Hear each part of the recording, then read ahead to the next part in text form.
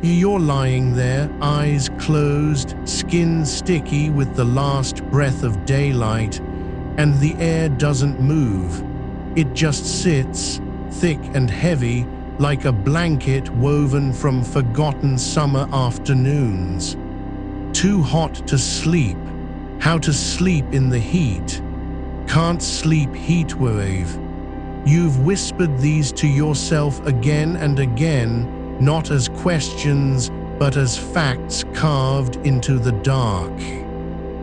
The pillow beneath your head has warmed through. The sheets cling just enough to remind you that you're still here, still awake, still trapped in this slow simmer. And it's true, you aren't failing. Your body knows what to do. It wants to drop its core temperature, to let the night pull you under like a tide. But this room won't let go. The heat is not your fault. It's just here. And now, gently, quietly, you can begin to let something else in. There's a coolness waiting for you, not far away, not imagined, not promised, but right beneath your fingers if you reach for it. Let your hand slip down from the pillow, slow and unhurried, until your palm finds the edge of the mattress where the sheet dips toward the floor. There, just there, is a patch of air that hasn't yet warmed. Not much, just enough. Now let your wrist rest against the coolness of the bedside table. The wood is smooth, slightly damp from the evening's last breeze, and as your skin meets it, you feel it, the first real shift. A slow, quiet ripple of cold travels up your forearm, not sharp, not startling, but deep, like water seeping into dry earth. You breathe in through your nose just once, and then let it out slowly, letting the coolness settle where your pulse beats. The inside of your wrist, just below the bone, where the blood runs thin and close to the surface. It doesn't need to be ice. It doesn't need to be loud. Just this small, certain touch of cool against skin that has known only warmth for hours. You could leave it there, letting the air kiss your wrist until your whole arm feels lighter. Or you might lift your foot, bare and quiet, and let it find the floor again. Not the center of the room where heat lingers like an echo, but toward the wall near the baseboard, where the concrete beneath the wood has held onto the night's chill longer than anything else. Your toes curl slightly against the coolness, just enough to feel it seep between them, like stepping into a stream that hasn't yet remembered its summer. There's no rush, no need to move more than you want to. Just this, the quiet pressure of cold stone under your soul, the way it pulls heat from your body without asking, without demanding anything in return. You don't have to fix the room. You don't have to turn on a fan or douse yourself in water or beg the night to change. Your body already knows how to cool itself. It's been doing it since you were small, when fever broke and your mother pressed a damp cloth to your forehead and whispered that sleep would come. The trick isn't fighting the heat. It's helping your core drop. And one of the quietest ways is through those places where blood comes close to the surface. Your wrists, your ankles, the backs of your knees, the sides of your neck. A cool cloth there, even just for a few minutes, can send a slow tide inward, tricking your brain into thinking it's safe to let go. You don't need ice water. Lukewarm is better sometimes, not because it feels cold on the skin, but because it draws blood outward, away from your center, and then as it dries, your body sheds what it no longer needs. That's how a warm shower before bed can help more than an icy one. It doesn't shock you into holding tight to warmth. It lets you release it. And if the windows are open, if even just one is cracked, then let the night move through. Open another on the opposite side of the room and feel what happens when air flows, not in gusts, not with force, but like a slow exhale across the floor. That's cross-ventilation. It doesn't need to be dramatic, just enough to stir the stillness. And you don't need layers.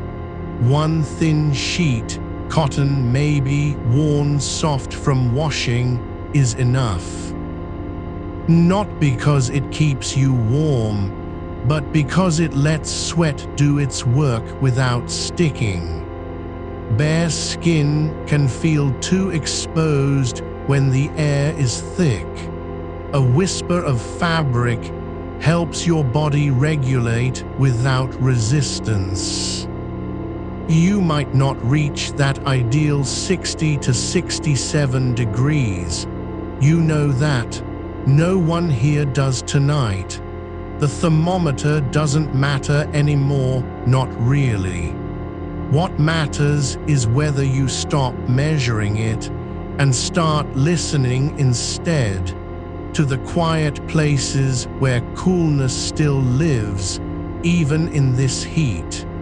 To the way your skin remembers what cold feels like. And now, you let your hand slide down from the table, slow as a falling leaf, until your fingers brush against the edge of the bedsheet, cool from being away from your body's warmth, and you lift it just slightly, letting the air beneath rise to meet your chest. It's not much, just a breath of movement, but for a moment, there is no heat in that space between your skin and the sheet. Oh, and then you imagine stepping barefoot down a narrow stone stairwell, hidden behind an old wooden door you didn't know was there. The air changes before your feet touch the first step, damp, heavy with silence, older than the house above it. This is not a cellar you've seen in dreams. It's one that has always been here, beneath the floorboards of every summer home that ever stood too long in the sun. The walls are thick stone, worn smooth by centuries of damp and quiet. There's no light down here, not electric, not candle, but your eyes adjust anyway because this place doesn't need brightness to be known. It is felt.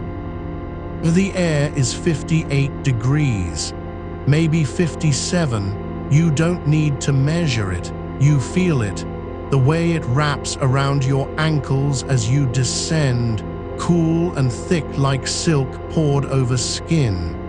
Each step down is a little deeper into the hush of earth. The stone beneath your feet is damp with condensation, but not wet enough to chill too sharply, just enough to make every nerve wake up quietly, pleasantly. There's no echo here, no wind, just stillness that has been waiting for you. You reach the bottom and pause. Now the air doesn't move, but it breathes. And you let yourself stand there barefoot in this cold that remembers how to be gentle. You let your breath settle into that stone silence, slow and deep, until even the thought of heat feels like something from another life, something that happened to someone else, long ago, in a house with no cellar, no quiet, no relief. The air here doesn't just cool you, it remembers how to hold you. It cradles your ankles without asking for anything in return. You lift one foot slightly, letting the damp stone draw the last warmth from your soul, then let it sink back down, not because you must, but because the cold invites it. There is no rush here, no need to move forward or backward. Just this, the weight of earth above you, and below, the slow pulse of groundwater breathing through ancient rock. You turn slowly, without thought, and see that the walls are lined with shelves, not wooden, not metal, but carved straight from the living stone itself. Small jars rest there, each one filled with something still and clear. Melted snow collected in winter, held over decades by the chill that never leaves this place. Some hold rainwater gathered on nights when the sky wept openly, trapped here to cool the air even further. The others hold dew, pressed from grass at dawn, preserved not for use but for memory. Because this cellar knows that cold is not just temperature, it is time held still. You reach out not to touch, not to take, but to let your fingertips hover above one of the jars. The glass is cool beneath the air, but the surface of the liquid inside is colder still. A thin film of frost has formed along its inner rim, delicate as spider silk, unmelted for years. You do not wonder how it survives. You only feel how deeply it belongs here. And you think, without thinking, that your own skin might one day learn to carry cold this way, not as a shock, but as a home. You step away from the shelves and find yourself near the center of the room, where the floor dips slightly, forming a shallow basin filled with water so clear it looks like air. But when you lean down, just enough to see your own reflection in its still surface, you realize it is not water at all. It is condensed night. The kind that gathers in hollows after midnight when even the stars have gone quiet. It does not ripple, it does not move. And yet, as you watch, a single droplet falls from somewhere above, maybe from the ceiling, maybe from the breath of the stones, and lands upon its surface without sound. The ring expands outward, slow and perfect, widening until it touches your toes where they rest at the edge. You feel it not as wetness, not as chill, but as a quiet hum traveling up through the soles of your feet into your bones, into the hollow behind your knees. It does not startle you, it settles you. You let yourself sit now slowly, carefully, on the stone ledge that circles the basin. The surface is cool but not sharp, smooth as river glass worn by time. You rest your palms on either side of your thighs and feel the air around them change. Not colder exactly, but more present, thicker with quiet, like standing in the middle of a forest after snowfall, where every leaf has fallen and no bird dares to sing. You close your eyes, not because you are tired, but because there is nothing left to see. The darkness here is not empty. It holds shapes, the curve of the ceiling, the shadowed edge of a forgotten bucket, the faint glow of moonlight filtering down through a crack in the earth above. But you do not need to name them. You only need to be held by them. And then you feel it again, the coolness rising, not from beneath your feet this time, but from behind you. A draft, gentle as a sigh, moving through the cellar's hidden channels. It brushes the back of your neck, lifts the fine hairs there, and slips down your spine like water poured over stone. You do not shiver, you lean into it, letting it trace the hollows between your shoulder blades, the curve of your lower back, the soft place where your ribs meet your hips. It does not seek to freeze you, it only asks, "Will you let me in?" And so you do. You feel yourself sinking, not into sleep yet, but into something deeper, a stillness that has no name. The cold here is not against you, it is for you. It was waiting. It remembers how your body used to feel when the world was quieter, when nights were longer and heat did not cling like a second skin.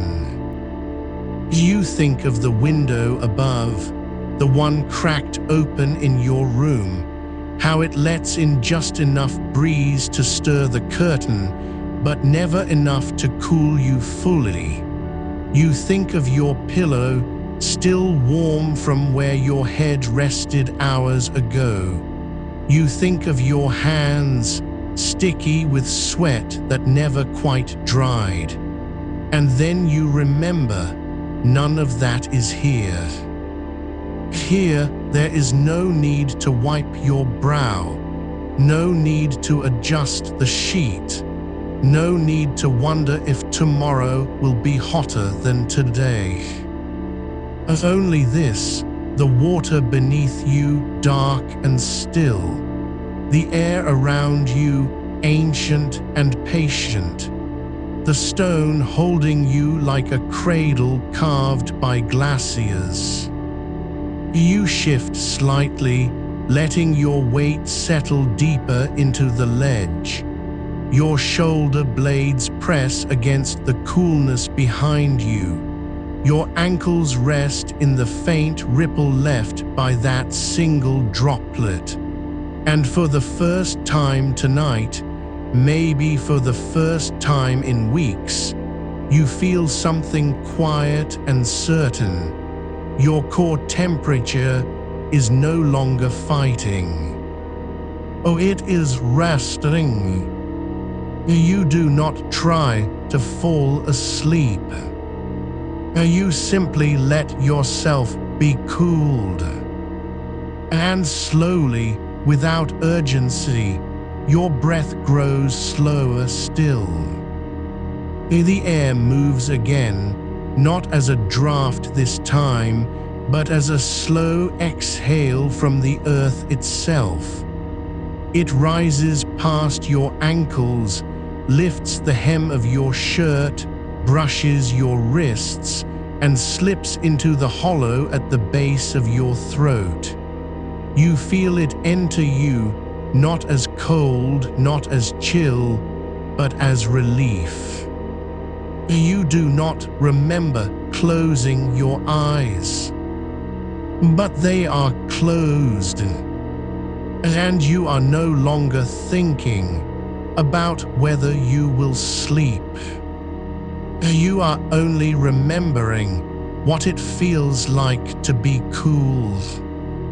The cellar holds you in silence that has lasted longer than memory. Somewhere above, the city still hums. But here, beneath the floorboards, there is only this: the water breathing, the stones dreaming, and you, small and warm with surrender, floating just beneath the surface of your own skin. You feel a drop fall again. This time it lands on your forehead. Not cold enough to startle, just cool enough to remind you that you are allowed to rest, that you have always been allowed. And so you let go, not with effort, not with will, but like snow melting into earths, like night yielding to deeper nights. You do not need to imagine it anymore. It is here, and you are already falling. The water beneath you has grown still again, but not empty, just holding its depth, patient as a closed book. You feel it now not just on your skin, but in the hollows of your bones. A quiet, slow seep of coolness rising from below, as if the earth itself had been storing winter in its roots and was finally letting go, drop by quiet drop. Your feet no longer search for relief. They simply rest, splayed slightly, toes curled not from tension but from ease, as though they've forgotten what it means to be hot. The stone beneath you doesn't press or grip. It cradles, softening around the weight of your heels, your arches, the tender curve where your ankles meet your calves. There is no need to lift them, no need to shift. You are held. Above, somewhere far beyond this place, a train rolls through the outskirts of the city, its distant rattle a memory now, muffled by layers of soil and time. Here, there is only the breath of the cellar, slow, deep, rhythmic. It carries no scent of dust or damp, only the faintest trace of wet stone and something older, the smell of snowmelt trapped in bedrock, of rain that fell centuries ago and never fully left. You breathe it in, not because you must, but because it feels like coming home to a room you once knew by heart. Your wrists are still resting on the ledge, cool against your skin, though they were warm just minutes ago, sticky with the sweat of a day that refused to end. Now they lie still, and the air moves around them as if they belong to someone else, someone who no longer needs to be cooled, because she has already been cooled completely, gently, without asking. You think without thinking, this is how it used to feel before the world got loud, before the fans whirred like insects trapped in glass, before the nights were measured not by stars but by AC units cycling on and off like tired heartbeats. You don't miss them, not really. You only remember deep down, where memory lives without words, that this was always possible, That coolness never left. It only waited. And so you let it find you again. A new draft stirs, not from the doorway, not from above, but from below. A slow exhale rising through cracks in the stone floor, lifting the hem of your shirt, brushing the backs of your thighs as they rest against the ledge. You don't pull away. You lean into it just slightly, letting the air thread itself between your legs, cool and silent, like water moving under ice. Your eyelids are heavier now, not from tiredness, but from surrender. They do not close because you command them to. They close because the world has softened enough that closing them feels less like giving in and more like remembering how to be still. The stone beneath your back is no longer just cool, it is alive with temperature. Not warm, not cold, but steady, unchanging, a presence older than clocks. You imagine its surface, moss growing in slow green veins over centuries, water seeping through its pores, the quiet collapse of minerals into dust and then into memory. It does not rush to change you. It does not demand anything. It only holds. And you are learning slowly how to be held. The air grows thinner here, not less dense, but quieter. As if the sound of your own breath has been absorbed by the walls, leaving behind only the rhythm. In and out, in and out, each exhale a little longer than the last. Each inhale a little deeper, as though your lungs have learned how to drink from this coolness, not just breathe it. You feel your shoulders relax, not with effort, but with permission. As if someone you trusted placed their hand gently on each one and said, "It's okay now, you don't need to carry anything."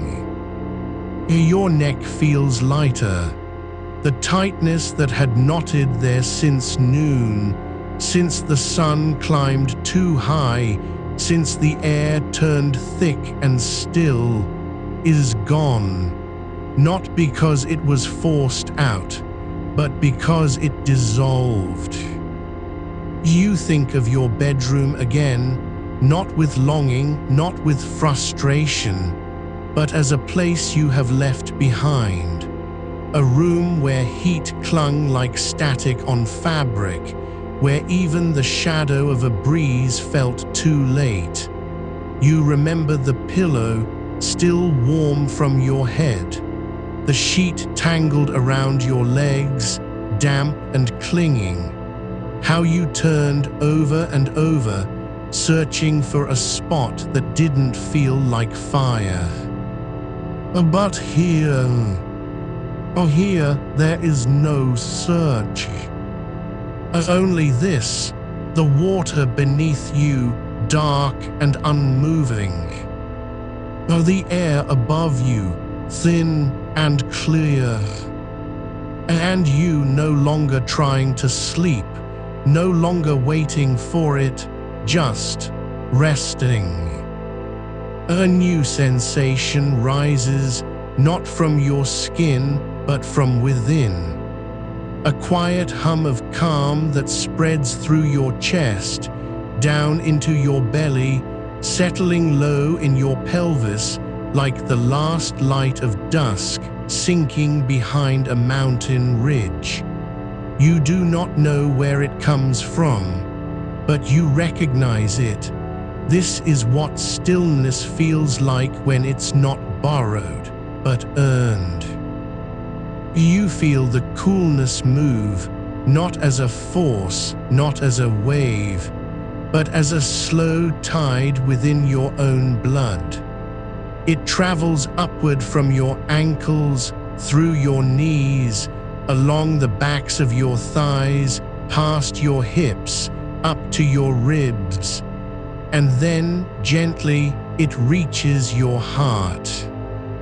Not cold, not chill, and just calm.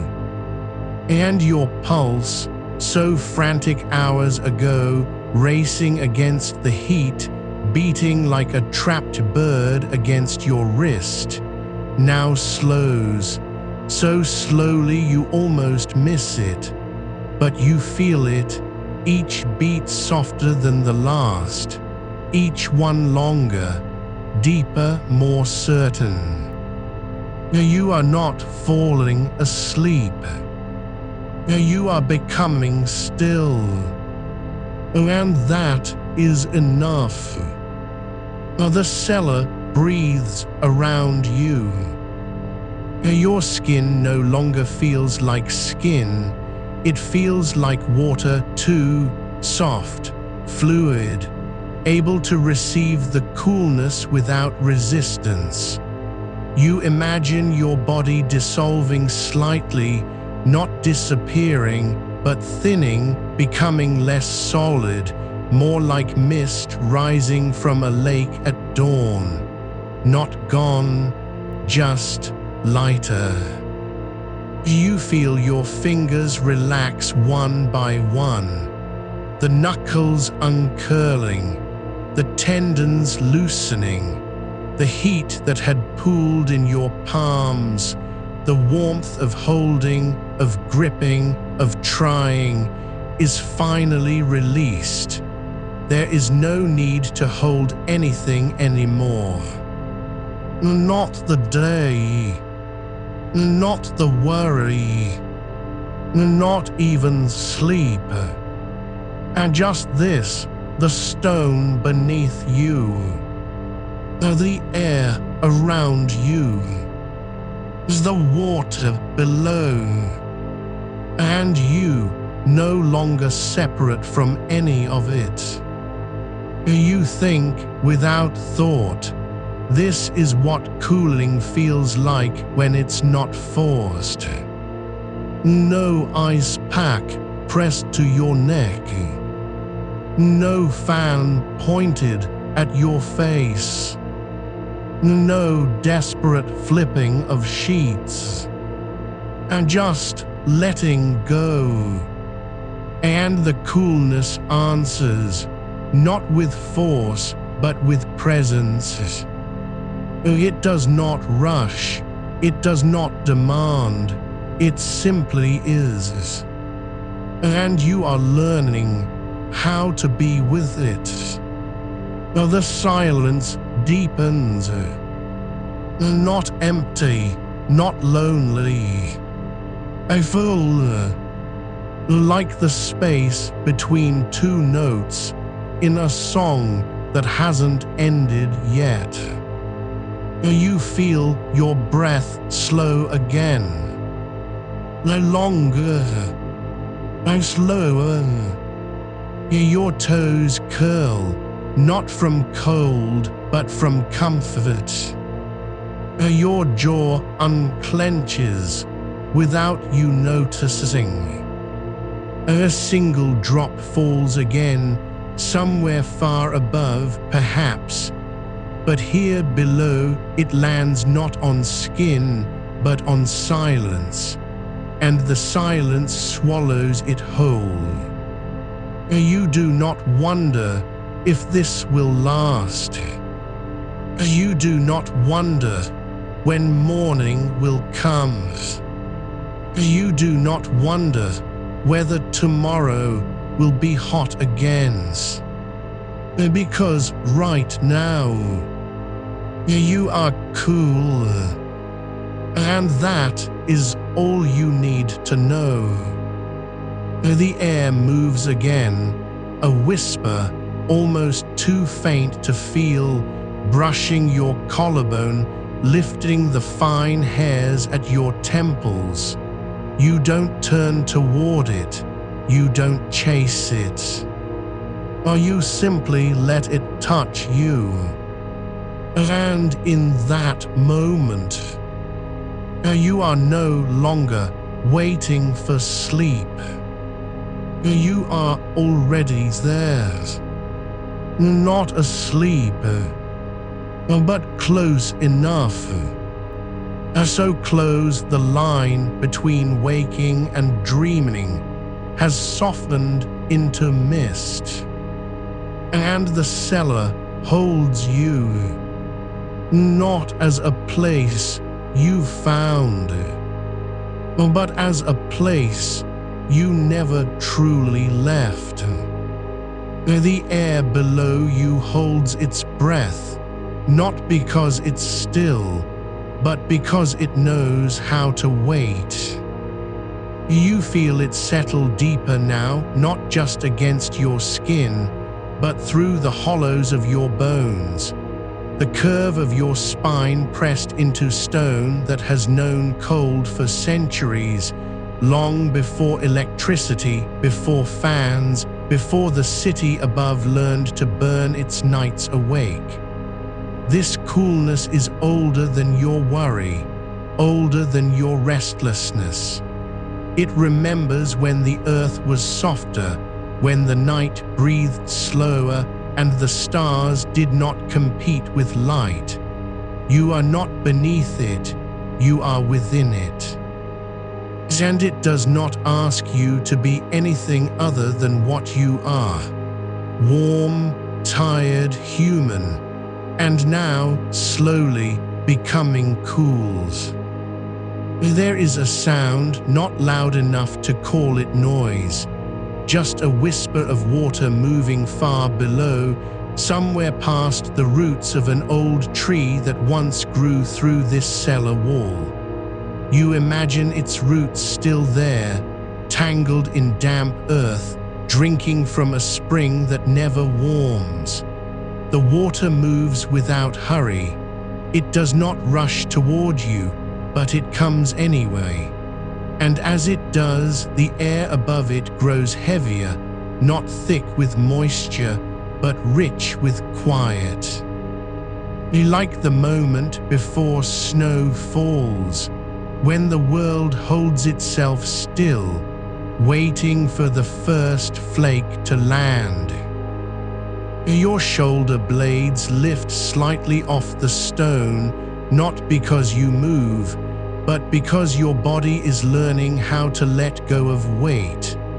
The heat that had settled there like wet wool has dissolved into nothing. There is no ache left in your upper back, no tension clinging to your neck, just the slow rhythm of your breath, and beneath it, the pulse of something deeper, older, a temperature that does not change with the sun. You think without thinking of a stone well in a forgotten garden, its rim worn smooth by ropes that have pulled up water for generations. No bucket is raised now. The opening is dark, but if you lean close enough, if you let your breath go soft and slow, the air rising from it carries the chill of underground rivers. Not icy, not biting, just deeply cool. Like the inside of a seashell held to your ear, but instead of ocean you hear silence, and instead of salt you taste cold. Your fingertips rest lightly on the floor. They do not press. They simply lie there as if they have forgotten how to grip. And where they touch, the stone answers, not with temperature alone, but with texture, a faint roughness, like ancient skin that has never known lotion or fear. You feel the grains of quartz embedded in it, tiny crystals that still hold onto winter from centuries past. Each one a frozen moment waiting. You wonder without wondering if this is how rocks remember, not with memory as you know it, but with density, with depth, with time. And if you could become like them, still, patient, cool, you would not need to sleep. You would simply be. The air moves again. A different current now, not the one that brushed your collarbone before, but something lower, slower, rising from the ground itself. It slips between your ankles, curls around your calves, and rises just enough to lift the fine hairs on your shins. Not a breeze, not wind, something quieter, more ancient. The breath of the earth exhaling after a long day of holding heat. You do not try to follow it. You do not reach for it. You let it find you. And when it does, something in your chest loosens, not like a knot unraveling, but like sand slipping through fingers you no longer need to clench.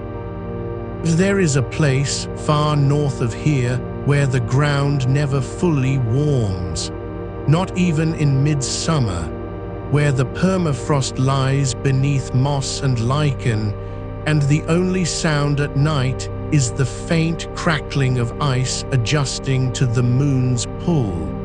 You have never been there, but you feel it now in your bones, in the hollow behind your knees, in the soft space between your ribs where warmth used to gather like a secret. You imagine lying on that frozen earth, wrapped only in wool, your breath curling upward, not because you're cold, but because the air above is colder still.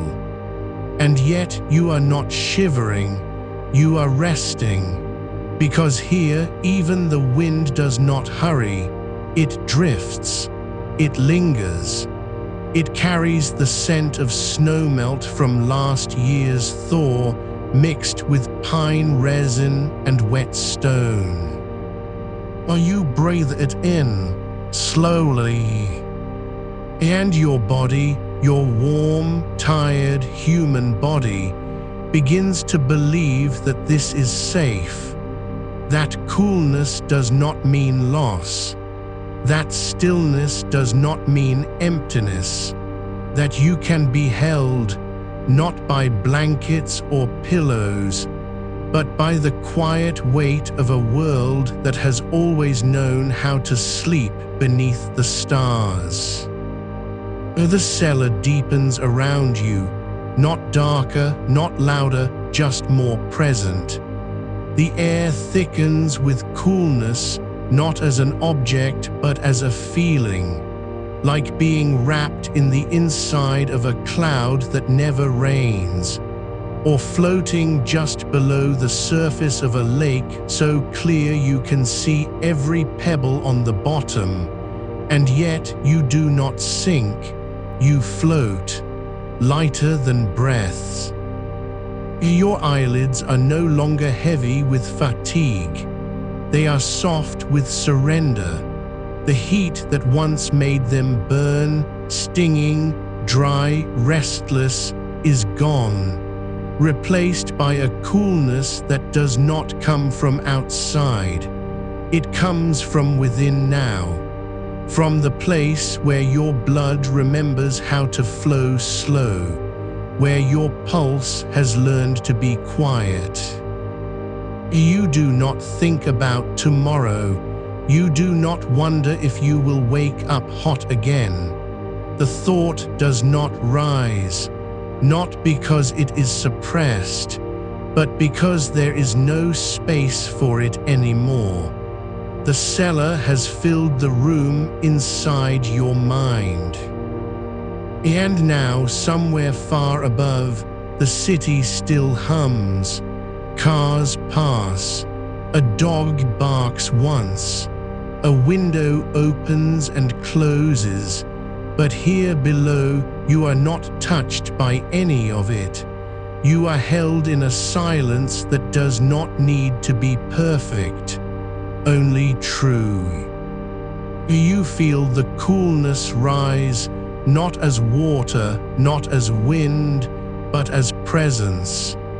As if the air has become liquid and you are suspended in it, not drowning, not sinking, just floating.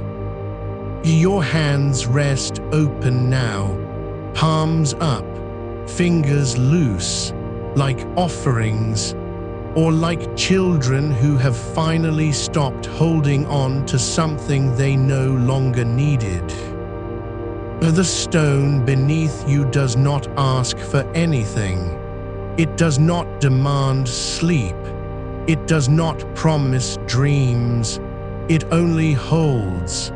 And in its stillness, your body learns how to be held too. You are not falling asleep. You are becoming cool. And that, more than rest, is enough. You are still there in the cellar, but now the coolness has begun to move, not as a current, not as a breeze, but as a slow settling, like dust falling through moonlight that never quite reaches the floor. It slips between your fingers now, not with touch, but with weight. You feel it in the hollow of your collarbone, where the skin is thin and tender, and the air there has grown quiet enough to hear itself breathe. There is a stone bench beside you, older than the house above, older than the roots that grip the earth beyond the walls, and its surface holds the chill of centuries. You do not press into it. You simply let your shoulder rest near it, as if the stone might lean in too if given time. And it does, not with force, not with need, just presence. The coolness seeps, not like water through cloth, but like memory through bone. You remember without thinking how once long ago you sat barefoot on a riverbank when the sun had just dipped below the trees and the water, still warm from the day's climb, had begun to sigh as it cooled. You did not know then that coolness does not always come from above. Sometimes it rises from deep beneath, from places untouched by light, where time moves slower than breath. That is what this is now. Not a place you found, but a place your body remembered and called back. The air around you thickens with the scent of wet earth, not damp or moldy, but clean like stone that has been rinsed by underground springs and left to dry in silence. You breathe it in, and your lungs do not fill quickly. They swell slowly like tide pools catching moonlight. Your ribs rise, they pause, they fall. And with each breath, the heat that clung to your skin, the last stubborn ghost of afternoon, dissolves, not into sweat, not into air, into something deeper. Into the quiet where warmth used to live and now does not. You are not colder than before. You are simply less afraid of being cool. The fear was never in the temperature. It was in the idea that cold meant absence, that if you stopped sweating, if you stopped fighting, you would vanish. But here, in this deep stillness, you learn to be cooled is not to be stripped. It is to be returned to your original rhythm, to your quiet pulse, to the way your blood once moved before it learned to race. Your ankles are bare now, resting on the stone. You feel every ridge of it, the tiny cracks where moss has grown thin as lace, the smooth patches worn by centuries of bare feet and whispered prayers. The coolness does not shock you anymore. It welcomes you, like a hand that has waited all day just to hold yours without asking why you were late. Your toes curl, not from cold, but from ease, like petals opening when the night air turns sweet with jasmine. You do not need to make your body still. It already is, not because you told it to, but because the cellar asked nothing of you except to be here. And being here, this slow, deep, silent being is enough. The sound of the city above has faded, not gone, but softened, as if heard through thick glass. A distant train rumbles, but its voice is muffled by earth and time. A car door slams once far off. No one calls out. No one searches for you. You are not lost. You are simply no longer being pulled. Your hands rest open on your lap now, palms facing the cool air like small altars. There is no need to pray. There is only this: the way the temperature settles into your skin, not as a blanket, but as a whisper that says you belong here. The stone beneath you does not change, but you do, slowly, quietly. Your heartbeat has slowed so much now it barely registers, a quiet thud, like a heart beating inside an old clock that no longer needs to tell time. You are not thinking of sleep. Sleep is not the goal. This coolness is the shape of rest itself, and you are falling into it, not down but inward, like a leaf sinking through still water, not because it is heavy, but because the water has learned how to hold it. The air grows deeper around your ankles now, not colder, not sharper, but denser, as if the coolness has become liquid beneath your skin, rising gently from your feet, up your shins, past your knees, pooling just below your waist like a tide that refuses to rush. You do not feel chilled, you feel held, as if every cell in your body is learning how to exhale for longer than it ever has before. Your breath comes slower now, not because you are forcing it, but because there is no need to hurry. The night does not demand anything of you. It only offers its coolness, again and again, like a gift passed silently from one hand to another across generations. You think of your grandmother's hands, how they felt when she pressed them against your forehead during fevered nights. Not cold, not hot, just steady.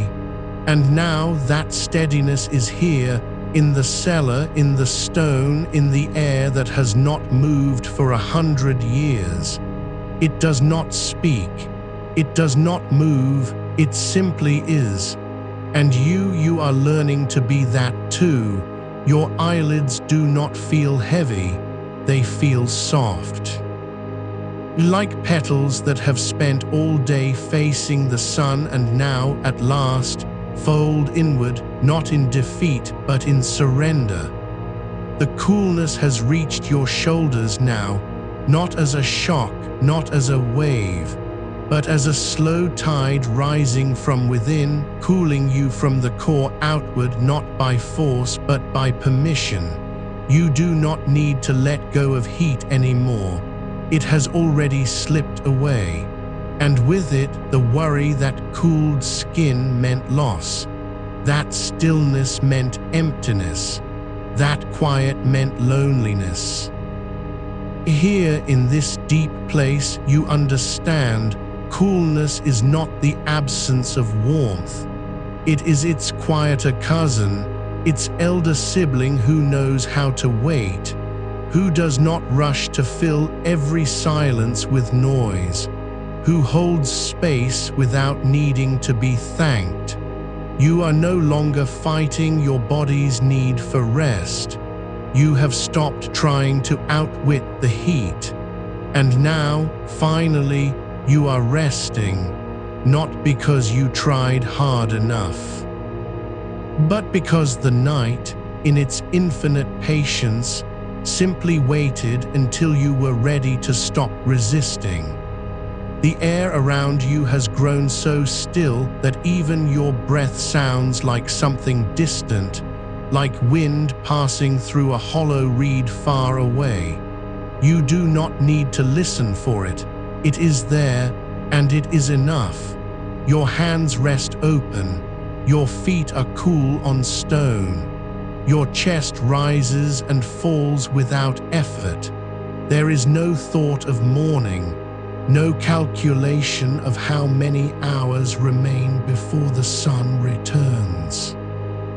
The cellar does not keep time. It only holds you, and in that holding, your body remembers what it was born to do, to slow, to soften, to settle into the quiet coolness that has always been waiting beneath everything else. You are not falling asleep. You are becoming still, and that more than sleep is enough. The stone beneath you has begun to breathe, not with warmth, not with sighs, but with a slow, deep rhythm that matches your own. It does not push up against your skin. It simply welcomes the weight of your feet as if it has been waiting for this moment since before your name was spoken aloud. There is no need to press harder, no need to find a cooler patch. The coolness is not scattered here.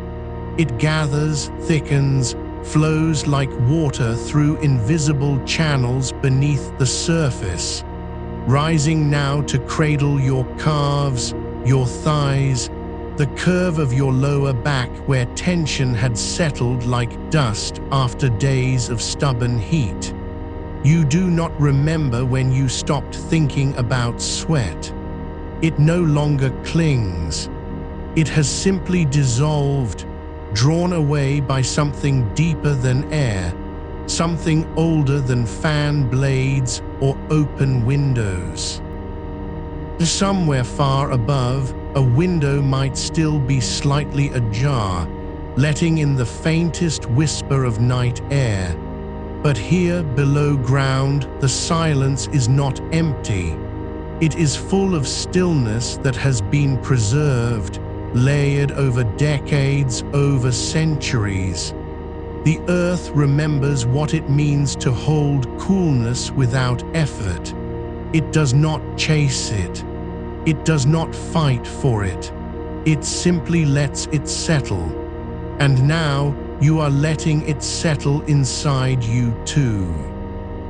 Your ribs feel lighter, not hollowed out, but softened, as if the bones themselves have learned how to release what they've been holding. The coolness moves upward now, not in a rush, not with surprise, but like mist rising from a mountain lake at dawn, slow and certain, curling over your sternum, slipping between your collarbones, brushing the underside of your jaw where your pulse still beats, quiet now, unhurried. You think of water again, not the kind that splashes or runs, but the kind that lies deep beneath forests, untouched by sun, unshaken by storms. Water that has never known a season of drought, never felt the burn of summer's breath. It moves only when the earth shifts, and even then so gently it does not disturb the silt on its bed. That is the water inside you now, not flowing, not churning, but resting in its own depth, cool and clear, carrying no memory of thirst. You are not thirsty anymore. You do not crave relief. You have become the thing that gives it. The air around your neck feels different now, thicker, denser, like the breath of a cave where ice has formed slowly over centuries, not in jagged shards but in smooth, rounded layers, as if time itself had been smoothing its edges with patience. Your skin does not tremble at its touch. It leans into it, as though your body remembers being made for this, not the rush of AC vents or the clatter of ice cubes in glass, but this quiet exchange, coolness given and received without need to name it. Your hands lie open on the surface beneath you, no longer searching for a cooler spot, no longer twisting sheets into knots. They rest like stones worn smooth by river water, their warmth long since siphoned away, not taken but offered. The coolness has moved past your elbows now, creeping up your arms with the same unhurried grace as shadows stretching at twilight. It does not hurry to reach your shoulders again. It already knows they will be there when it arrives. And when it does, you do not feel the shift so much as you feel the surrender that follows. There is no music here, no hum of distant traffic, no drone of refrigerators, only the slow pulse of earth and air and your own breath, so quiet now it feels like a secret kept between you and the dark. You are not thinking about sleep anymore. Sleep is not a destination you must reach. It is simply what happens when the body stops trying to be anything other than itself. And here, in this deep coolness, you have become nothing more than skin, bone, breath, and the quiet rhythm that holds them all together. You think of moss on ancient stone, how it grows not because it needs sun, but because it knows how to live without it. How it does not beg for moisture, it simply waits, and when the dew comes, it drinks in silence. You are like that now, not waiting, not hoping, just receiving. The coolness has reached your temples, not as a shock, not as a breeze, but as the faintest brush of something older than memory, like the inside of a seashell held to the ear, only this time you hear not the ocean, but the hush of deep earth, the whisper of roots moving slowly through soil that has never known frost. Your eyelids are no longer lids. They are petals again, folded inward, soft with exhaustion that does not feel like fatigue. This is rest as it was meant to be, not forced, not fought for, not earned by discipline or willpower, but given quietly by the world itself. The heat did not lose. It simply stepped aside. And now, in its absence, you are learning what stillness tastes like, not sweet, not bitter, but clean, like water drawn from a well that has never been touched by human hands. The air above your head is cooler than it was before, not because anything changed outside, because nothing did, but because your body, finally, no longer resists the truth of its own temperature. It lets go. And in letting go, it finds what it has always needed, not less heat, but more quiet. You do not know how long you have been here. Time does not live below ground. It does not count minutes or measure breaths. It only knows the slow turning of seasons above and the endless stillness beneath. You are not falling asleep. You are becoming part of this coolness. The way a stone becomes part of the riverbed, the way moss becomes part of the bark, the way silence becomes part of night. Your fingers curl slightly, not in tension, but in comfort, as if they have remembered how to rest without being told. The coolness moves into your forearms now, then your upper arms, tracing the hollows behind your elbows with a touch so gentle it feels like recognition. You do not remember ever feeling this calm before, not when you were young, not even in dreams. There is no need to imagine anything else. Nothing beyond this cellar, this stone, this slow tide of coolness rising through your body like an ancient tide, unseen, unfelt by the world above, but here now, holding you with a patience that has outlasted every storm, every heatwave, every restless night. You are not alone in this. You never were. The earth remembers every body that ever lay still beneath it, every hand pressed into cool soil, every forehead resting on stone, every breath surrendered to the dark. And now, you are one more soul held gently by the quiet, unchanging coolness of what lies below. Your chest rises once more, then again, slower each time. The air around your face is so still it feels like velvet. No draft, no shift, just this, the slow, steady descent into a calm that has no name. And you are letting go. The coolness has slipped past your shoulders now, settling into the hollows between your collarbones like water pooling in the cradle of a river stone, slow, deliberate, unclaimed by any rush. You feel it press against the thin skin behind your ears, where the blood moves just beneath the surface, carrying the chill inward without asking permission. It doesn't announce itself with shivers or gasps.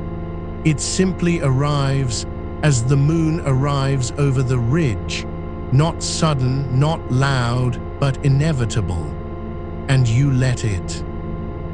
There is a place deeper than this cellar, a hidden spring that feeds it, fed in turn by rain fallen decades ago, filtered through layers of bedrock and time. You do not need to see it to know it's there. Your body remembers the taste of water that has never known sunlight. It remembers how coolness can live without motion, how stillness becomes its own kind of current. The air around your lips is no longer dry. It carries the faintest mineral scent, like wet quartz crushed underfoot in a forest long forgotten. You breathe it in, and something inside you loosens, not muscle or tendon, but the quiet tension that lives between thoughts, the part of you that still thinks sleep must be chased. You are not sleeping yet. but you are no longer trying. Somewhere above, the night still holds its heat, still presses against windows, still lingers in the fabric of curtains pulled too tight. But here, below, the earth has made its own weather. It does not obey the clock. It does not answer to the sun. It simply is cool, constant, patient. And you have slipped into that rhythm without realizing it. Your breath no longer matches the pace of your thoughts. It moves now with the slow rise and fall of the stone beneath you, the same way moss rises in spring, the same way roots deepen when the surface grows too dry. Your hands rest open now, palms up, as if waiting not for something to happen, but for something to settle. The coolness has found them. It slips between each finger like a thread of silk dipped in ice water, not enough to sting, just enough to remind you that cold does not always mean sharp. Sometimes it means soft. Sometimes it means slow. Sometimes it means the difference between holding on and letting go. You think of how water moves through rock, not by force but by persistence, not by crashing but by dripping, one drop then another over centuries until the stone forgets it was ever whole. That is what this is now. Not a rescue, not a solution, just a slow erosion of resistance. Your skin remembers how to be cool. Your bones remember how to rest. Even your breath remembers, not as something you must control, but as something that already knows its own rhythm. The air near your ankles has grown heavier with chill, thick as liquid glass, pooling just above the floor where the stone meets the earth. You feel it rise, gently like fog over a lake at dawn, but without the dampness of humidity. This is dry cold, ancient cold, the kind that does not cling to skin but settles into it, like dust settling after a long silence. You do not need to move to feel it. You only need to be still. And you are. There is no thought of turning over, no urge to adjust the sheet, no flicker of irritation at how warm your pillow has become. It does not matter anymore. The coolness has claimed its ground, and now it owns you not as a possession but as a home. You have been searching for this feeling all along, not in air conditioners or ice packs or fans whirring uselessly against the night, but here, in stillness, in surrender.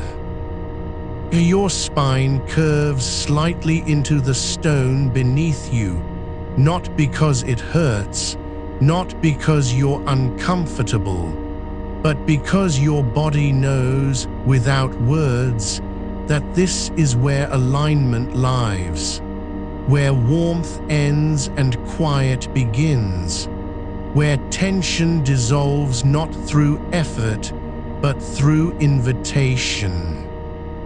You are not dreaming yet, but dreams do not live in motion. They live in the space between breaths, where time forgets its name and memory loses its edges, and you are there now.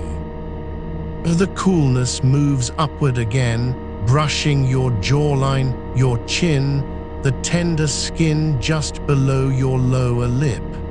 You do not shiver, you do not tense. You simply let it pass through you, as if your body had always known this temperature was waiting for it. As if every summer night, every sleepless hour, every bead of sweat clinging to your collarbone had been leading you here. And now you are here. The air around your face is so still that even the whisper of your own breath seems too loud. You slow it further, not by will, but by surrender. Each inhale draws in the coolness like a thread pulled gently from a spool.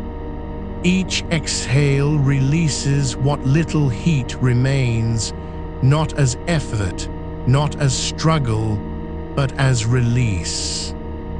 You think of glaciers, slow, immense, silent things that carve mountains without noise. You think of deep caves where no light has touched for 10,000 years, and the air is so cold it holds its own silence.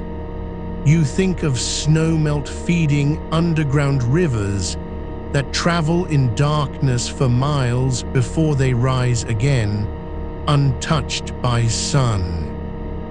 You are not there, but you are close enough to feel their breaths. The coolness has reached your scalp now, not as a draft, but as a presence. It flows over the crown of your head like water poured slowly from a pitcher. No splash, no spill, just steady descent. Your hair, slightly damp from earlier heat, feels the chill first, and then your skin beneath it, and then your mind. You are not thinking anymore. Not about tomorrow, not about whether you'll sleep, not about how hot it was before. There is only this, the weight of coolness in your limbs, the quiet in your chest, the slow unfurling of every knot you didn't know you were carrying. And beneath all of it, the earth are still turning, are still holding, are still cool. You do not need to fight it anymore. You are already part of it.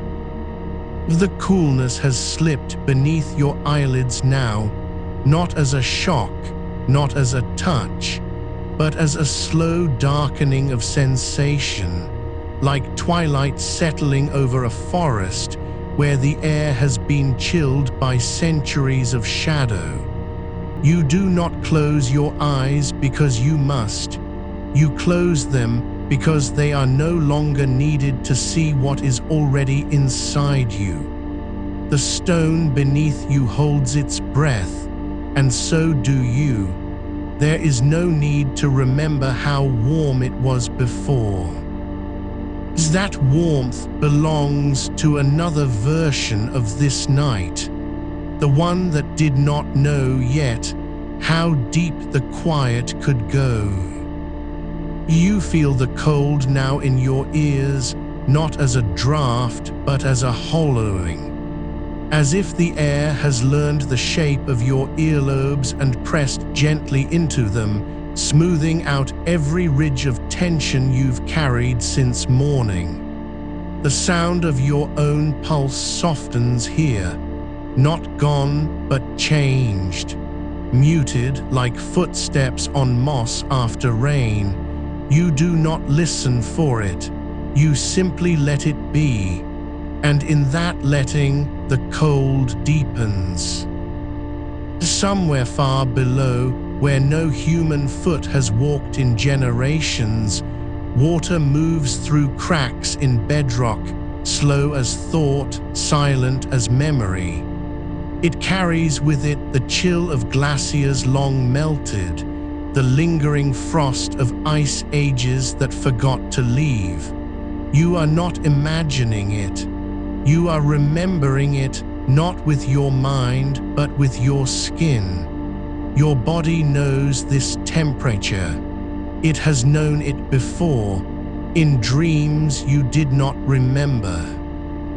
In moments between breaths when you were small, and slept beneath open windows in houses that had no name for summer. The coolness rises again, this time along the curve of your collarbone, slipping into the hollow where your neck meets your shoulder. You do not flinch, you do not adjust. You let it pool there like water held by a stone bowl too old to remember being carved. It does not sting. It does not burn. It simply settles. And with each breath, you exhale what little heat remains in that space, not as effort, but as release. As if your body has been holding its breath for hours, waiting for permission to let go. You think of glaciers again, but not as distant things, not as monuments on maps, but as living presences, slow-moving rivers of ice that breathe with the seasons, that sigh when the sun slips behind mountains, that whisper their cold into the earth long after the snow has vanished from the peaks. You are not far from them now, closer than you were before. The air around your throat hums faintly, not with sound but with stillness, a vibration of absence, of space untouched. Your arms lie heavy at your sides, palms open, fingers loose. The coolness finds the undersides first, the delicate skin where veins rise like rivers on a map. It flows over them without resistance. You imagine it not as water, but as light, cold blue light, filtered through ancient ice, pouring gently down your forearms, pooling in your wrists, sinking into the hollows beneath your bones. There is no ache here, no prickling, only surrender. You think of winter nights in mountain cabins where the windows are thick with frost and the wood stove has long gone cold, not because it was forgotten, but because there was no need for heat anymore. The air inside had become its own kind of blanket, thick, still, deep. You were small then, curled beneath quilts stitched by hands you barely remember. And even though the room was dark, even though the wind howled outside, you never felt afraid. Because the cold in that house was not empty. It was full with quiet, with patience, with time. You feel it now, the same kind of fullness, not absence, not lack, but presence. A quiet abundance of coolness spreading through your ribs, slipping between them like a hand sliding into a glove made of mist. Your breath slows further, not because you are trying to slow it, but because the air around you has become too still to hurry. There is no rush here, no need to reach for sleep. Sleep is already coming. It does not arrive in leaps or sighs. It arrives like water filling a basin, gradual, inevitable, silent. Your legs are heavy now, not with fatigue but with belonging. The coolness has found the backs of your knees, the tender folds where warmth clings longest, and it lifts it away without force, as if the earth beneath you is exhaling upward, drawing out every trace of heat like a slow tide pulling back from shore. You feel your ankles grow lighter, your feet, still resting on the floorboards, no longer search for coolness. They no longer wonder where it went, because now they are part of it. The stone below you is not just beneath you, it is within you, not as a memory but as an echo, the kind that settles in your marrow. You think of caves where water drips from ceilings untouched by sun for 10,000 years. Each drop falls with perfect timing, hitting the same pool, sending out ripples that never reach the edge. There is no sound to them, not really. Just a quiet pulse felt more than heard. And you are listening now, not with your ears but with your bones. The cold has reached your fingertips, each one slowly numbing in its own time, like petals closing at dusk. You do not move them, you do not clench. You let the chill rest there as natural as nightfall. Your skin remembers this temperature. It remembers being young, before air conditioners and fans and screens that glow too bright at midnight, before you learned to fear heat, before you forgot how to be still. There is no need to think of sleep anymore. It is here, not as something you must reach for, but as something you have always been moving toward. The coolness does not hurry, and neither do you. You are not falling asleep.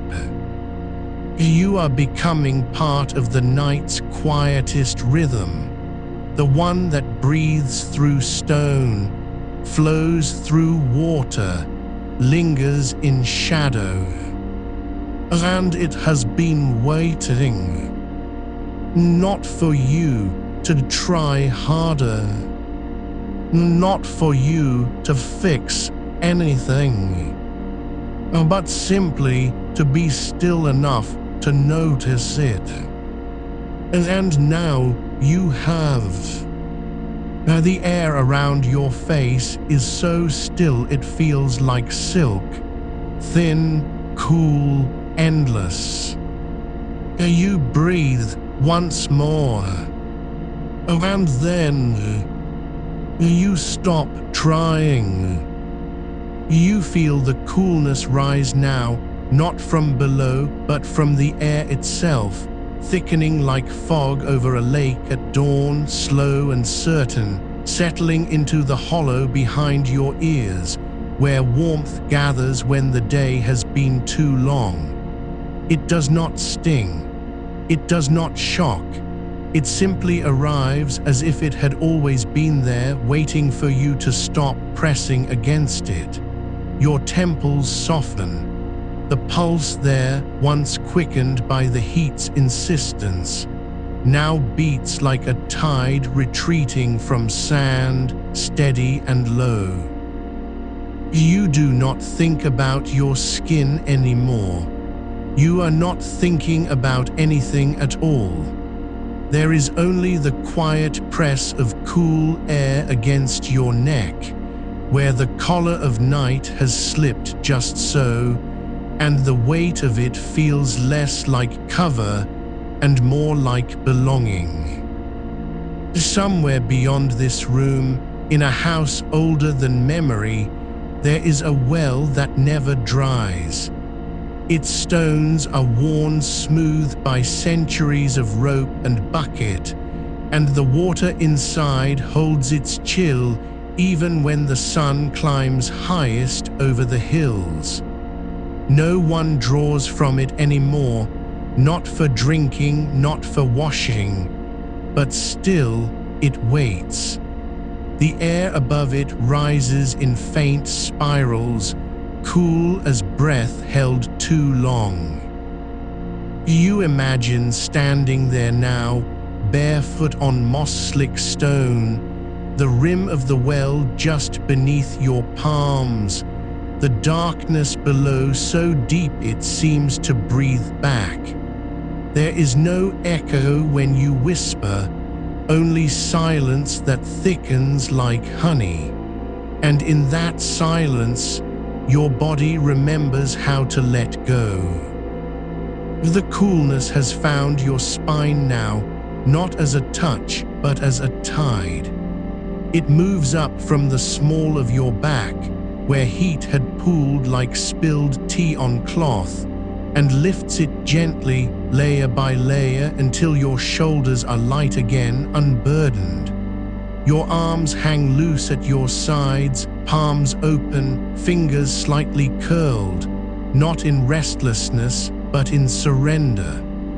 The air brushes over them as if they were branches in a windless grove, each strand of hair on your forearm lifting just enough to feel the change. You are not cold, you are cooled. There is a difference. One is a thing forced upon you. The other is something that settles into you, like dust settling after a storm. You think of winter forests where snow has fallen without wind, and every branch holds its burden perfectly still. No crackle, no creak, only the hush of centuries pressing down in silence. You imagine walking there not because you need to, but because it is there waiting. The ground beneath your feet is not frozen hard. It is soft with packed snow that has aged into something like velvet. Each step sinks just enough to feel the earth below, cool and patient, holding you up without demand. Your breath comes out in thin silver threads, dissolving before they reach the trees. There is no need to chase warmth here. The cold does not ask for your resistance. It asks only for presence. The pillow beneath your head has become something else. Not fabric, not cotton, but the inside of a cavern where the walls have been cooled by centuries of underground water seeping through limestone. You do not move your head. You do not adjust it. It simply rests there, cradled in the quiet dark, and the coolness rises to meet you, rising like mist from stone. Your cheek presses into it, and for the first time tonight you feel no resistance, no heat trapped beneath you, only stillness, only depth.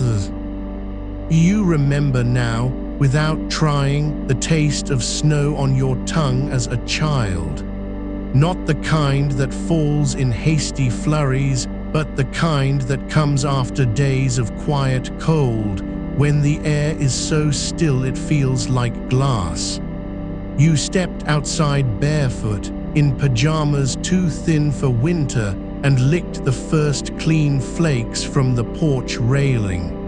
It was not sweet, not sharp, just clean, like the inside of a mountain stream held in your mouth. And you did not shiver, not then. Because you knew, even at 7, that cold could be gentle, that it could hold you without hurting. The air around your lips is cooler now than it has been all night. You do not notice until you exhale, and the breath does not rise as steam, but slips away like smoke from a candle just snuffed. There is no heat left in it to betray you. Your mouth is dry, not parched, but quiet, not needing water, only stillness. And your tongue, resting softly against the roof of your mouth, feels cool itself, as if the inside of your body has begun to mirror the outside. You are not falling asleep. You are becoming part of the dark. The night does not rush you. It does not beg you to rest. It simply offers its coolness over and over again in ways you had forgotten how to receive, through the hollow of your wrist, where the pulse still hums low and slow, through the curve of your heel, where the floor has become a channel for some ancient chill that never left, through the space between your ribs, where breath moves like water over stones. There is no need to think about tomorrow. There is only this, the weightless coolness pooling in the crook of your elbow, the way it gathers behind your knees, as if the night has folded itself around you, not to hold you down, but to lift you gently into its arms. You do not remember when you stopped counting breaths. You do not remember when you last thought of heat. The coolness is no longer something outside you. It is the space between your thoughts.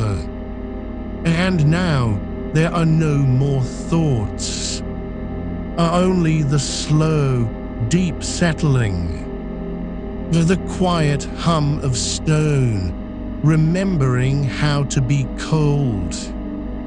The air around you thickens further, not with moisture, not with weight, but with stillness so complete it feels like silence made tangible.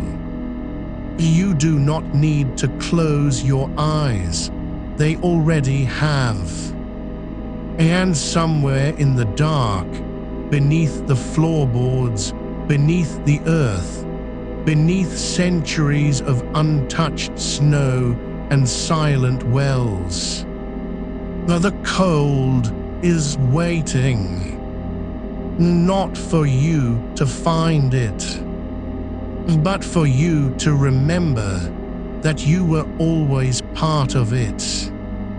The coolness has settled into your ankles now, not as a shock, not as a splash, but as something that has always been there, waiting beneath the surface of your skin, like the memory of a river you once walked through without knowing its name.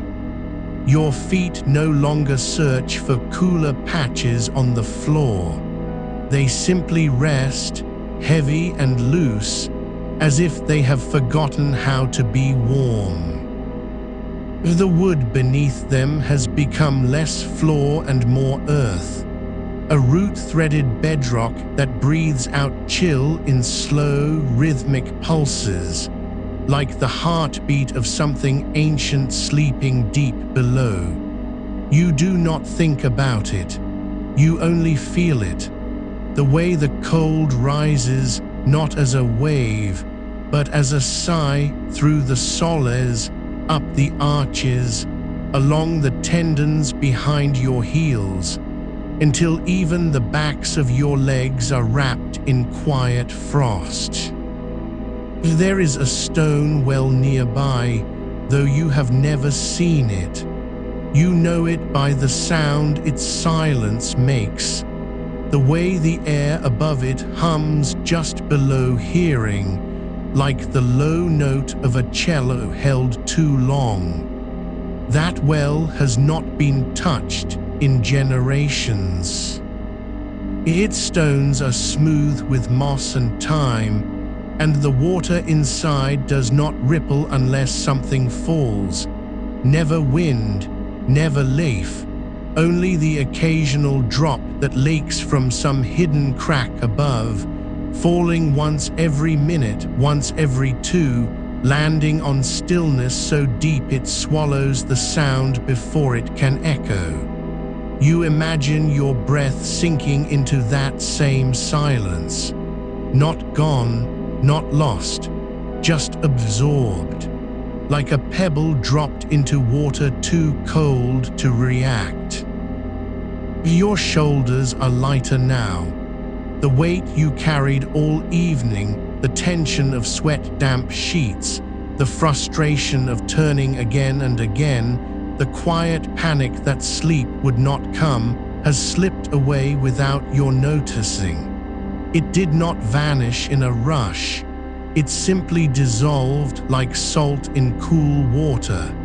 And now there is only this, the slow drift of air over your collarbones, thin as silk, colder than any breeze you've known indoors. It does not move to cool you. It moves because it can. Because the night has turned its face downward, and the earth beneath the house remembers how to be cold. You are no longer in a bedroom. You are inside a valley where snow never fully melts, not even in summer. The trees here grow slowly, their roots gripping rock that has been chilled since the last ice retreated. Their leaves are small and thick, designed not to catch light but to shed it, to let the moon pass through without warming the air beneath them. You are lying on moss so dense it feels like fur, cool even when pressed hard against your skin. There is no wind here, no insects hum. The only sound is the distant trickle of melt water, so faint you wonder if you imagined it, and the soft, endless sigh of stone giving up its chill to the dark. Your eyelids are not closed. They have become part of the dark itself. You do not need to keep them shut. They simply belong there. And your breath, the thing you once counted, the thing you once clung to, has lost all urgency. It comes in long, slow waves now, like tide pulling back from a shore that has known nothing but cold for centuries. Each inhale draws in air so clean it feels like drinking pure ice.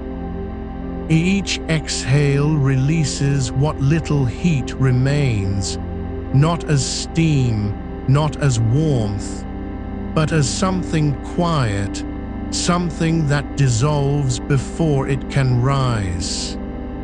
There is a cave nearby, deeper than you've ever gone, not dark with fear but dark with patience.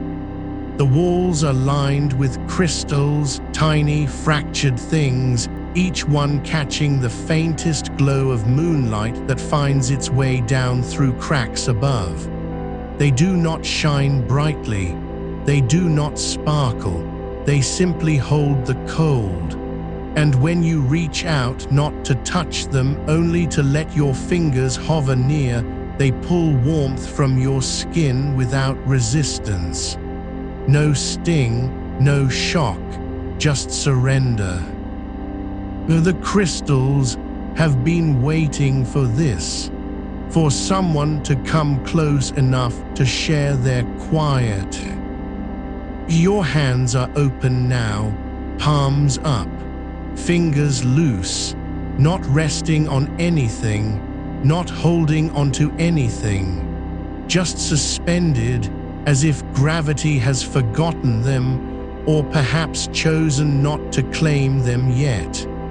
And the air around your fingertips is colder than it was an hour ago, not because you moved closer to something cold, but because you have become still enough for the cold to find you. Somewhere far below, a glacier breathes, not with lungs, not with sound, but with time. It shifts its weight in slow, silent waves, grinding rock into powder, carving valleys that will outlast cities. You do not hear it, but your body remembers the rhythm of such things. the deep, ancient pulse of ice holding space for centuries without complaint. And so your own heartbeat, once frantic, now matches it, not by force, but by leaning in. The sheet you are lying under is no longer a cover. It is a veil, thin as spider silk, cool as morning dew on grass. You do not pull it up. You do not push it away. It simply stays, the lightest thing between you and the dark, helping your skin breathe without stealing what little warmth remains. There is no need to be bare. There is only need for stillness. Your thoughts are not gone. They have grown heavy, like stones worn smooth by water, and settled into the hollows of your mind.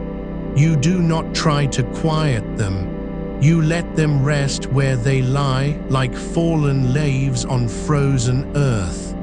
One thought lingers, that this coolness was never meant to be chased. It was always here, waiting, not for you to fix something, not for you to earn it, but simply to remember how to receive. The air around your throat is colder now than the water in a mountain spring at dawn. You feel its touch not as pressure, but as presence, like fingers made of mist brushing the hollow beneath your jaw.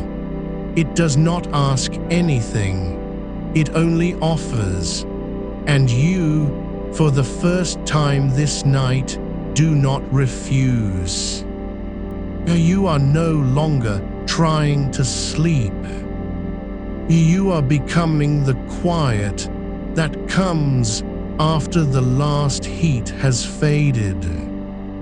And still, the cold deepens, not in force, but in depth, like ink spreading through water, like silence settling into bones. Your spine is cool, your ribs are cool. The space between your shoulder blades feels like the inside of a winter cave, where the air never changes and no one ever leaves. You do not need to imagine this anymore.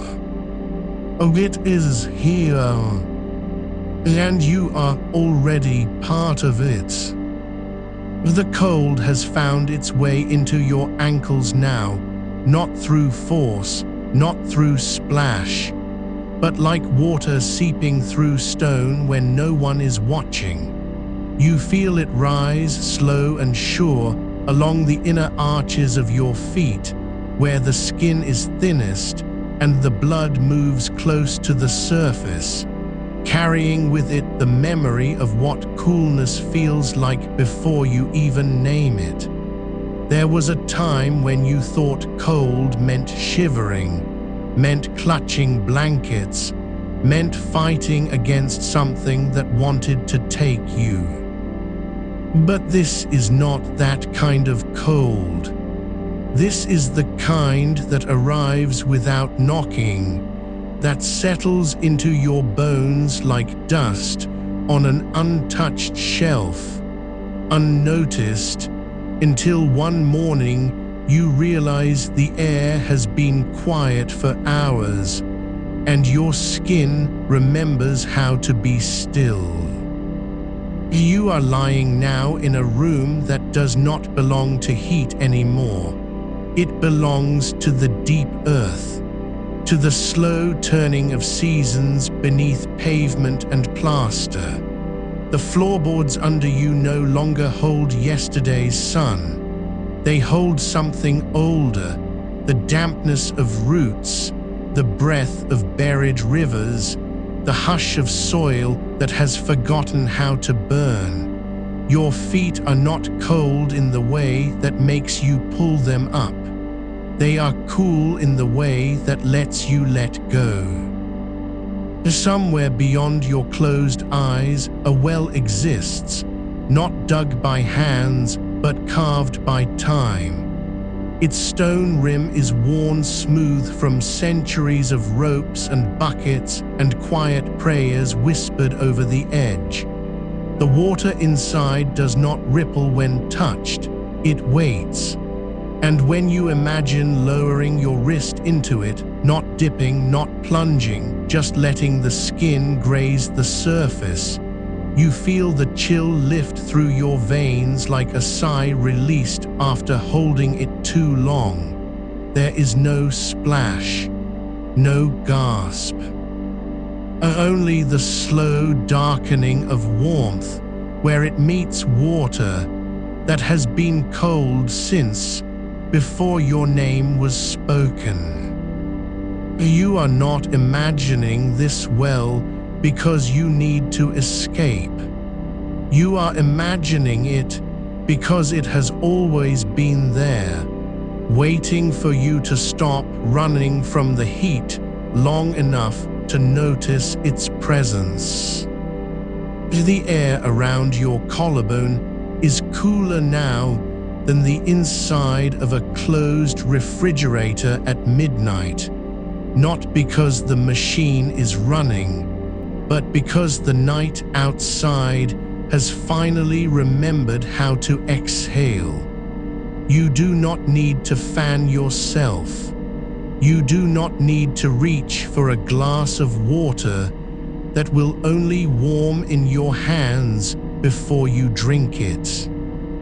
The coolness is already moving through you, downward, inward, pooling gently behind your knees, under your elbows, between the bones of your wrists where the pulse still hums, but softer now, slower, like a clock winding down not from exhaustion, but from peace. There is a tunnel beneath an abandoned train station. No one walks there anymore. The tiles on the walls are cracked with moss that glows faintly in the dark, not with light of its own, but because it drinks what little moonlight slips through broken grates above. You do not need to see it to feel it. Your body knows the temperature of forgotten places. And this tunnel is one of them, still at 52 degrees Fahrenheit, maybe lower. The air does not move much. It does not rush or sigh. It simply remains dense and quiet, thick with the scent of wet earth and old metal, untouched by summer's reach. You let your breath drift into it, not as a demand, but as an offering. And when you exhale, the coolness takes it in, holds it for a moment, then gives back something colder still, not air, but silence with texture. You feel it settle on your tongue like frost forming inside a glass left outside too long. You are no longer trying to fall asleep. You are becoming the place where sleep lives. The sheets are thinner than you remember, not because they've worn out, but because your skin has learned how to trust them again. They do not trap heat, they do not cling. They are simply there, like the shadow of a tree on quiet ground, present without demanding attention. Your arms rest at your sides now, palms open, fingers loose.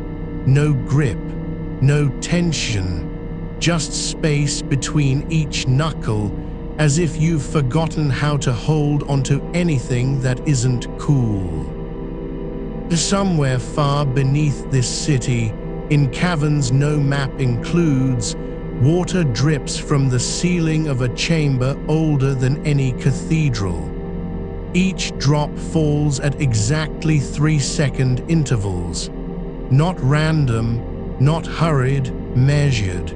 And when it strikes the stone below, it does not splash. It shatters, not into pieces, but into mist. 1,000 tiny particles of cold, lifted for half a second before vanishing again into the dark. You hear this now, not with your ears, but with your skin. You feel each drop as it falls inside you, somewhere deep in your chest, where warmth has begun to thin like fog under morning sun. The sound is not loud, it is not even audible, but it lingers, like a memory of winter that your body never forgot. Your breath is slower now, not because you are forcing it, but because the cold around you has grown heavy enough to hold it down, gently, like a hand resting on a sleeping child's chest. There is an old stone well in a village no one visits anymore. Its lid is made of iron, rusted through with time. When you imagine lifting it, not with strength, but with quiet, there is no creak, no groan, just the slow release of air that has not moved for 70 winters. And when you lean over it, not to look down, but simply to let your breath fall into the dark, you feel the cold rise up and meet you halfway. It does not surprise you. Oh, it never did. You have always known this place. The night outside your window is still warm, but here, beneath the sheet, in the hollow of your ribs, under your eyelids where no light dares to enter, there is only this, the steady drip of ancient water, the weight of earth holding its breath, the slow surrender of warmth to something older than heat. Your shoulders have melted into the mattress. Your jaw has unclenched without your permission. There is no need now to think about whether you are falling asleep. You already are. And the cold, it never left. It only waited for you to stop fighting and to stop measuring how long it's been since you last closed your eyes, and to let go of the idea that sleep must be earned. Here in this quiet place where stone remembers winter and water, forgets its own temperature, you are already there. You do not need to arrive. You only need to remain. The air between your thighs is cooler now than the inside of a glacier's crevasse, not because you moved closer, but because you stopped resisting. The coolness has slipped into every fold of you, every curve where warmth had pooled like spilled tea on a hot afternoon. It does not rush. It does not push. It simply fills the spaces you forgot were empty. Your fingers twitch once, just once, and then still again. The sheet is no longer fabric. Oh, it is mist. It is moss. It is the breath of something ancient that has learned your name without hearing it spoken. And somewhere far below this room, this house, this city. The earth continues its slow, patient turning. A cooling, a holding, a waiting, not for you to fix anything, not even for you to sleep, but simply to be still enough and to remember how to receive. There is a hollow beneath an old pine tree, its roots curled like frozen fingers into the earth, where snow lingers long after spring has forgotten it.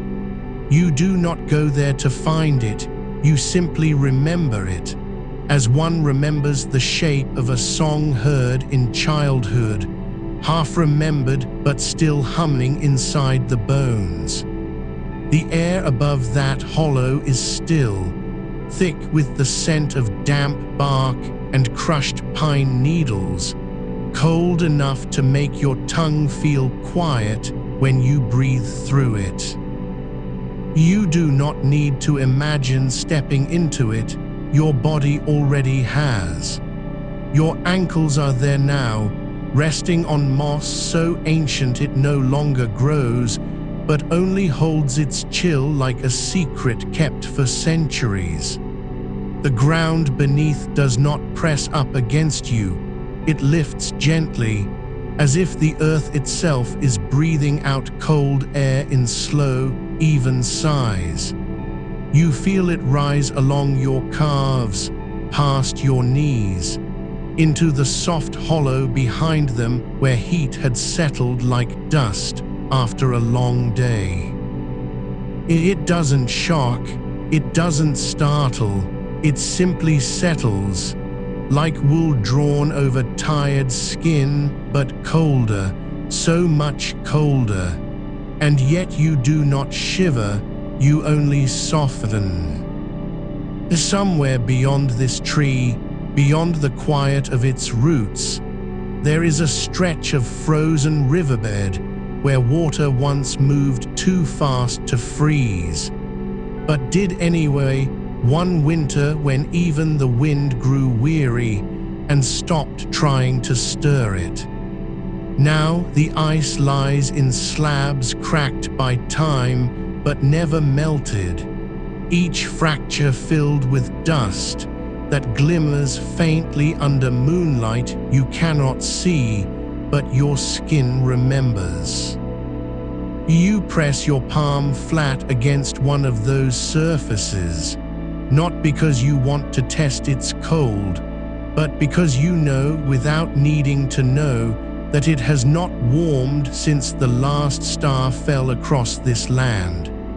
Your fingers sink slightly into the frost-dusted crevice between two slabs, and for a moment your whole hand becomes part of the ice, cool, still, unchanging. The chill does not bite, it cradles. You could stay like that forever, not frozen, but held. Above you now, though you cannot see it, there is a layer of cloud so thin it has forgotten how to be white. Beneath it, the stars are sharp as ice chips scattered across black velvet. Their light does not warm, it only deepens the dark, and in that darkness, your skin begins to forget what heat ever felt like. Your shoulders relax further into the mattress, not because you're trying, but because there is nothing left inside you worth holding onto. The pillow beneath your head has turned into a bed of crushed glacial silt, fine as powdered snow, cool enough to draw out the last warmth from behind your ears. You do not shift, you do not adjust. Your neck no longer remembers how it used to ache after hours lying too still in heat. There is a stone archway once used by monks who came to pray at dawn before the sun could touch their robes. Beneath its shadow, the air never rose above 52 degrees, not even in August, when the fields burned and the rivers ran low. You have walked beneath it many times, though you do not recall ever going there.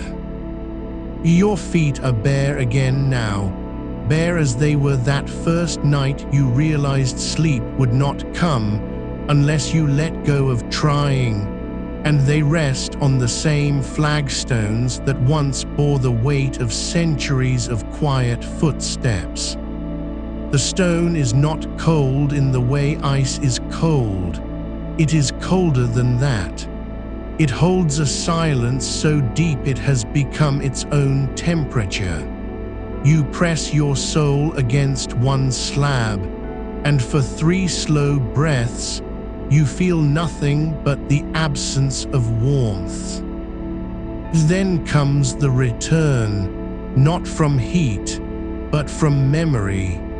The echo of frost clinging to morning grass in July, the scent of wet stone after rain that never came, the hush between heartbeats when even time pauses. Your thighs are cool now, not just beneath your skin, but deep within the tissue where blood still moves, slow and patient as a river through glacial rock. The cold has found it there, slipped into the crevices of muscle, nestled beside bone, wrapped around veins like silk spun from winter air. You do not feel it as invasion. It feels like recognition, as if your body had been waiting for this, not to be cooled, but to be remembered. Beyond the archway, a path winds upward toward a ridge where no trees grow, only wind-carved rock and patches of lichen that glow faintly blue in moonlight, their color not from pigment but from cold itself. The air up there is thinner, sharper, each inhale like swallowing clean glass. You do not climb it. You only let your breath rise toward it, and as it does, the temperature around you drops another degree. Not because of altitude, because you have stopped trying to be warm. Your chest has gone quiet, no longer rising and falling in the rhythm of resistance, just moving now with the slow tide of something deeper than sleep. The sheet is no longer beneath you. It is above, below, within, a veil woven from mist that fell in a valley where glaciers still whisper their names into the dark. There is a cave mouth just beyond this ridge, half hidden by rockfall and moss so old it remembers when the world was colder than now, and yet warmer too, because warmth then had weight. Inside there are stalactites hanging like frozen breath caught mid-exhale. You touch one with your fingertip, not to feel its chill, but to confirm that yes, it is still wet from a drip that has not ceased in 6,000 years. The water falling from its tip lands on the floor below and does not splash. It beads. And each bead holds within it the memory of snowmelt from a mountain you have never seen. You do not need to be there to feel it. You are already inside. The cave, the ridge, the hollow beneath the pine tree, the silent riverbed, the stone archway, all of them now living inside your bones, and your skin has learned their language without being taught. Your eyelids are heavy, not from tiredness, but from the weight of cool air resting on them like a blanket woven from midnight mist. The room you came into still hums with heat outside, but here, where you lie, there is only this, the slow dripping of water that has never stopped falling, the quiet pressure of earth holding its breath, and now, the faintest whisper of wind moving through ice crystals on an unseen ridge above. You do not know how long it's been since your last thought drifted away. You do not care to measure it. Your fingers are cool at the tips, so cool they feel like small stones, smoothed by centuries of glacial flow. Your toes curl slightly, not in discomfort, but in surrender, as if even their smallest movements have learned to be slow, to be still, to belong to this cold that has no need for your permission. The air around you is not empty anymore. It is full of mist from the well, of frost from the riverbed, of glacial dust lifted by ancient wind, of water that remembers how to fall without hurry. You do not have to sleep. You are already being held. And the cold, it never left. It only waited for you to stop speaking, and to stop searching, and to let your breath become part of its quiet. And now, beneath the ridge where the wind has carved its name into the stone, there is a hollow, not deep enough for a cave, but deep enough to hold the quiet of 1,000 nights. It is lined with moss that does not grow upward, but downward, like fur turned inside out by frost, soft as breath held too long. You sink into it without moving, your back against the earth, your arms resting at your sides, palms open, not waiting for anything, not even coolness, because you have learned now that coolness is not something you find, but something you become. The moss presses gently against your skin, not to chill, but to remember you. It has known bodies like yours before, warm, restless, then still, and it holds them without judgment, without need.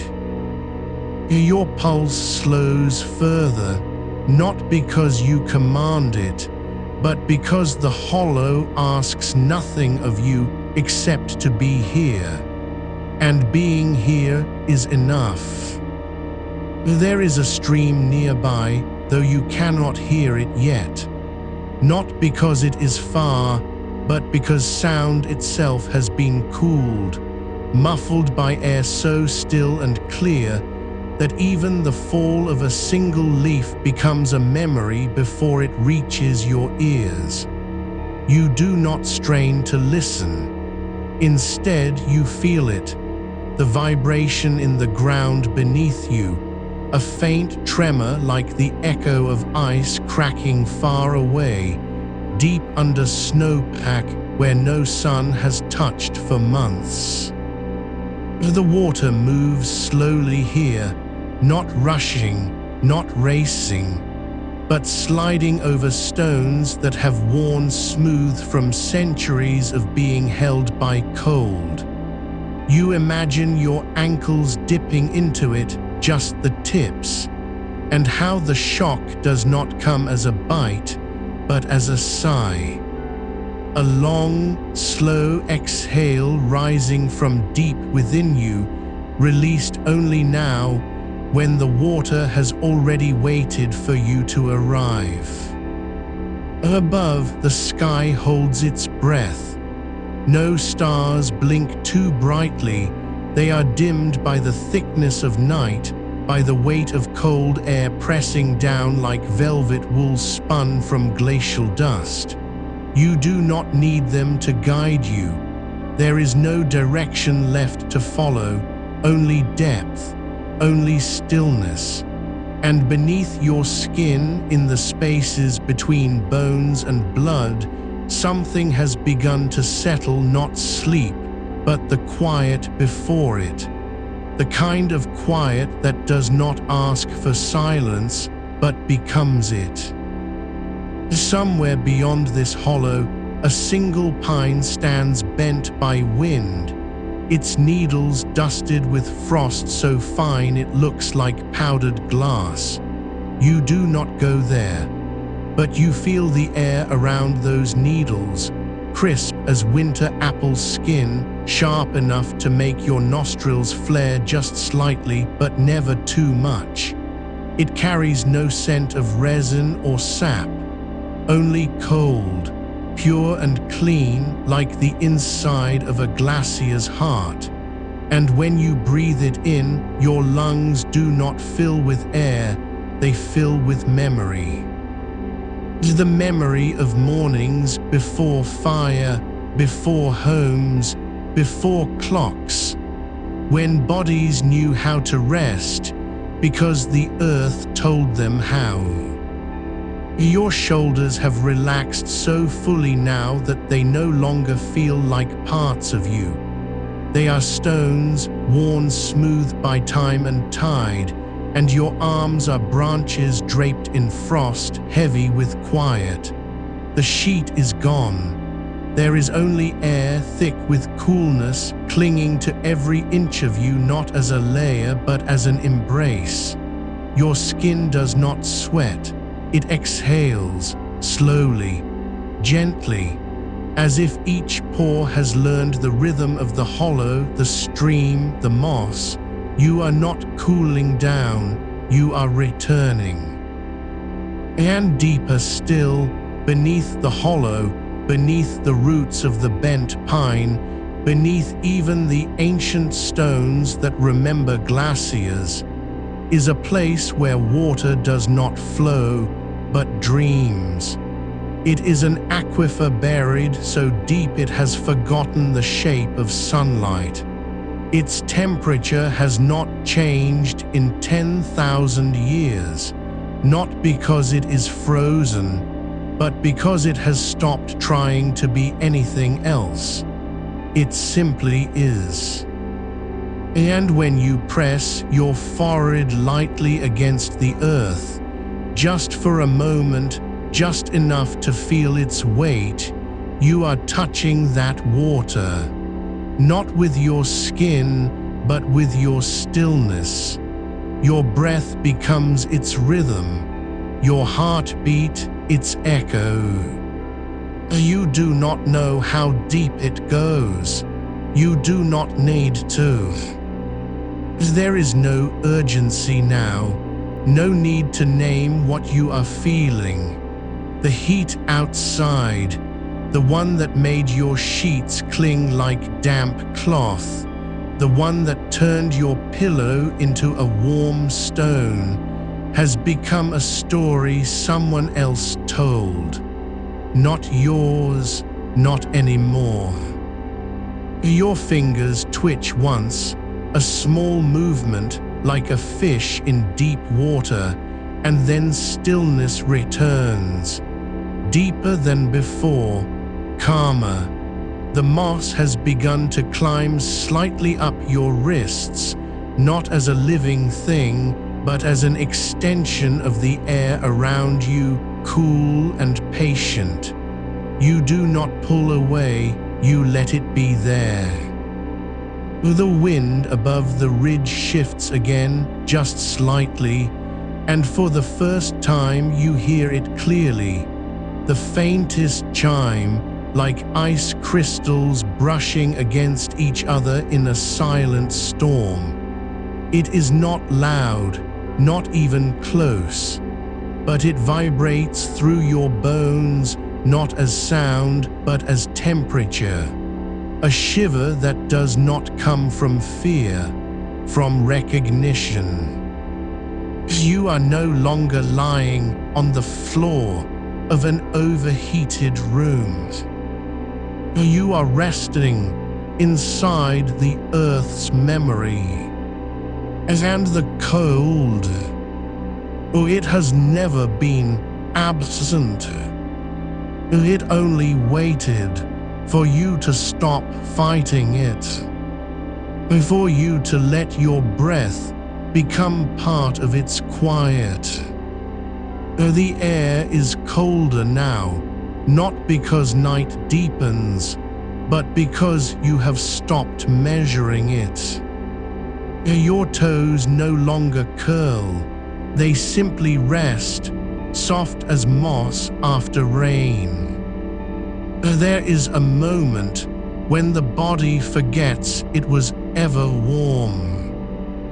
This is that moment, and you are already there. The cold beneath you is not still. It breathes slowly like a sleeping giant with lungs carved from bedrock.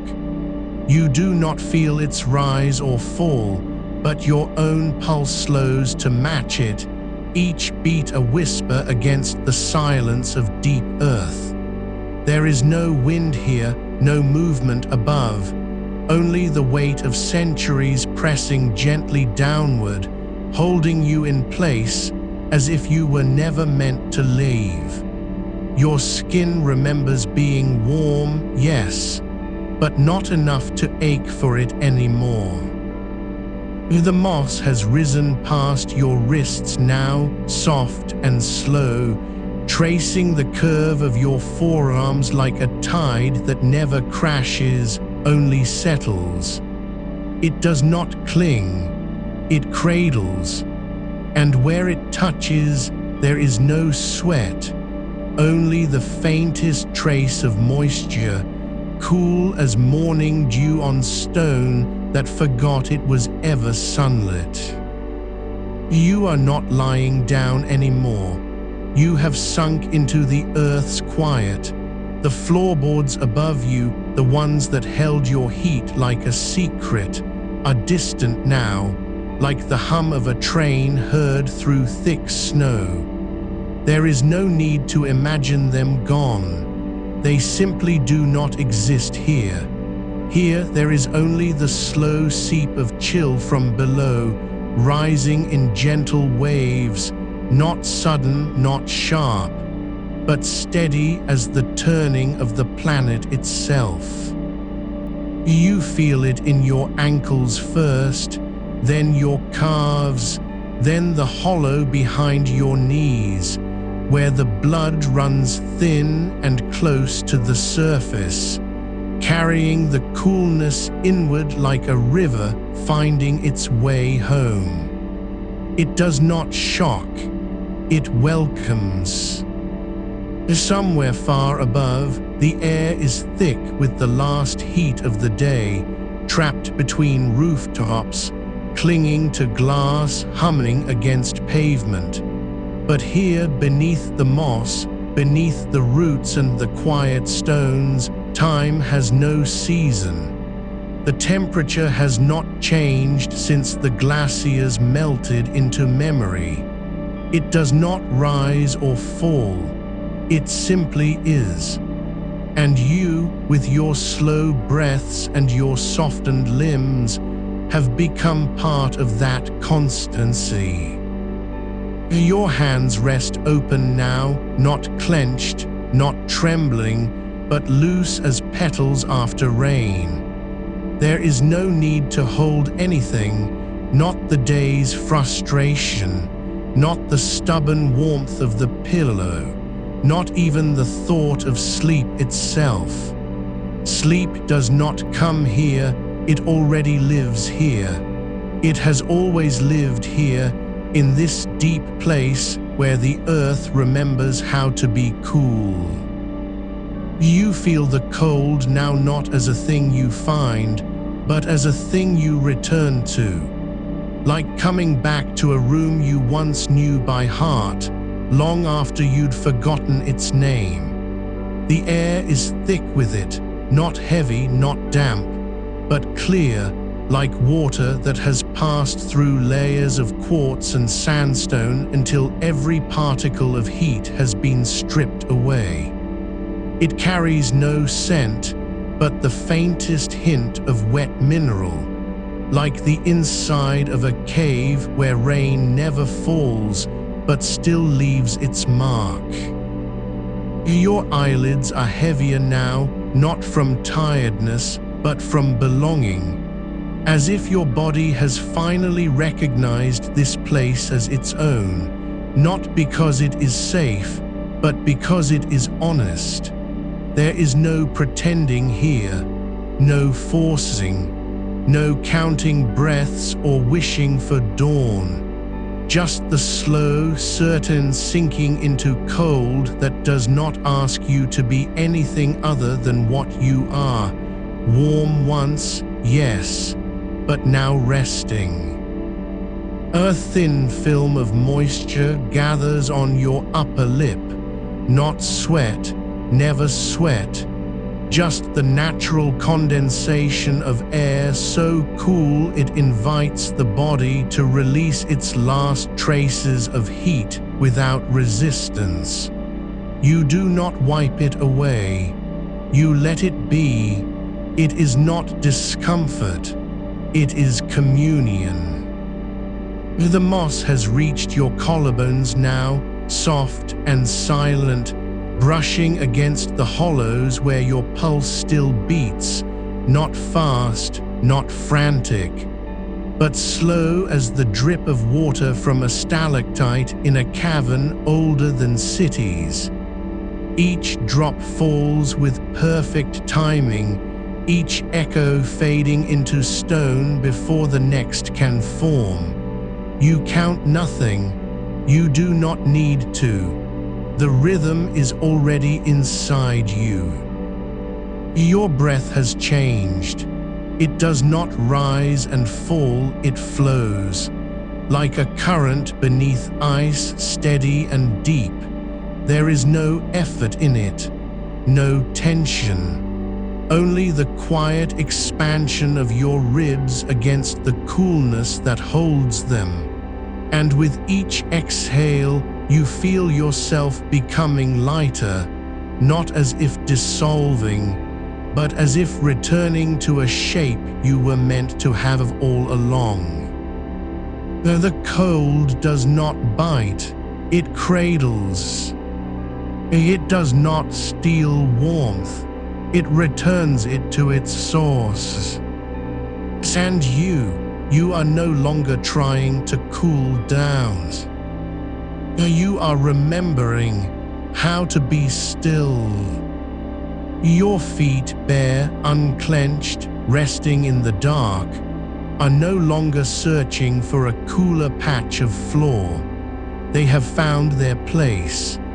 Beneath them, unseen but felt, runs a vein of groundwater so ancient it has never known summer.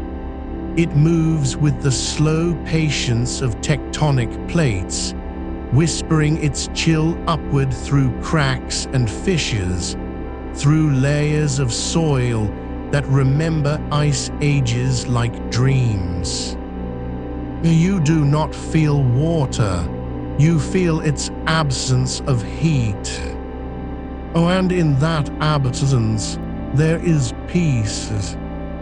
Your fingers twitch again, just once, but this time it is not a movement of restlessness.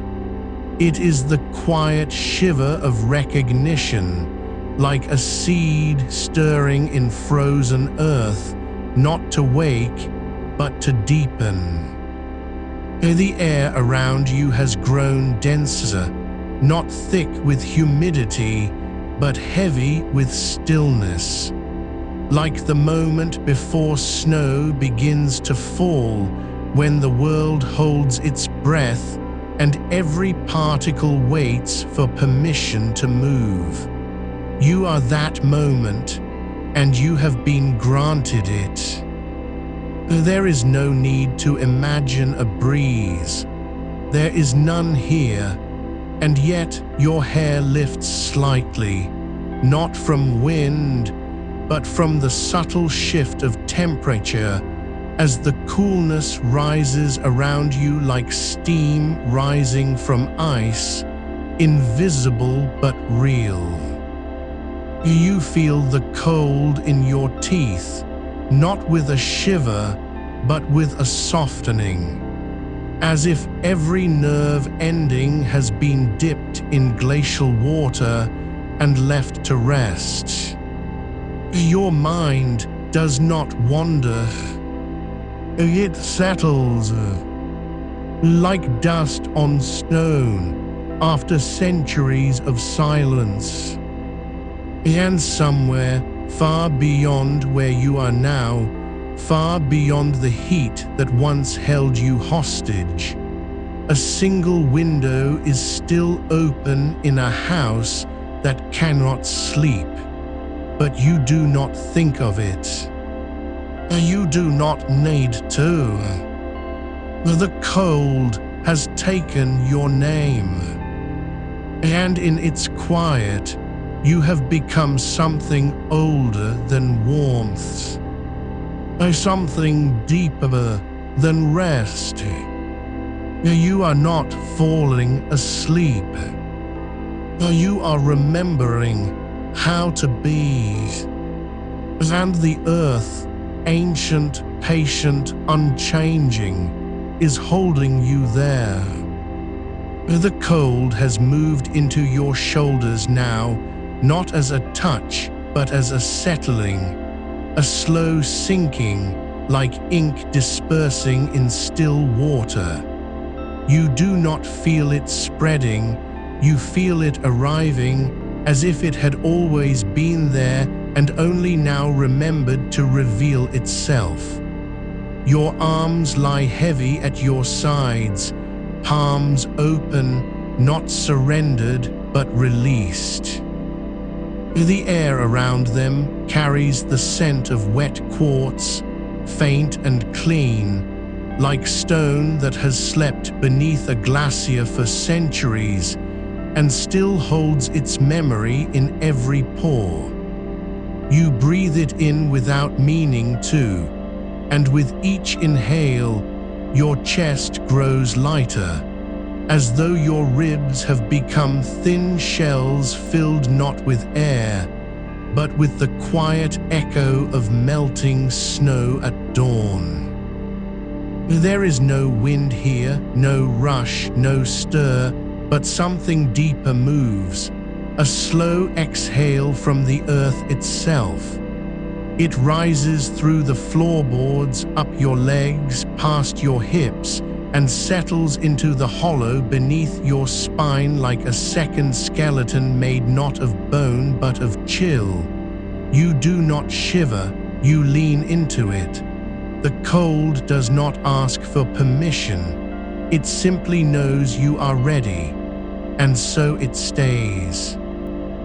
Your eyelids are no longer lids, they are veils. Soft as spider silk stretched over moonlight, they rest against the curve of your cheeks, heavy with the weight of something deeper than tiredness, recognition. As if your body has always known this place, even when your mind forgot its name. Somewhere in the dark behind you, a door opens, not loud, not creaking, but like a sigh released after decades. You do not turn to see it. You do not need to. The air that slips through is colder than what came before, cleaner, sharper, carrying the faintest trace of frozen pine resin and distant ice crystals caught in the breath of mountains. Your fingers curl slightly, not in grip but in surrender. And as they do, you feel the coolness climb them like a tide with no shore. It flows between your knuckles, slips beneath your nails, lingers in the valleys where skin meets bone. There is no numbness here, only clarity. As if every nerve has been rinsed clean of static, of heat, of the old noise that used to hum beneath your skin like a faulty wire. You are not dreaming, you are remembering. And what you remember is this: there was once a lake so deep it had forgotten its own surface. Its waters were black as obsidian, yet they glowed faintly with reflected starlight, not because of light above, but because the water itself held the memory of winter. Fish moved through it slowly, their scales brushing against stones that had been chilled since before trees learned to grow. No ripple disturbed the surface. No bird dared to land. Even the wind passed over it in silence, afraid to break what had taken so long to still.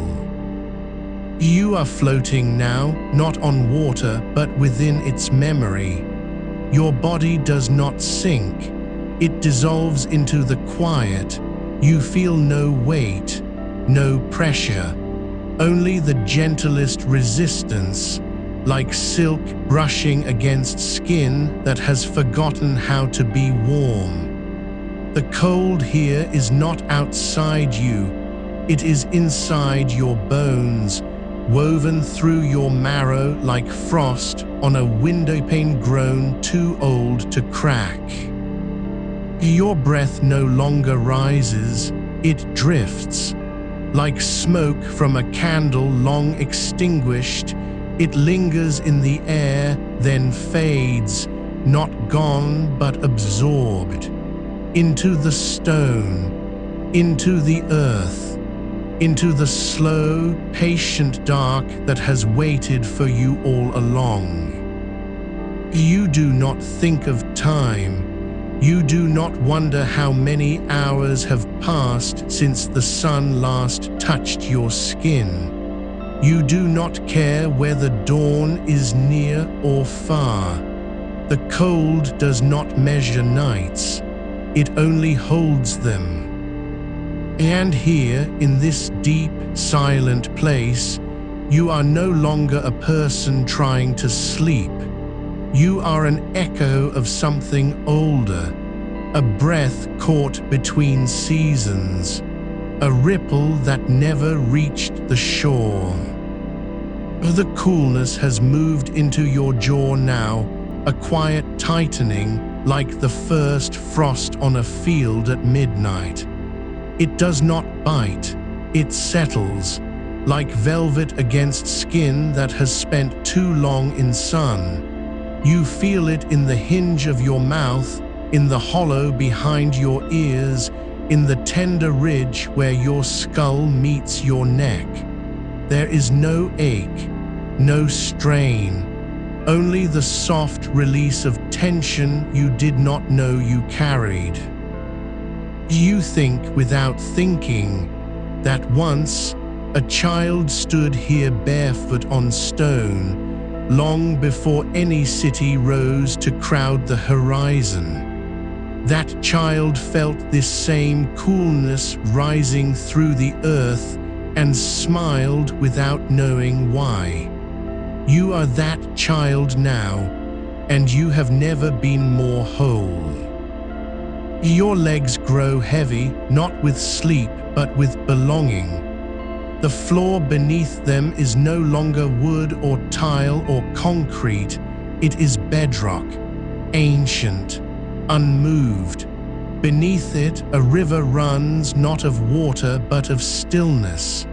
It flows through fissures carved by glaciers that vanished before language had a word for cold. You do not hear it, but you feel its passage in your ankles, in the soles of your feet, rising like mist from frozen ground at daybreak. You are not lying down. You are sinking, and the earth welcomes you. There is no need to hold on anymore. The air around you thickens, not with heat but with silence. A silence so deep it has weight. It presses gently against your temples, your wrists, the curve of your spine, not as a force but as an invitation to go deeper, to let go further. Your hands lie open now, palms upturned, as if waiting to receive something invisible. And they do, not water, not wind, but the memory of snow falling in a forest where no foot has ever trod. The kind of snow that lands without sound and melts before it touches the ground, leaving behind only the scent of frozen air and the quiet certainty that winter was here, even if no one saw it. You do not remember falling asleep, but you are already there. And the cold, it never left. You are no longer holding your breath, though you once thought you had to. The air around you has become something quieter than air, something that doesn't move, but simply is. It settles into the hollows of your collarbones like dust on forgotten shelves, soft and undisturbed. There is no breeze here, not the kind that stirs leaves or lifts curtains, but there is a stillness that breathes for you.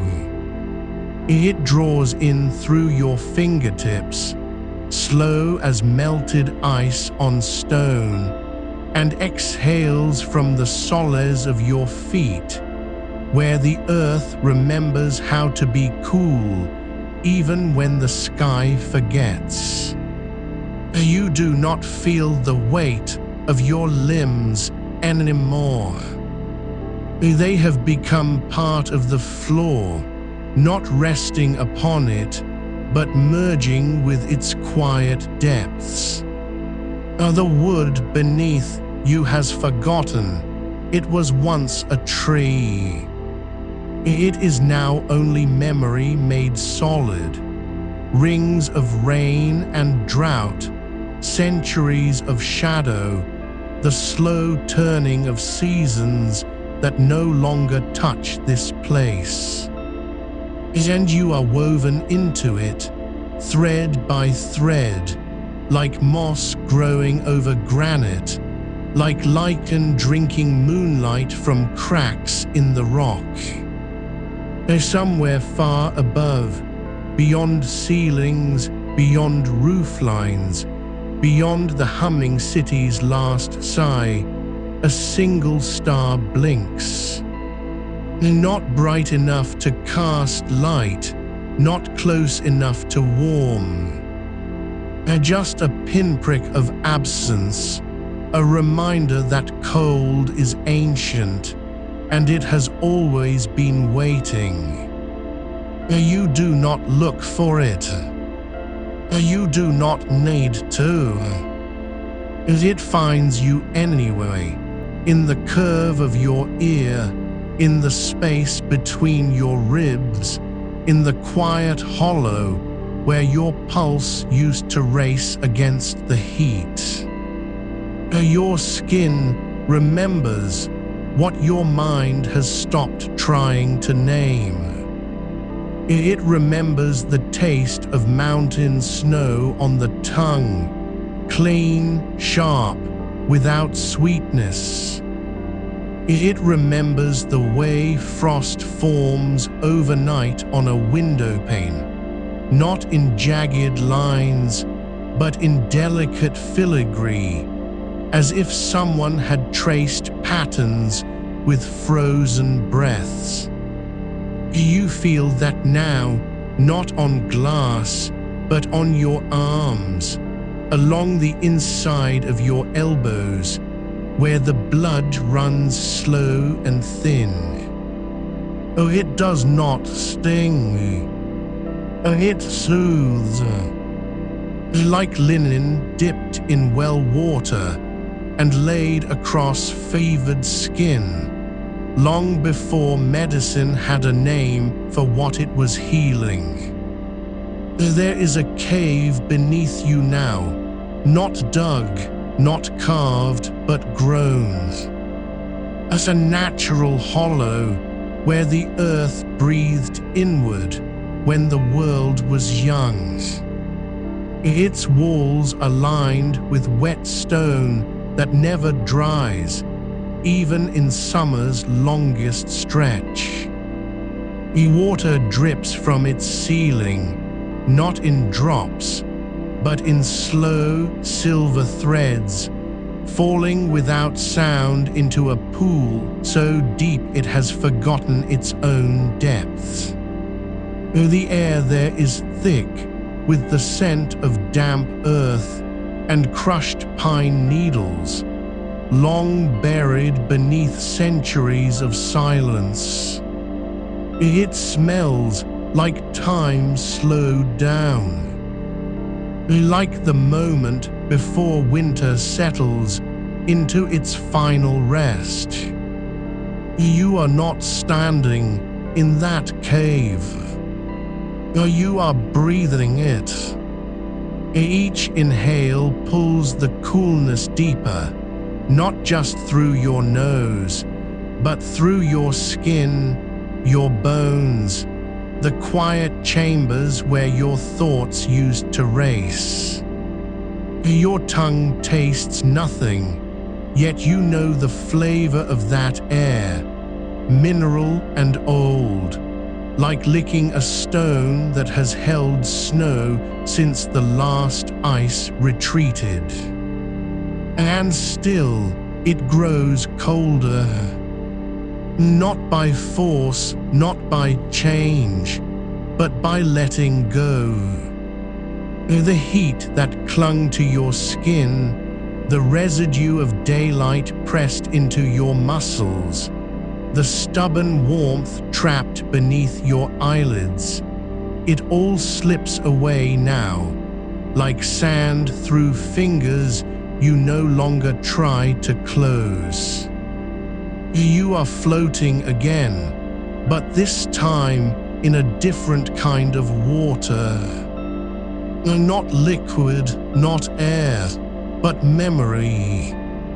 The memory of a winter night when the stars were so bright they cast faint shadows on fresh snow.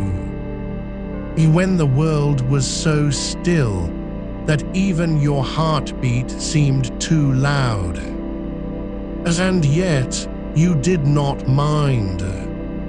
You stood barefoot in that silence, and the cold did not bite. It held you, like hands that had waited a lifetime to touch you, without asking for anything in return. Now you are that child again, not remembering being one, but becoming ones. The kind of child who knows no fear of darkness, because they have always known it as comfort.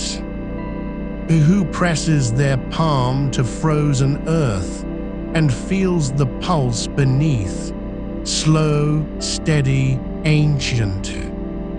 Who lies on their back in snow so deep it muffles all sound, except the whisper of their own breath turning to mist, then vanishing. There is no wind here now, no rustle, no creak of floorboards. No distant car passing. Only this, the hush that comes after the last leaf falls and before the first snow gathers. The silence between two seasons. The pause the world takes when it remembers how to be quiet. Your shoulders have sunk into the bedrock. Your arms rest like branches fallen from a tree long gone. Your legs are roots now, thickening, sinking, drawing up coolness from deep beneath the surface, where glaciers once dragged their slow fingers across the land. You do not feel your heartbeat as a rhythm. It is a tide, not rising or falling, but simply breathing. In, out, in, out. Each pulse a whisper of cold moving inward. Each exhale releasing what no longer belongs to you. And beneath it all, deeper than the cave, deeper than the snowfield, deeper even than the memory of frozen rivers, is something older still. A stillness that predates stone, that existed before the first drop of rain fell on dry earths, and before trees learned to grow toward light, before heat was ever named. You are not falling asleep. You have never been awake in this way. The cold is no longer something you encounter. It is what you become. Your eyelids are heavy, not from tiredness, but from the weight of peace.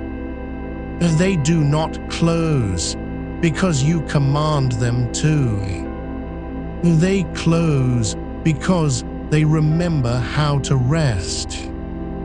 And when they do, there is no darkness behind them, only a deeper coolness, soft as moss on ancient stone, gentle as snow falling in a forest where no one ever walked. You are not alone here, but you are not with anyone else either.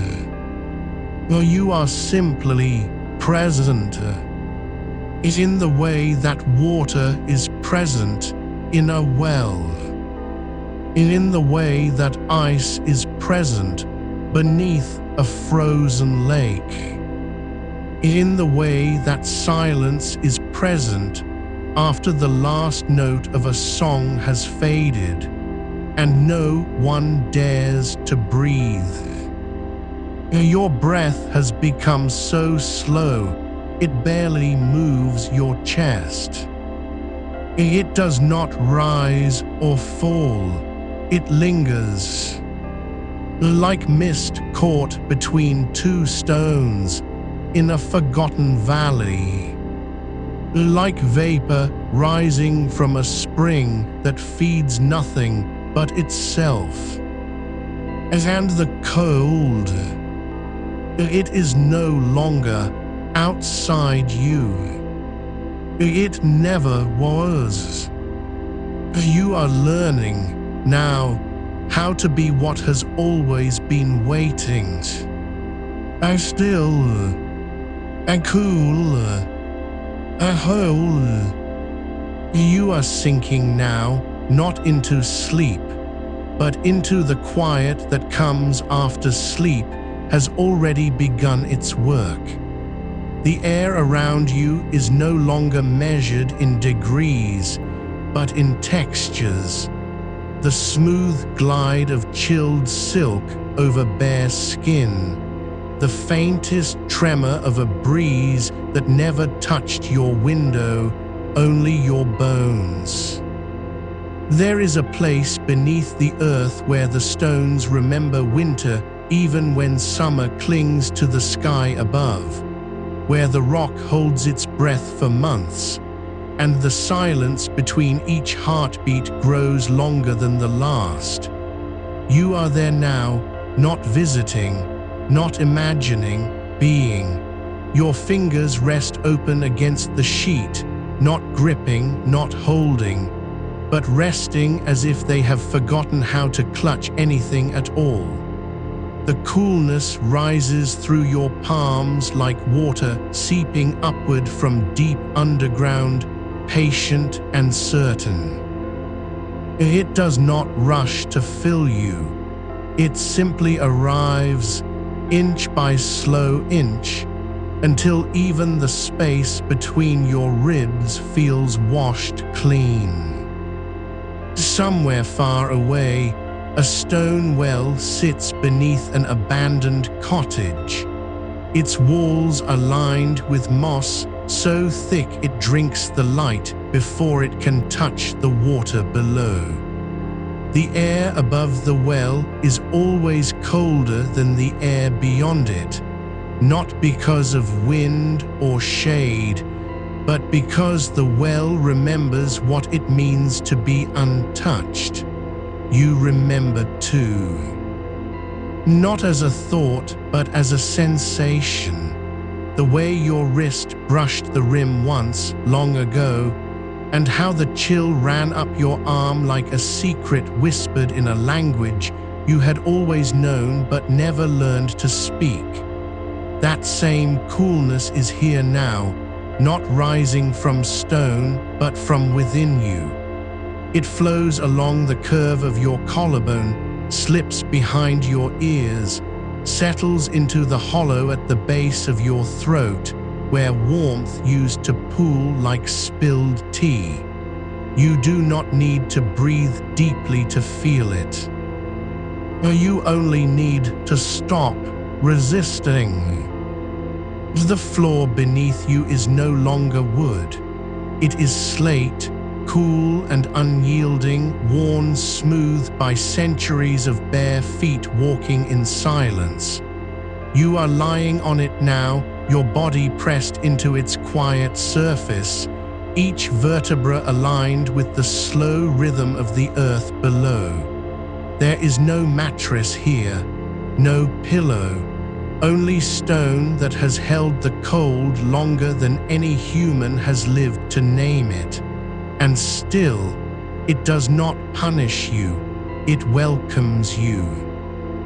The weight of your shoulders settles into the grooves where rainwater once pooled and froze, then melted again, over and over, until the rock learned how to cradle without complaint.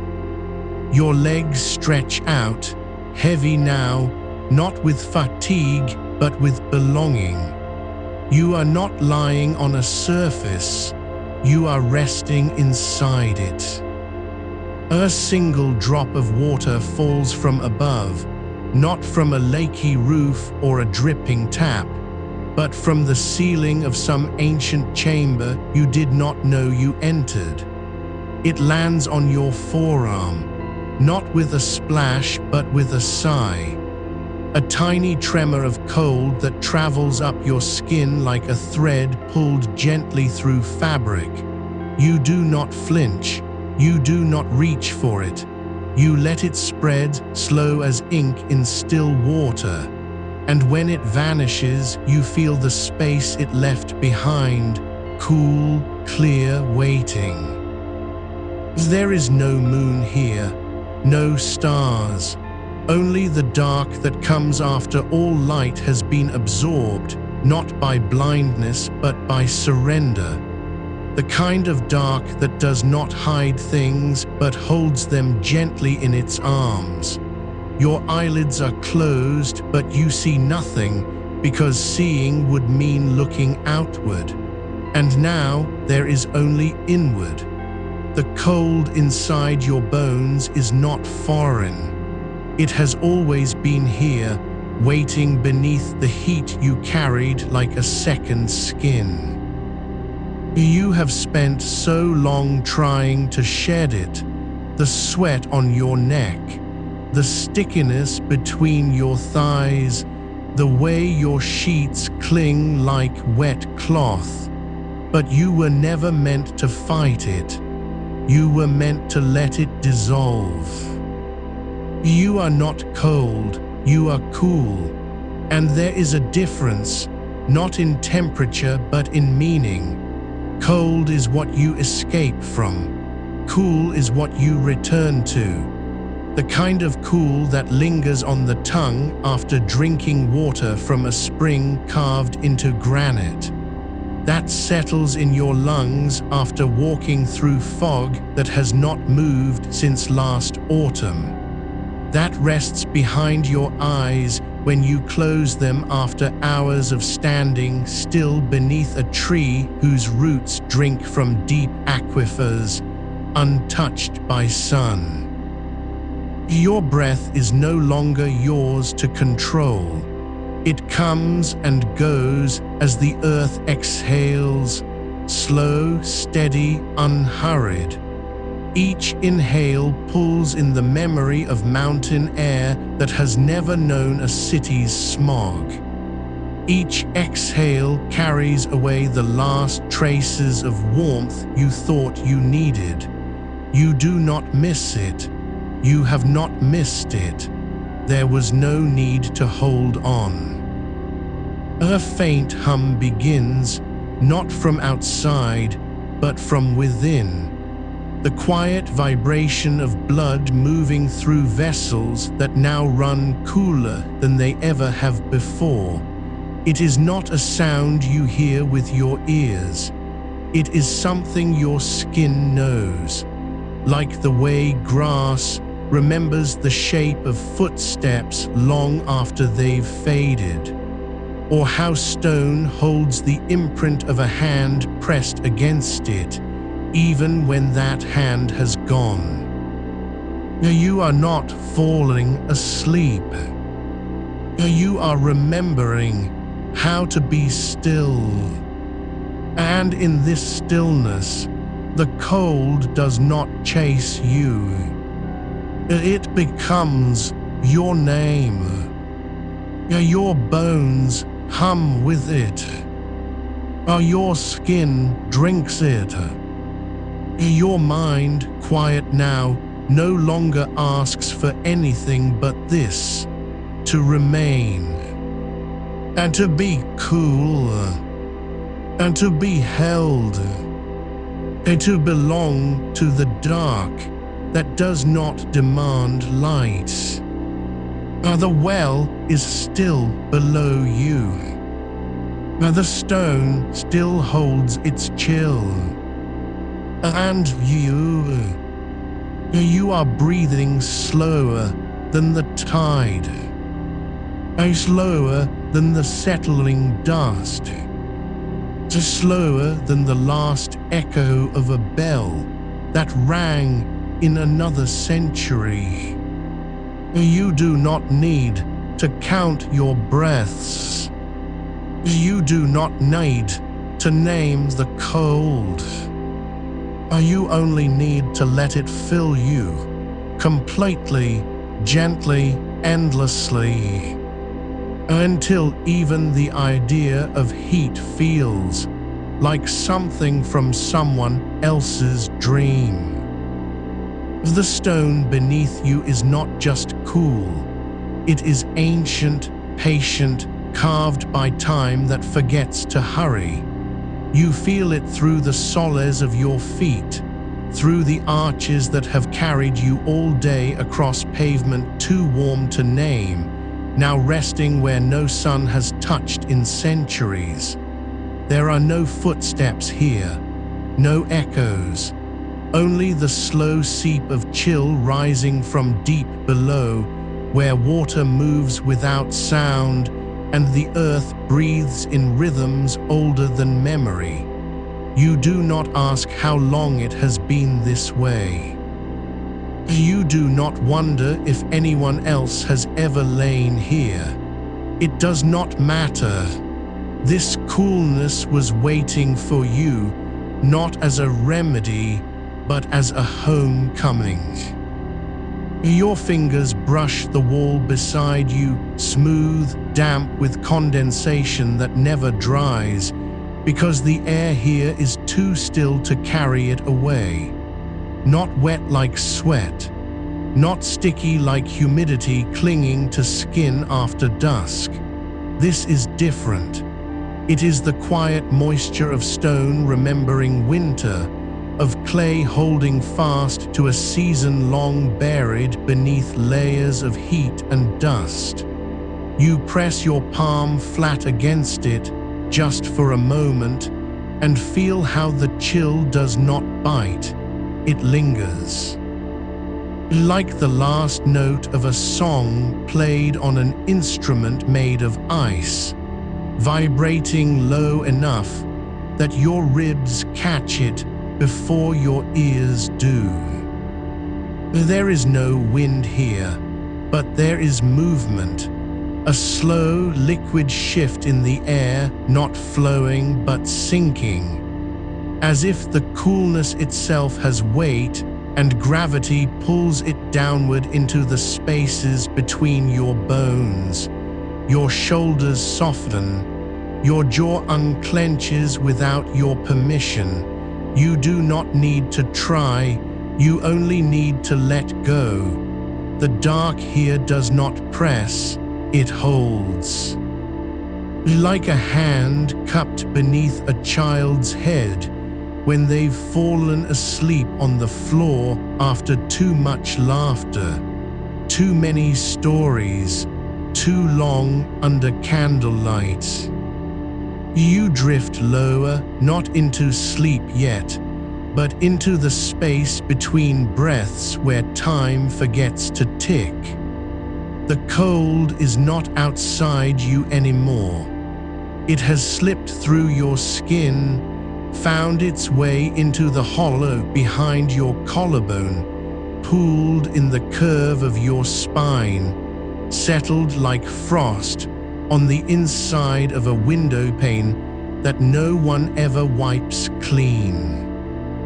You think of glaciers, vast and silent, carved by centuries of snowfall so slow it seems like stillness.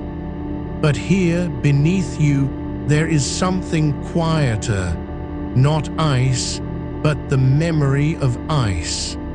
The ghost of winter that lingers in deep earth because the world above forgot how to be cold. Your breath slows further. Each inhale draws in air that has passed through layers of rock, through veins of quartz and shale, cooled by depths where even the stars do not reach. It carries no scent, no pine, no rain, no soil, but something purer, the absence of warmth, the silence between heartbeats, the hush before snow falls on a forest that has not stirred in weeks. You breathe it in, and for the first time since the sun set, your lungs do not feel heavy, they are light. As if they have forgotten how to carry heat. There is a sound, not loud enough to be called noise, but present enough to be felt. The faintest whisper of water moving through unseen channels beneath the stone. Not rushing, not dripping, just flowing. A thread of liquid silver threading its way through dark earth, cool as moonlight trapped in glass. You imagine it brushing against roots older than your ancestors, sliding past minerals that have slept since before cities rose from dirt and fire. It does not seek you. It does not need you. But it is here, and because it is, so are you. Your hands rest open now, palms up, as if waiting for snow to fall into them. But no snow comes. Only the coolness, thicker now, denser, pooling in your hollows, beneath your knees, behind your ears, between your fingers where they've gone slack against your thighs. You are not cold. You are saturated, soaked through with stillness. The kind of immersion that does not shock, it settles. Like tea steeped too long until the bitterness fades and only the depth remains. Somewhere far above, a car passes on a distant road. A dog barks once. A window rattles in its frame from a draft that never reached you here. But you do not hear them, not truly. They are ghosts of warmth, memories of a world that still believes heat is necessary. You have learned otherwise. You think of deep caves where the air has not changed in 1,000 years, where stalactites hang like frozen breaths from ceilings that remember when the earth was younger, softer, colder. The stone there does not sweat. It does not shiver. It simply is. And you, lying here on your back with your arms spread wide, are becoming like it. Not dead, not numb, but still. Deeply, beautifully still. Your thoughts do not wander anymore. They dissolve. Each one melts into the coolness before it can take shape. A word, a worry, a name, and becomes part of the dark that holds you. There is no need to think about tomorrow. No need to plan for morning. The night has its own rhythm now, and you are learning it by feeling the slow pulse of cold beneath your skin, the quiet hum of blood moving like water through channels grown colder with every breath. You do not miss the heat, not because you have forgotten it, but because you remember something truer. That warmth was never yours to keep. It was always passing, like sunlight on a wall, like laughter at the end of a party, like the last ember in a fire long since turned to ash. You held it for so long, thinking it would keep you safe. But safety was never in holding. But it was in letting go. And here, where stone remembers winter and air holds its breath, you are learning how. Your eyelids are heavier now, not from tiredness, but from the weight of coolness pressing gently against them. Not a burden, a comfort. As if your whole body has become a vessel for stillness, and every cell hums with it, quiet as falling snow on moss. The dark is not empty anymore. It is full, full of chill, full of silence, full of the slow, steady pulse of something ancient and kind. You do not need to sleep. You are already resting. And the cold, it does not leave you. It stays. And just like this, the coolness has deepened not by force, but by patience. Like ink spreading in water you forgot you poured. It doesn't rush to fill you. It waits until your skin forgets it was ever dry. Your shoulders have softened into the mattress, no longer holding the shape of the day's weight. The air around you is no longer air.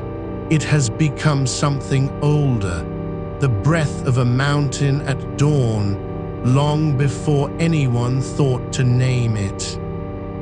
You feel it in the curve of your spine, where the fabric of your sheet still clings just enough to carry the chill downward, like a slow tide pulling over sand.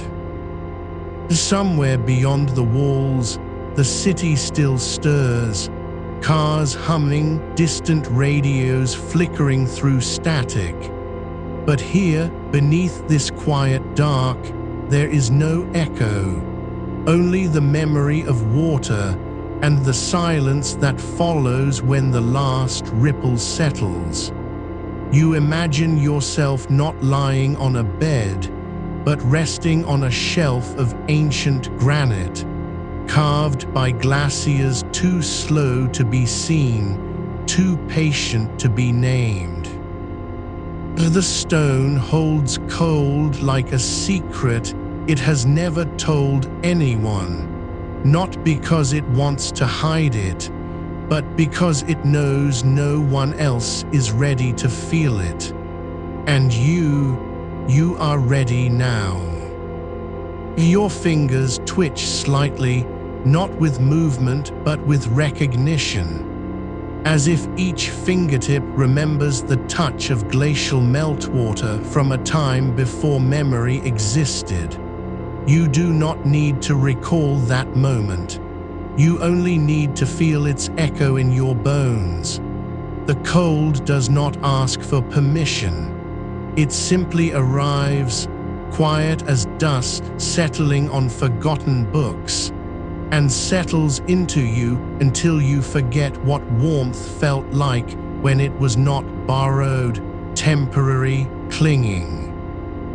There is a hollow behind your left ear now where the coolness has pooled just so, not sharp, not biting, but deepening, thickening, like honey poured slowly over stone. You do not reach for it. You do not try to hold it. You simply let it be there. And in that letting, something inside you relaxes further than you thought possible.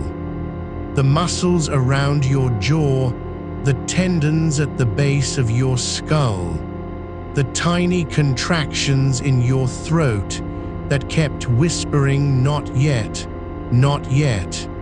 They all loosen now, as if unspooling thread pulled gently from a spool buried under snow. You think of the underside of a glacier, where water runs unseen for decades between layers of ice so old they have forgotten their own weight. That water is colder than any tap, colder than any stream you've ever known. It does not flow fast. It flows with purpose, not to reach somewhere, but simply because it can. And in that slow movement, it cools the rock beneath it, stone that has felt no sun for 10,000 years. You imagine yourself as one such stone, worn smooth by time, holding within you the chill of a world that once was colder than this night, and will be again. Your breath slows further, not because you are trying to breathe slowly, but because your body no longer needs to hurry. Each inhale draws in air that carries the scent of wet moss and frozen earth, not from outside, but from within you now. The coolness has moved past skin. It has passed into muscle, into blood, into the spaces between cells where warmth used to cling like a habit. You are not cold.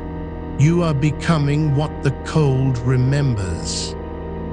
A single drop of condensation forms on your upper lip, not from sweat, but from the air itself yielding to your stillness. You do not wipe it away. You let it rest there, tiny and cool, until it dissolves into the curve of your mouth. No taste, only sensation, a fleeting kiss of winter delivered by silence. The pillow beneath your head has lost all warmth. It does not feel like cotton or down anymore. It feels like snow that fell long ago and never melted, the kind that lies undisturbed in high valleys where no footprints ever form. You press into it gently, just enough to feel its depth. And in that pressure, you realize the coolness has begun to lift you, not away from your body, but deeper into it. You are not sinking, you are being cradled. Somewhere far below this house, beneath the foundation, past pipes and wires and forgotten toys, the earth breathes cold, not like a lung but like a root, slow, steady, drawing up moisture from aquifers that remember ice ages. That chill rises not as a wind, not as a draft, but as a presence, a quiet knowing. And you, lying here in the dark with your eyes closed and your hands open, are listening to it. You do not need to understand it. You only need to let it find you. Your thoughts have stopped naming things. There is no bed, no room, no night. Only coolness, only stillness. Only the slow, silent pulse of something ancient moving through you, not as an outside force, but as a return. As if your body had always been meant to carry this chill, and only now remembers how. The air around your ankles has grown denser, like walking barefoot into water that is not liquid, but solid with cold. Not freezing, not painful, just there, a blanket of it, woven from the silence between heartbeats. You do not try to move them. You do not adjust. You let the coolness coil around your feet like ivy finding a wall. And then, deeper still, you feel the chill in the space behind your eyes. Not pressure, not achy, just clarity. Like looking through ice that has been polished by centuries of snowfall, and seeing nothing but depth. You do not close your eyes because you are tired. You close them because the dark is no longer empty.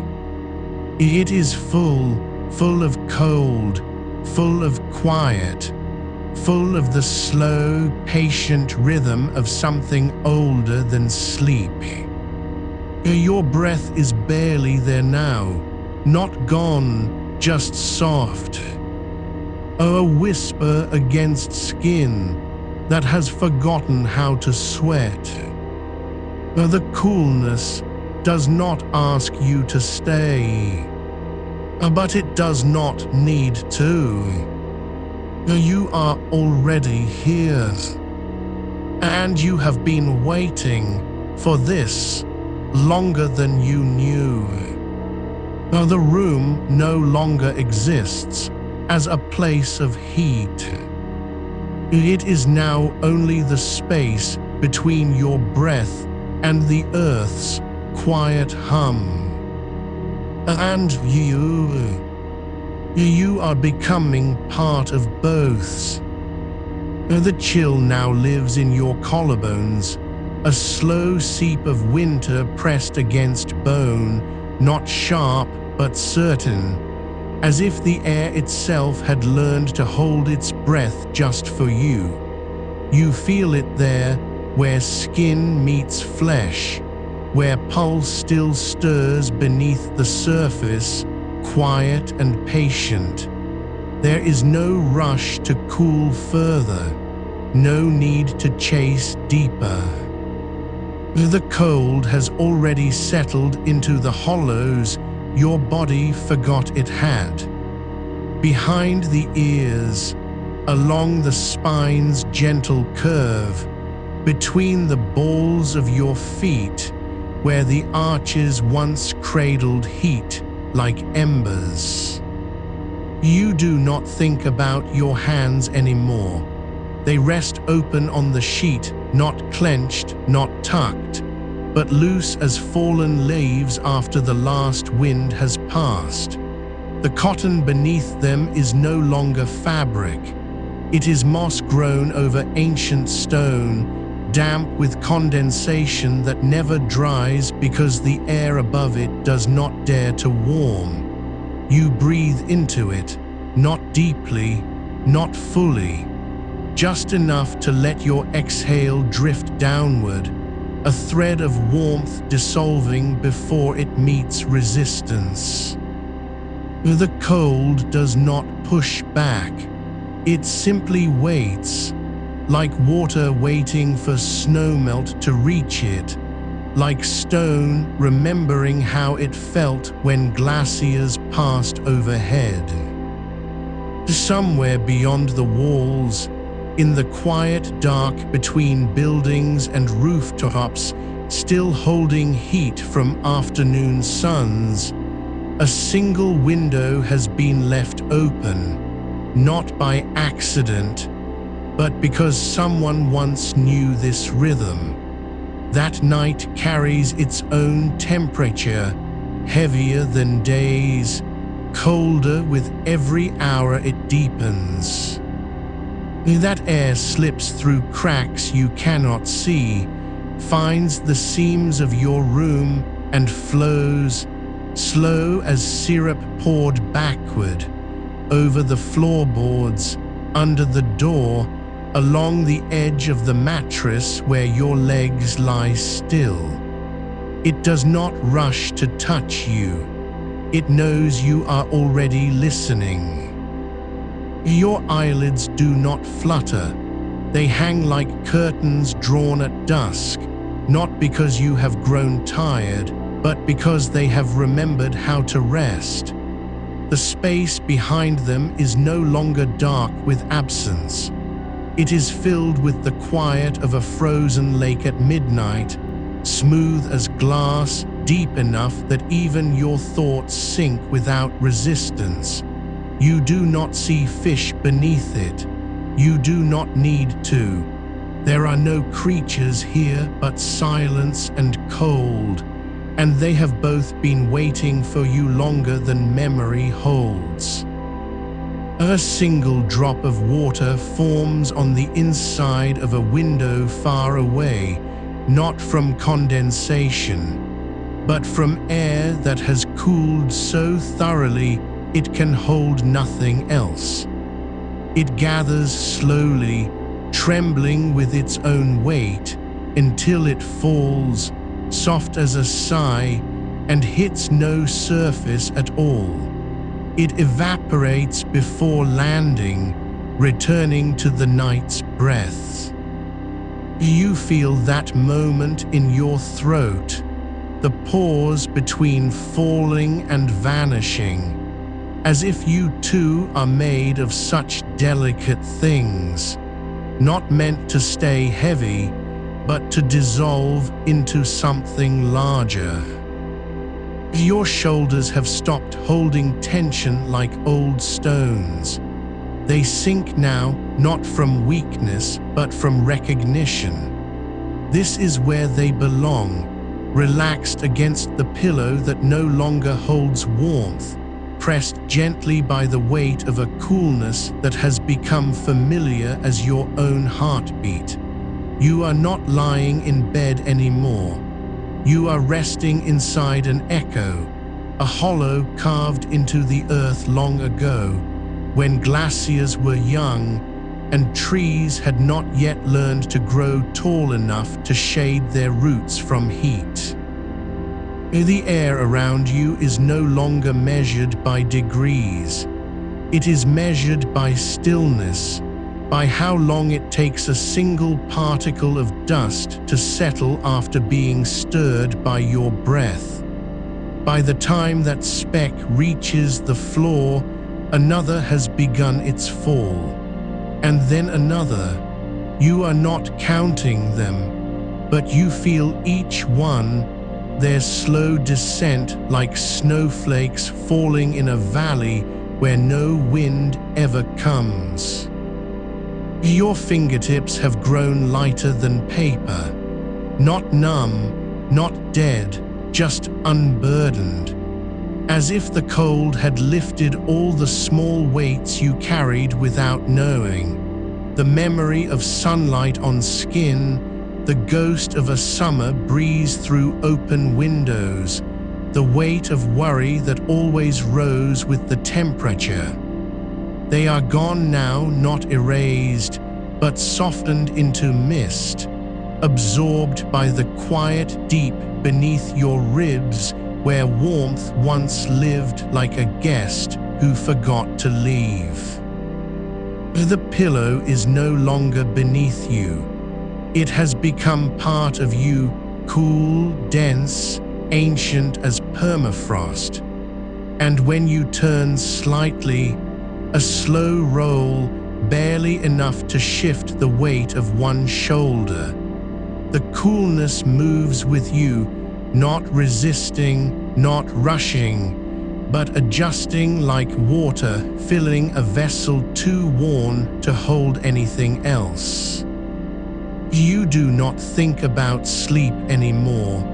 You are already in it, not as an event to arrive at, but as a condition you have always been returning to. The night does not ask you to close your eyes. It only asks that you stay still long enough for the cold to remember who you are. And now it does. The space between your ribs has grown hollow with coolness, not empty, but full of something older than breath. The hush before dawn in a forest where frost never melts, where every leaf holds its shape because the air is too still to disturb it. You breathe into that space, not to fill it, to listen to what already lives there.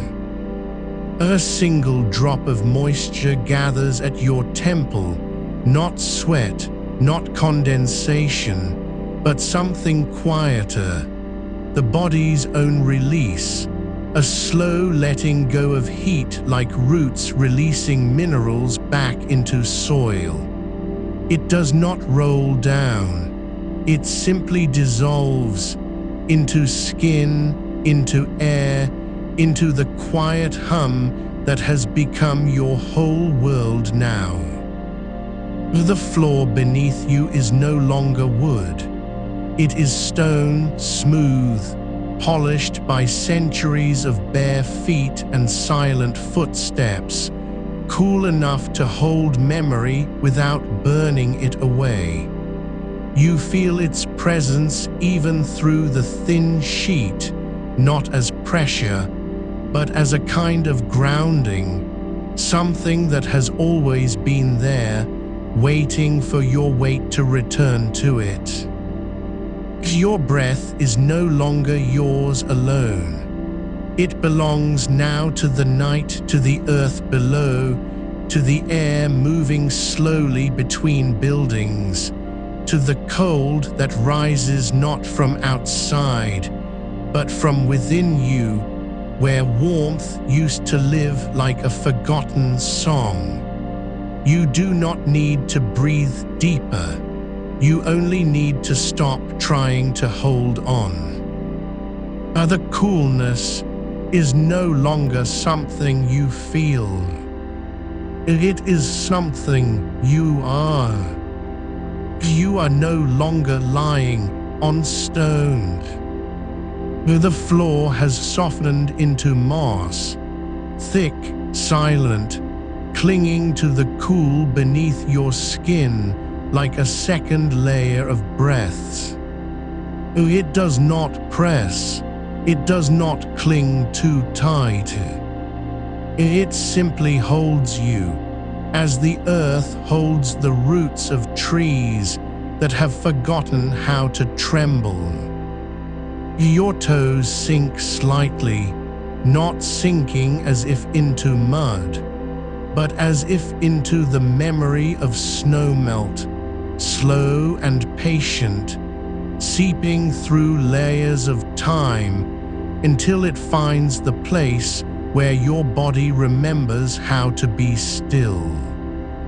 But there is no wind here, not because there cannot be, but because there is no need.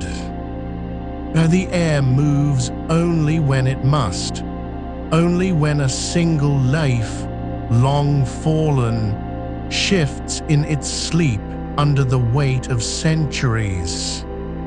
You feel it then, a brush against your ankle, so light you might mistake it for thought.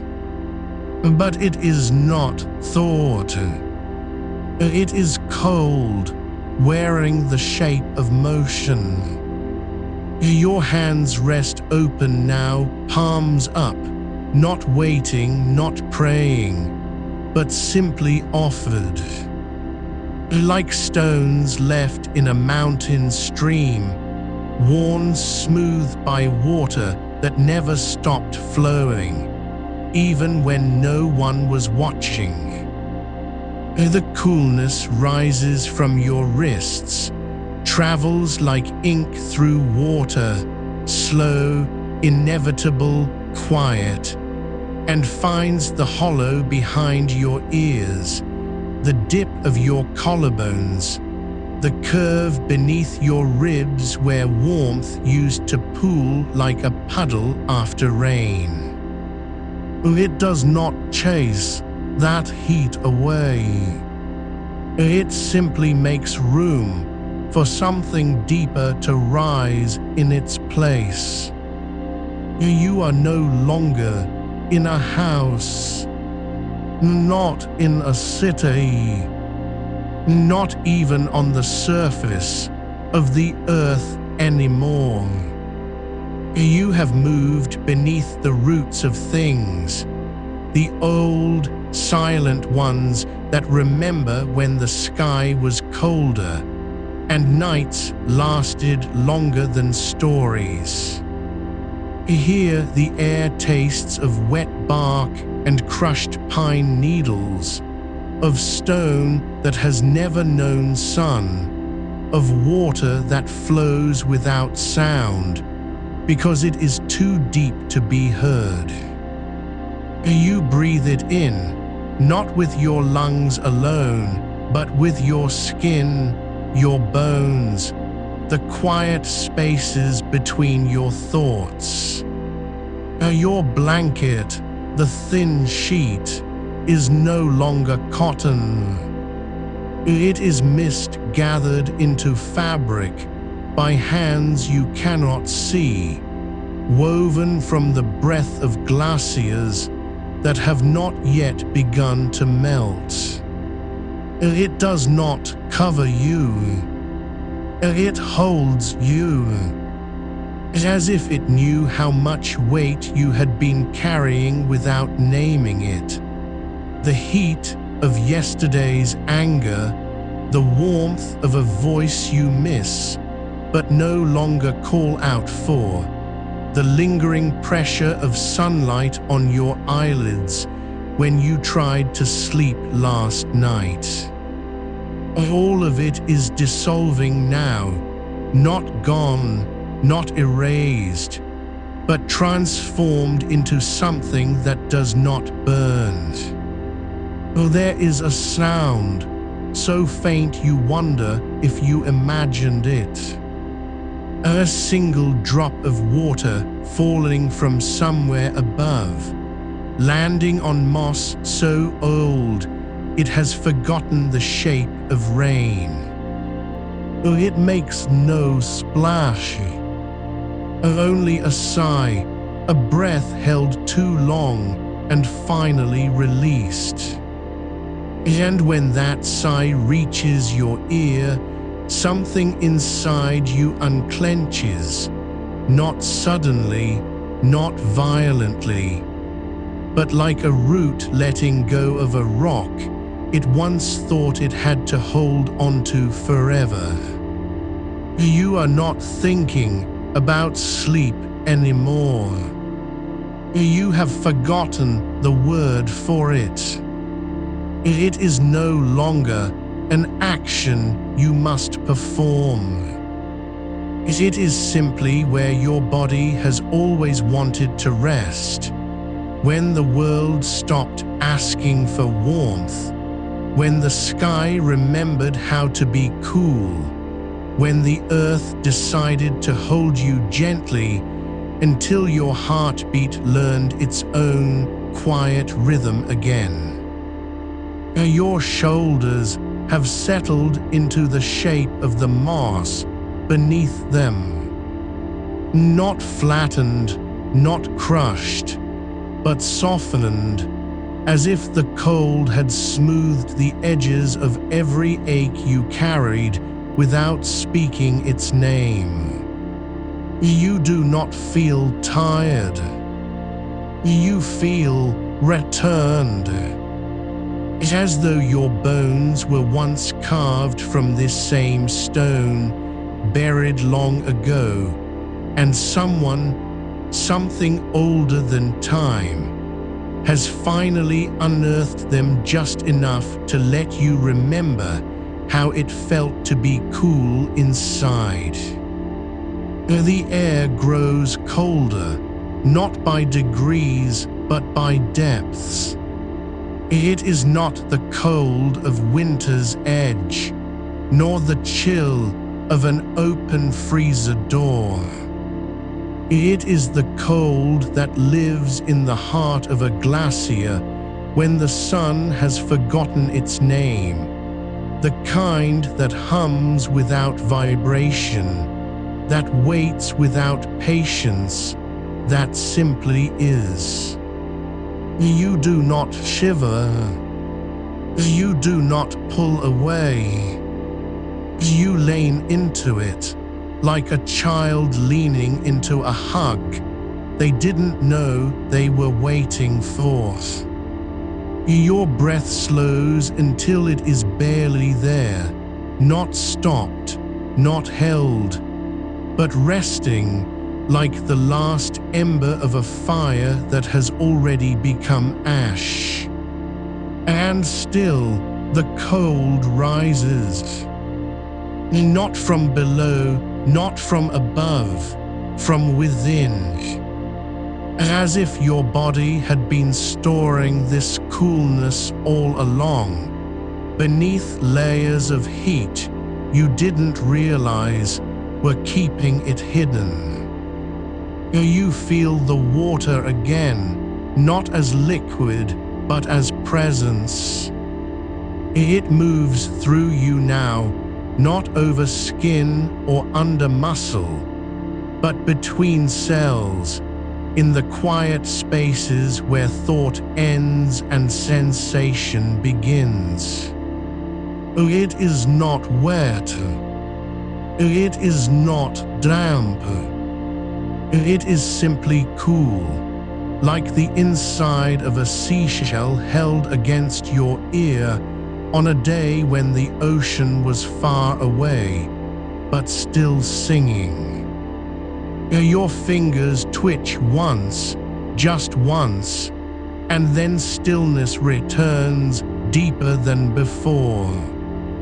The moss beneath you has grown roots, not real ones, not physical, but threads of quiet that connect you to everything below, to the dark, to the slow turning of ancient earth, to the silence between heartbeats that has always been there, waiting for you to stop shouting long enough to hear it. You are no longer trying to fall asleep. You have already fallen into a stillness so deep it has become your new kind of breathing. The cold does not ask anything of you now. It only asks that you stay, that you let go of the idea that warmth was ever yours to keep, that you allow yourself finally to be held, not by blankets or pillows or air conditioning, but by something older than all of it, a quiet, patient coolness that has been waiting for your body to remember how to rest. And so you do. You let the moss hold you. You let the water move through you. You let the cold become the shape of your breaths. Now there is no more heat here. Only this. The slow, steady rise of something ancient. Something silent. Something that has always known how to keep you safe, even when you forgot how to ask for it. You are no longer lying on moss, though it still hums beneath you, soft, endless, the memory of its coolness woven into your skin like a second breath. Now the air has changed again, not colder, not warmer, but quieter, as if the cold had learned to speak without sound. You feel it in the hollow behind your knees, where the night slips in unnoticed, pooling just beneath the surface of your bones. There is no wind here, no rustle. It's only the slow drift of something older than air, moving through you like the tide remembers the moon, even when the shore is far away. Your palms rest open now, not clenched, not trembling, but relaxed as stone worn smooth by centuries of water passing over it. You do not think about your hands anymore. You do not wonder if they are warm or cold. They simply are part of the stillness, part of the dark, part of the quiet that has no name but feels like home. Somewhere beyond this silence, a door creaks open far away, not in your room, not in your house, but in some ancient place where the walls remember every footstep that ever passed through them. You hear it faintly, as if the sound had been buried under layers of snow and then unearthed by the weight of your own stillness. It does not startle you. It does not pull you away. It simply joins the hush, the way a single drop of rain finds its way into a still pond without breaking its surface. The cold is no longer something you feel on your skin. It lives inside your ribs now, where your lungs rest between each breath. You imagine it as light, not bright, not glowing, but pale and deep, like the glow of moonlight filtering through thick ice. It does not burn. It does not sting. It simply settles slowly, patiently, into every space that once held heat. Your throat is cool. The inside of your mouth tastes faintly of mountain air, clean and thin, as if you had breathed it in while standing on a ridge where the sky touches the earth without saying goodbye. You do not swallow. You do not move. You let the coolness sit there where the warmth used to be and allow it to become part of your silence. There is no ceiling above you now, no walls, only the slow, deep dark of a cavern that has never known daylight, not in this lifetime, not in any other. The air here does not rise or fall. It simply exists, thick with the scent of wet stone and ancient earth, cool enough to make your thoughts feel heavy as river pebbles, smooth and settled at the bottom of a deep pool. You are not falling. You are sinking, not through fear, but surrender. And the cold welcomes you, not with arms, not with voice, but with presence. The kind that does not ask for anything in return. Your fingers curl slightly, not tightly, not with effort, just enough to feel the texture of the air against them. It is not smooth, not rough, but textured with the memory of frost, like lace made from silence, spun over centuries by wind that forgot how to hurry. You press your palm gently into it, as if testing its weight, and find that it holds you back, not with resistance, but with tenderness. Like the hand of someone who has waited a long time to touch you and now, finally, does so without urgency. You think, though thought is growing thinner now, like mist at dawn, that this place was made for people like you, not broken, not lost, but tired in a way that goes deeper than sleep can reach. The kind of weariness that lives in the marrow, the quiet exhaustion of holding on too long to warmth that no longer belongs to you. This cavern does not judge you for it. It does not tell you to rest harder or try more or fight the heat again tomorrow.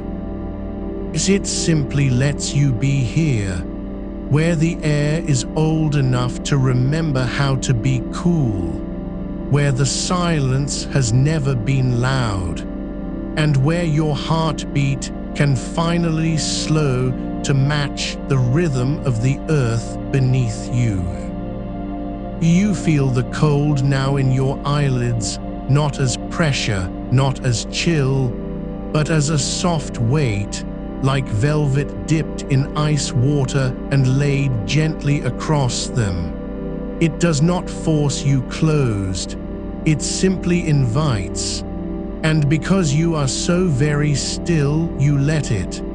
Your lashes rest there, heavy with the quiet of something that has waited too long to be known. The darkness behind them is not empty.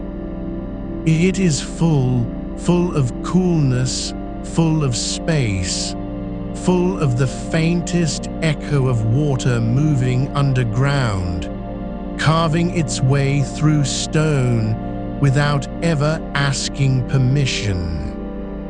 Your breath has become a whisper that does not leave your lips.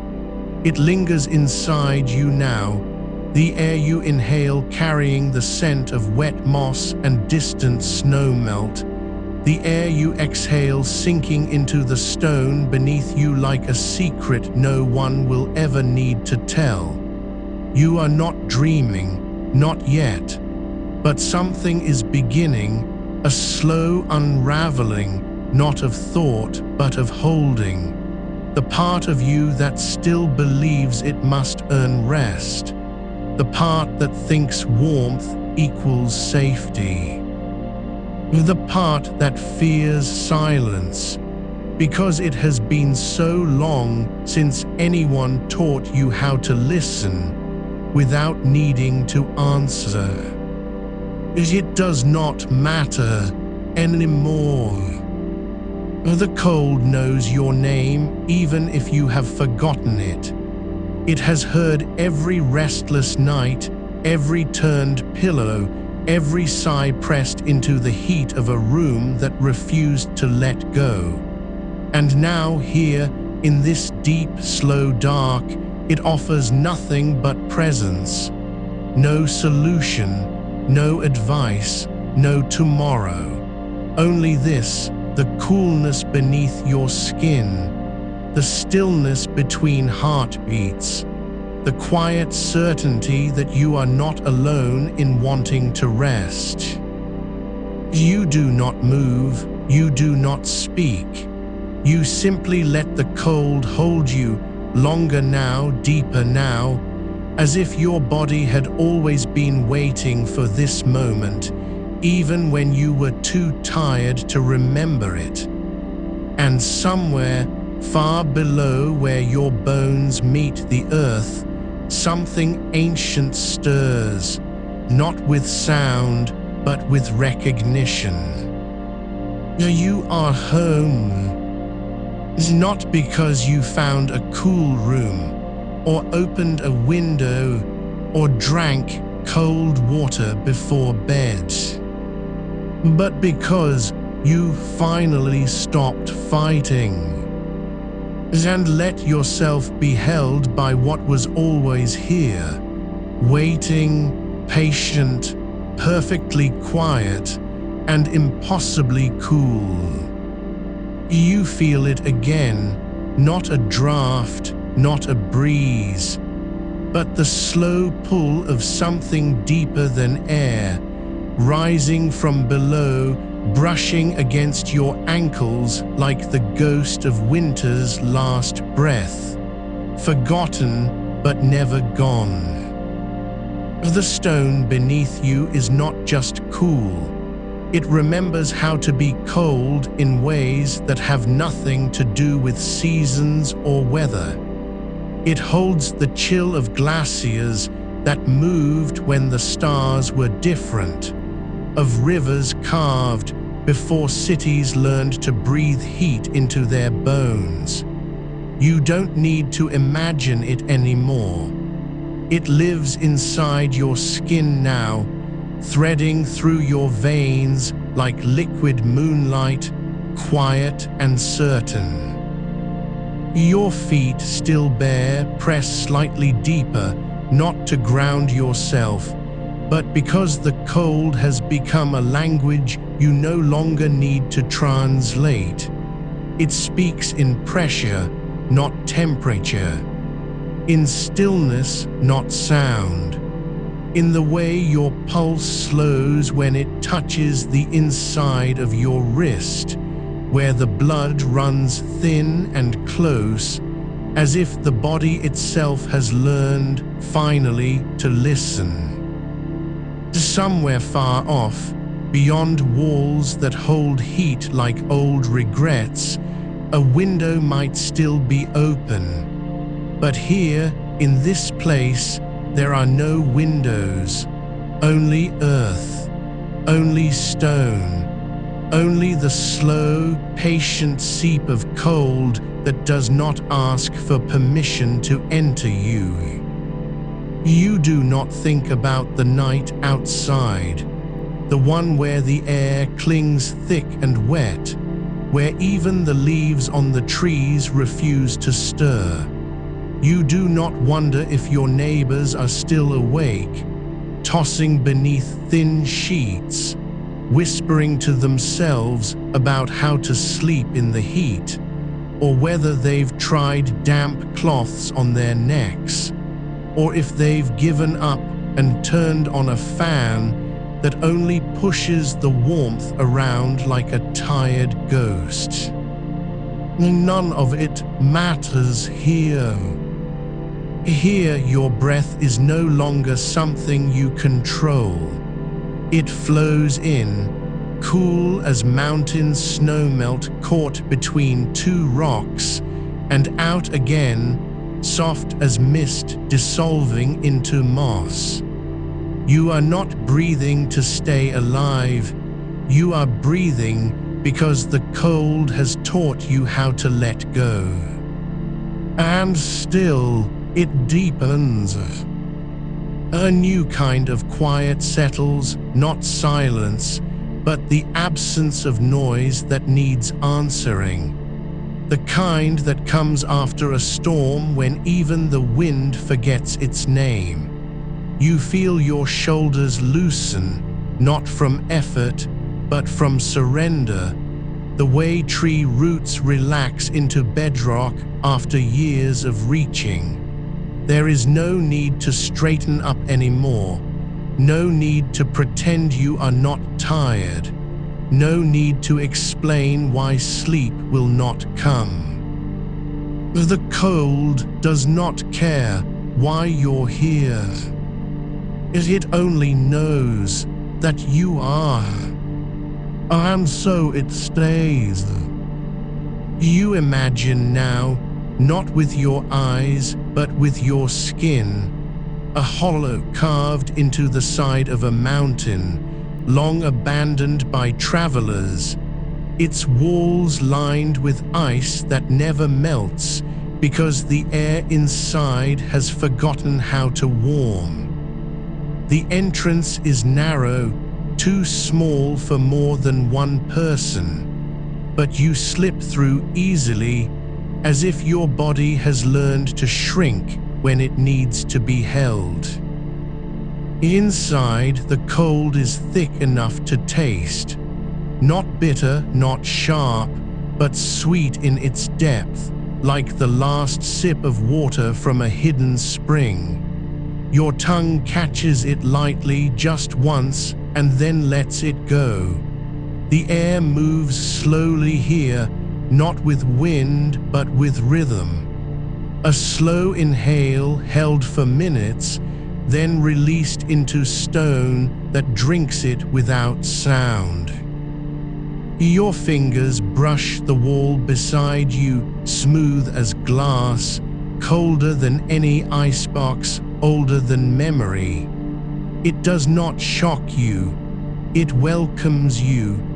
You press your palm flat against it and feel, beneath the surface, a current, not water, but something closer to time itself, flowing downward, carrying with it the chill of centuries. You wonder, though wondering is becoming rare now, if this place has always been here. If it waited for nights like this one, when every body in the city grew heavy with heat and forgot how to rest.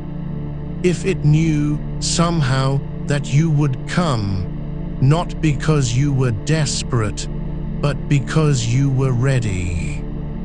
You do not answer yourself. Now there is no need. The cold has already spoken. It says you are allowed to be still. It says the heat does not own you. It says you have been held before. You just didn't know how to recognize it. And now, as your chest rises and falls with a rhythm older than your thoughts, the cold begins to rise, not from below, but from within. It flows up through your ankles, over your calves, past your knees, soft as fog climbing a hill, and settles in the hollow of your spine like a blanket woven from starlight and snowdrifts. Your hips grow heavy, your thighs melt into the stone. Your ribs open just enough to let the coolness settle between them, not as relief, but as homecoming. You think, dimly, that this is what it feels like to be unmade gently. Not broken, not lost, just returned, and to something you forgot you had. Your arms rest at your sides now, palms open, not in surrender, not in prayer, but in invitation. The cold flows into them as easily as water into sand. You feel it in the curve of each finger, in the soft hollow beneath your nails, where warmth used to cling like a secret you were afraid to tell. It doesn't matter anymore what you were holding onto. Well, the stone has taken it and given you back nothing but quiet. You drift now, not down, not up, but sideways into the edges of sleep, where thought grows thin as frost on glass, and feeling becomes the only map left. There is no sound here except your own breath, slow, even dissolving. No memory of heat, no name for the hour. Just this, the cold, deepening, widening, wrapping you in its ancient, patient arms. And still, it grows deeper. You feel it now behind your eyes, not as pressure, not as weight, but as a slow, liquid darkness, cool and clear, like water that has never known the sun. Your eyelids are no longer skin. They are membranes of ice, thin and perfect, holding back nothing. The dark inside them is not empty. It is full of stillness, full of depth, full of the quiet hum of something vast and ancient, breathing beneath you, around you, within you. You do not move. You do not speak. You are no longer trying to fall asleep. You have already arrived. And somewhere far below where your bones meet the earth, that same ancient thing stirs again, not with sound, but with recognition. It has been waiting for this moment, not because you needed fixing, but because you were ready to be held. The cold does not hurry. It never did.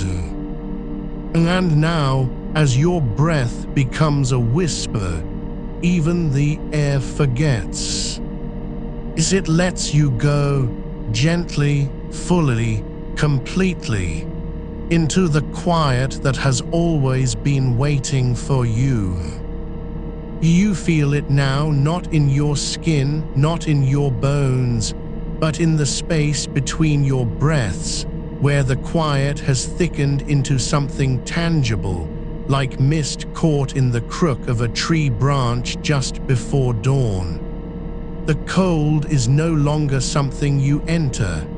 It is what you have become, a slow darkening of warmth into stillness, a surrender not to sleep, but to the gravity of coolness, the kind that doesn't pull you down, but holds you gently, as if the earth itself had learned how to cradle.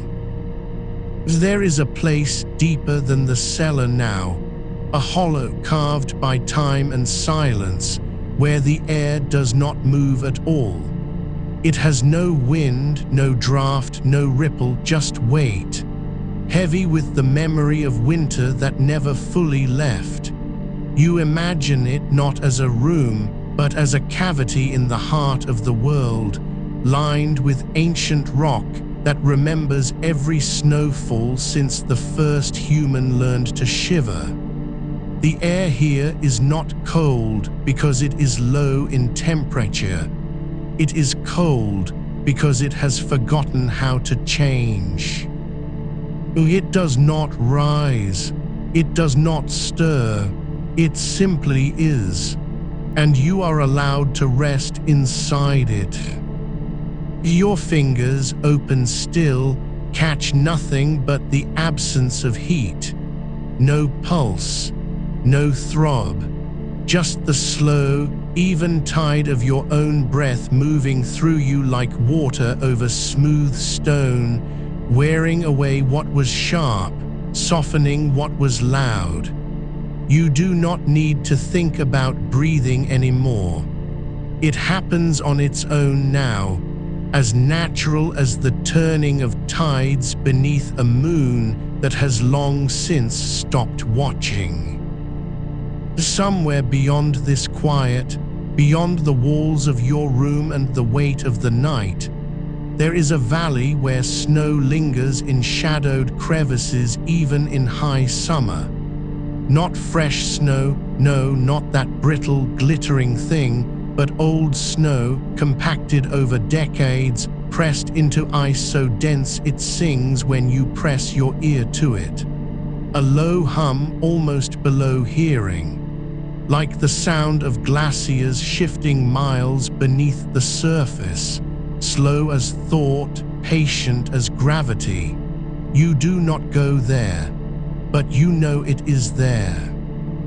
And because you know, it reaches for you, not with wind, not with touch, but with resonance. A vibration in your marrow that says, you are not alone in this quiet. Your shoulders soften, your collarbones release their last tension like a sigh released into deep water. The coolness has risen now to the base of your skull, where the weight of the day used to gather, a knot of light and noise and worry, and it is melting there slowly, silently, as if your very bones had learned how to exhale cold. There is no need to chase sleep anymore. It has already found you, not by force, not by trickery, but because you stopped fighting the dark. And because you let yourself be held by what was always cooler than your fear. You are lying now in a chamber carved from glacial ice, not as punishment, not as trial, but as sanctuary. The walls are translucent, faintly blue with age, and they do not reflect light. They absorb it. Every warmth that touches them vanishes without a trace. Your breath does not fog here. It simply dissolves into the air, becoming part of the stillness. You feel your pulse not in your wrist or neck, but in the space between your ribs, where the cold has settled like snowfall inside a hollow tree. It does not numb, it clarifies. There is no temperature here to measure, no number on a dial that could capture it. Only sensation, the way your skin remembers what coolness feels like before thought names it. The way your mind stops trying to solve the night and simply lets it be. You are not cooling down. You are returning to a state you were born into, long before heat ever learned to cling. Your legs stretch out now, unthinking, unresisting, into the depth of this place where even silence has weight. Your soles press against something unseen but certain, not stone, not ice, but the lingering imprint of frost that fell once and never thawed. It does not bite. It does not chill. It simply holds your feet as if they had always belonged there. You do not wonder how long you have been here. Time has become a slow ripple on water, visible only when you stop trying to track it. The heat outside still exists, yes, but it is distant now, like the echo of a storm that passed while you were dreaming. You are no longer beneath its reach. The air around your ears is so still that even the whisper of your own heartbeat sounds vast, as if it echoes through caverns older than language. And in that echoing, there is comfort, not because anything is solved, but because nothing needs to be. The body knows how to rest when the world stops demanding it do otherwise. Your eyelids are not lids anymore. They are veils of thinning ice, dissolving with every breath into the dark behind them. And still, the cold deepens, not as a force, not as pressure, but as an invitation. A quiet voice that does not speak in words but in texture. The smoothness of wet rock under moonlight, the hush of snow falling on moss so old it has forgotten its name, the breath of a mountain air that has never known a human sigh. You are no longer holding your body still. It holds itself now, calm, heavy, warm only in the way that deep earth is warm, not from fire, but from depth, from patience, from having waited so long it forgot how to hurry. Your thoughts do not fade, they settle, like dust on a shelf no one has touched for years. There is no need to brush them away. They are part of the quiet now, part of the cool, part of the slow, patient unfolding that happens when you stop resisting what your body already knows. That rest is not something you achieve. It is something you allow. And so you do.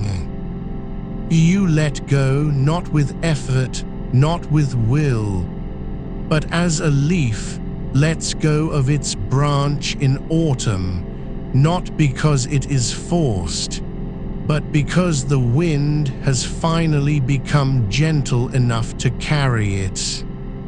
The cold does not rush to meet you. It never has. It simply waits. And now, at last, you are no longer waiting for it. You are part of it. You drift deeper now, not into darkness, but into the quiet between breaths, where the air has turned to something softer than mist, thinner than silk, and just cool enough to remind you that stillness is not empty. It is full, with the memory of water that never touched your skin but still washed through you. You feel it in the hollow behind your knees, where the night's patience pools like shallow rain caught in a stone basin long abandoned. There is no wind here, no movement at all. As only the slow, steady pulse of cold rising, not from below, not from above, but from everywhere at once, as if the very ground beneath you has been breathing coolness for centuries, and now exhales it gently into your bones. Your hands lie open on your chest, palms up, and the air above them is colder than the air near your feet. Not by degrees, but by nature, like the difference between the surface of a lake and its deepest point. You do not need to move to feel it.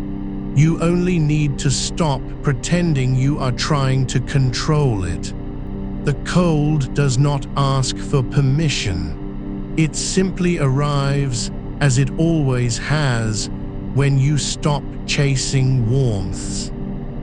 Somewhere beyond this stillness, there is a well deep stone-lined, carved by hands long turned to dust, and its water has never known the sun's touch.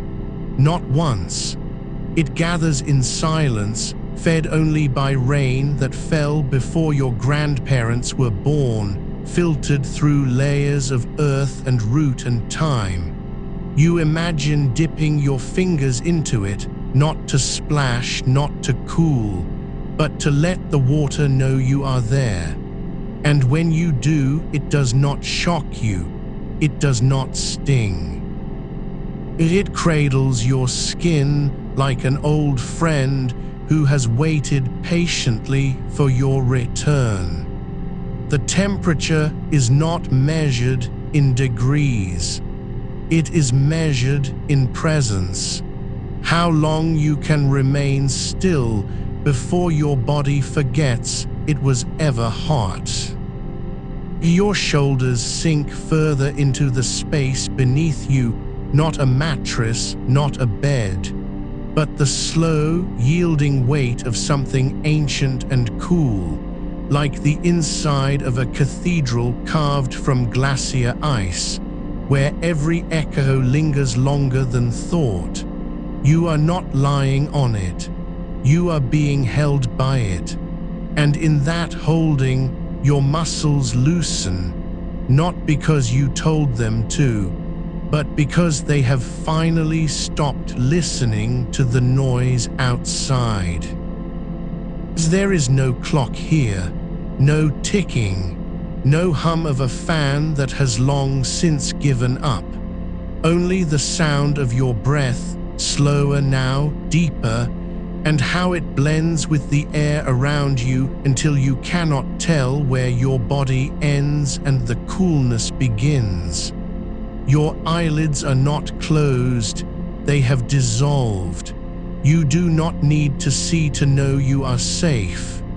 The cold knows you, it has always known you. And now, beneath your spine, where the heat once clung like a second skin, a new sensation blooms, the quiet press of damp moss, thick and velvet soft, growing over stone that has forgotten how to warm. You feel it through your shirt, not as wetness but as presence. As if the earth itself has reached up, not to pull you down, but to cradle you into its rhythm. The moss does not ask for anything, it simply grows. And in growing it cools, and in cooling it gives. You do not think about whether this is real. You do not wonder how long you have been here. There is no need. Time has become a slow drift, not forward, not backward, but inward, into the quiet core of your own breath. Into the place where your heartbeat no longer races to keep up with the world outside, but settles into the same rhythm as the cold.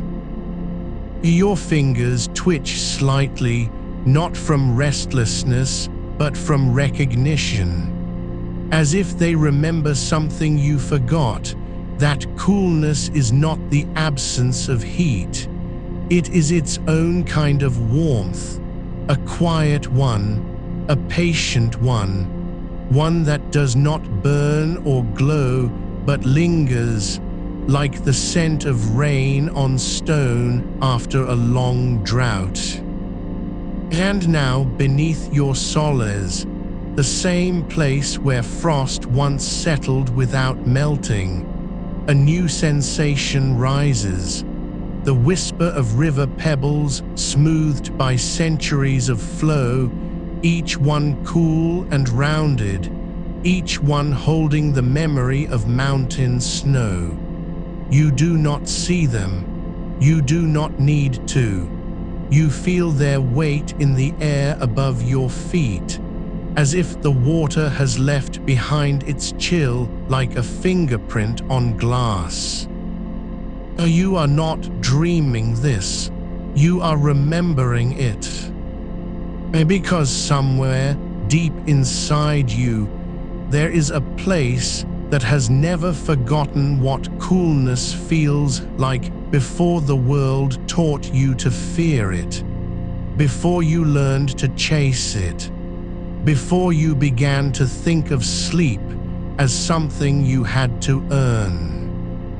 Here, in this quiet, you do not earn rest, or you receive it, like rain on moss, like shadow on stone, like breath on skin that no longer needs to be cooled. It only needs to remember how to let go. And so you do. Your ribs rise, your ribs fall. The cold does not hurry, and neither do you. There is a cave somewhere, not far, not near, where the walls are lined with crystal that never warms, even when the sun climbs highest above the earth. It glows faintly in the dark, not from light, but from stillness, from age, from having waited so long it no longer remembers what heat was like. You do not go to it. It comes to you. Its presence is not loud, not bright.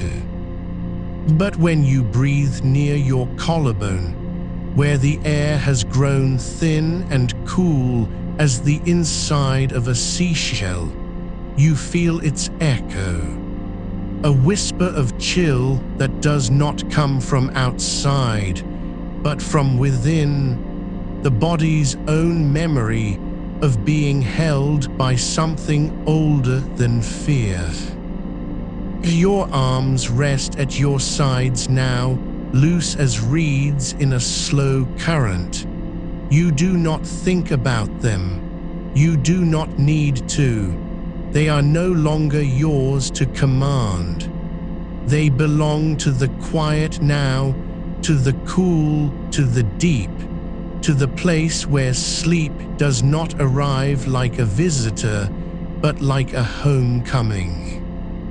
And still, the cold deepens, not in force, not in intensity, but in intimacy, as if it has been waiting for you, not to fix you, not to heal you, but simply to be with you, to sit beside you while your thoughts grow heavy as river stones, while your breath grows slow as tide receding from sand. You are not falling asleep. You are remembering how to rest. And in that remembering, you let go. Not with effort, not with will, but like snow melting into soil, like mist returning to the air, like a single drop of water, finally, after so long, letting itself become part of something greater. The cold does not ask you to stay. Oh, it never did. It only asks that you stop running from it. And now you do not run. You simply breathe. And in breathing, you are already there. There is another room, deeper still, not beneath the house, but within it, where the air has never known daylight. The walls are made of thick, unglazed clay, fired slowly over weeks until they hold their chill like a secret. You do not touch them, you don't need to.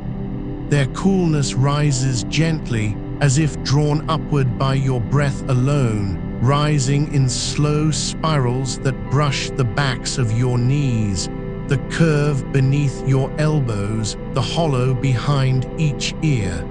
It does not rush. It does not insist.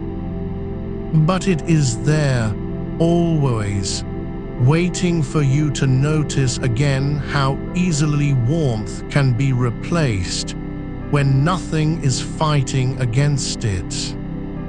Your hands have stopped trembling. Your fingers no longer curl into fists as if clutching at something slipping away. They rest open now, palms upturned like shallow bowls catching the quietest rain. And above them, the air grows thinner still. Not cold in the way ice is cold, but colder than memory allows you to believe possible. It carries the scent of wet earth after a storm that never reached the surface. Deep, ancient, mineral, and it settles into your lungs without resistance. You do not breathe deeper to meet it. You simply let it find you. Somewhere beyond this room, not far enough to be lost, is water still and silent as glass. Not moving, not rippling, just waiting. Its depth is impossible to gauge because the light that touches its surface does not penetrate. It only hovers, suspended like dust in a cathedral at dawn. You do not look into it. You feel its presence through your soles again. The same stones beneath you now cooled by centuries of shadowed stillness. And with each exhale, some part of you sinks lower, not falling, never falling, just settling deeper into the quiet that already lives inside you. The water does not touch your skin. It does not need to.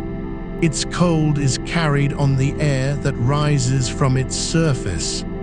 A breath so faint it could be mistaken for silence if you weren't listening with more than your ears. You are listening now, though, not trying, just being there.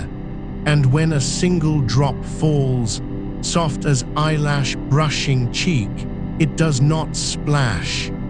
It dissolves into mist before hitting the ground, leaving behind only the memory of chill on skin that no longer remembers how to be hot. You think you might have been here before, not in your life, but beneath it, in some version of yourself older than thought, older than fear, older even than longing. And perhaps you were waiting then too, not for sleep, but for permission to stop holding the heat inside you like a burden meant only to be carried. There is no wind here, no movement at all, but still the air shifts, slowly, as if stirred by something breathing just beyond sight. A slow pulse, deep and rhythmic, like the heartbeat of stone that has forgotten how long it's been still. You feel its rhythm in your wrists now, not as a throb, but as an echo. The same coolness you felt earlier on your neck, behind your knees here again, woven into your blood like thread through cloths. You do not try to follow where the cold leads. There is no path, no destination, only this, the sensation of being held not by hands or blankets, but by temperature itself, by absence, by stillness that has learned how to be gentle without ever trying. A single leaf drifts down from somewhere above, though there are no trees here, and you know it cannot be real, and lands on your forearm with such lightness it does not disturb the skin at all. But for a moment, the cold is sharper, a tiny shock of frost that lingers only as long as your breath holds still, then gone, not vanished, but absorbed into the deeper chill already living in your bones. You do not wonder where it came from. You do not need to know. The air grows cooler still, but gently now, as if afraid you might wake up and leave. As if this coolness has learned to love you quietly without demanding anything back. Not gratitude, not awareness, not even recognition, only presence. Just your breathing, your silence. The way your body no longer tries to push heat outward because it knows there is nothing left out there worth holding onto. Your eyelids are heavy now, but they were always heavier than you thought. Not from tiredness, from belonging. Though the cold does not speak, it never has. But if it could, it would say this: you do not have to be cool to sleep. You only have to stop resisting being held by something older than heat. And so, you let yourself sink further. Not into darkness, though there is plenty of that, but into the quiet between heartbeats. Into the space where even thought grows thick with stillness, like syrup in winter. Your breath slows until it feels less like breathing and more like remembering how to be. The room deepens around you, not darker, not colder, but fuller, as if every particle of air has paused just long enough for your soul to catch up. And somewhere far below, so far that even memory cannot measure the distance, a single stone rests on a bed of ancient silt. It was once part of a mountain, then it fell, then time forgot its name. Now, in this place without sun or season, it holds cold like prayer, and you, lying here so still, are beginning to feel something very much like peace.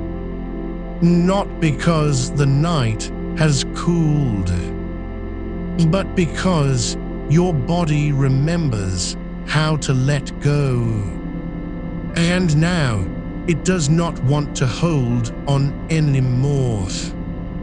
The stone beneath you is not cold because it has been chilled. It is cold because it remembers how to be untouched.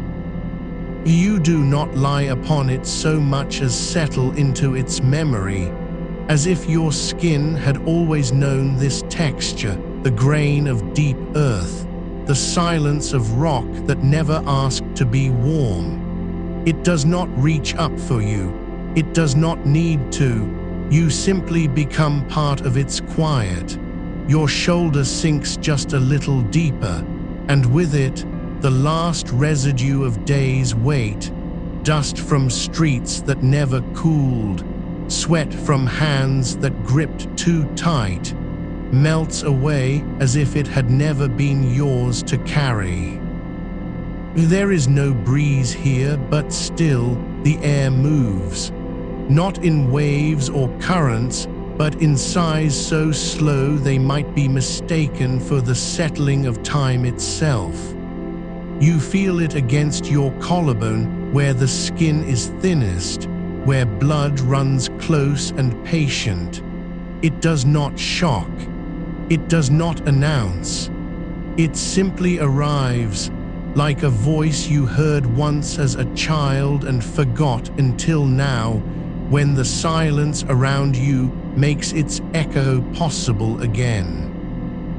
You think of water not running, not splashing, but pooled, deep, still, so deep that even moonlight cannot reach the bottom, and what lies there is not darkness, but something older, a cool so complete it has forgotten the shape of warmth. You imagine your feet there, bare, unafraid, resting on smooth stones worn by centuries of slow current, not icy, not biting, just present. A temperature that does not ask for permission to be felt. It simply is.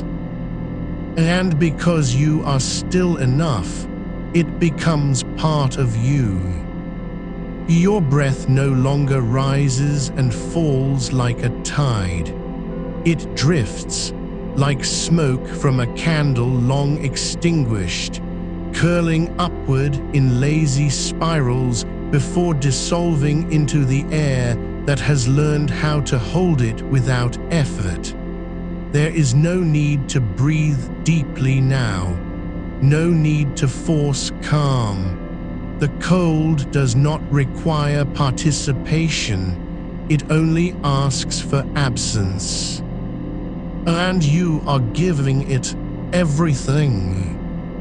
Your wrists rest open on your chest, palms up, not as if waiting for something, but as if they have already received it. A memory of water, perhaps, or the ghost of a stream that ran through stone in another life.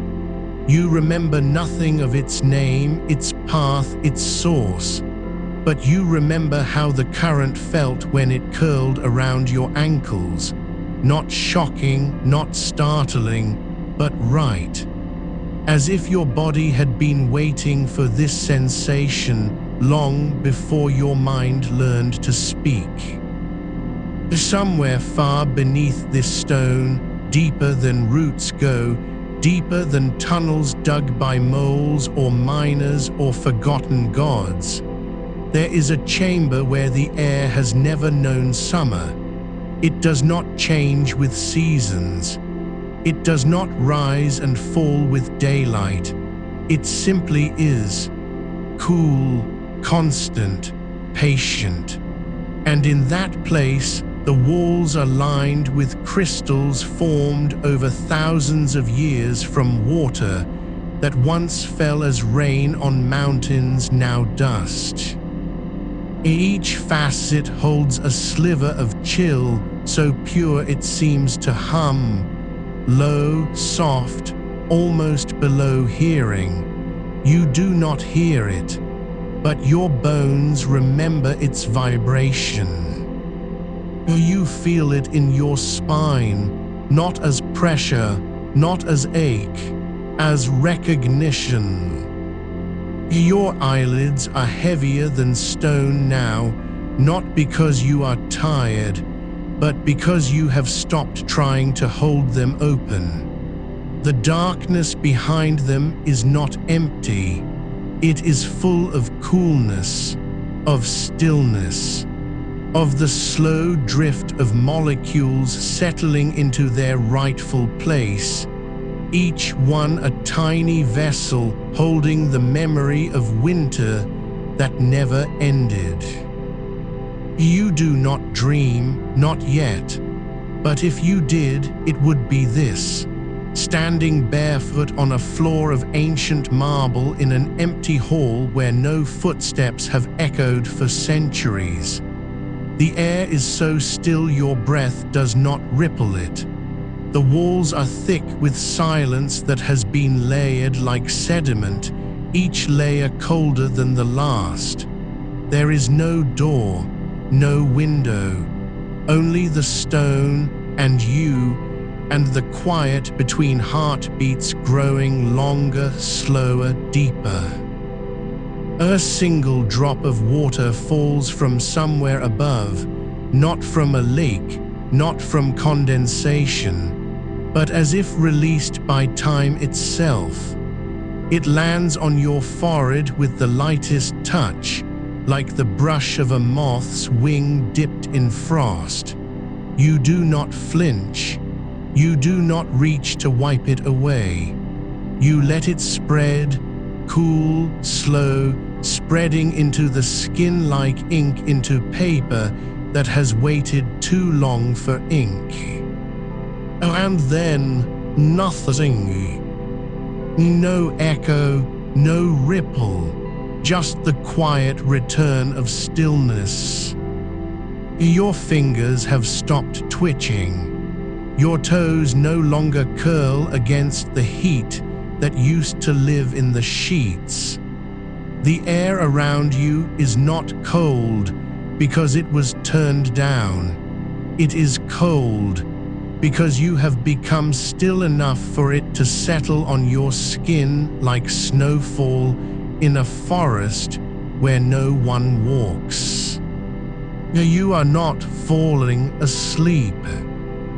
You are becoming part of the cool. And that, more than any breath, any thought, any technique, is how the body remembers how to rest. Not by fighting heat, but by letting go into something older than fever. The stone beneath you holds your weight without complaint. The air around you holds your breath without demand. Even your thoughts have begun to soften, not vanished, but thickened, like honey left overnight in a cellar where the temperature never rises. You are not warm anymore, and you do not miss it. Somewhere far below, even deeper than the crystal chamber, the earth exhales. A slow, ancient sigh of coolness rising through fissures and seams, through roots that have grown blind with time, through layers of sediment that have forgotten they were once sand. It does not rush to reach you. It does not need to. It simply rises. And you are already there. The coolness you feel now isn't coming from above, nor from below. It's rising through the soles of your feet like a tide that never breaks, only gathers. It doesn't rush. It doesn't need to. You've stopped measuring it. You've stopped waiting for it to arrive. And now, in this quiet where even breath has learned to linger, you notice something deeper than chill, the texture of stillness itself. Not silence as absence, but silence as substance. Thickened, settled. Like powdered quartz suspended in water that's been left untouched since before clocks were invented. Your hands rest open on your chest now, not clenched, not folded, but relaxed as stones worn smooth by centuries of river current. The air brushes them lightly, just enough to remind you it is there. Not as a breeze, not as movement, but as a presence. A gentle pressure that carries the scent of wet earth from deep underground, where moss grows in absolute dark and never turns toward light. You don't remember smelling it before, but now you do. And with it comes the memory of being small, smaller than roots, smaller than beetles burrowing into loam, and yet held, entirely contained by coolness that has no beginning and no end. Somewhere far beyond the walls of this room, a single drop of condensation forms on the outside of an old glass bottle left in a shaded corner of a forgotten porch.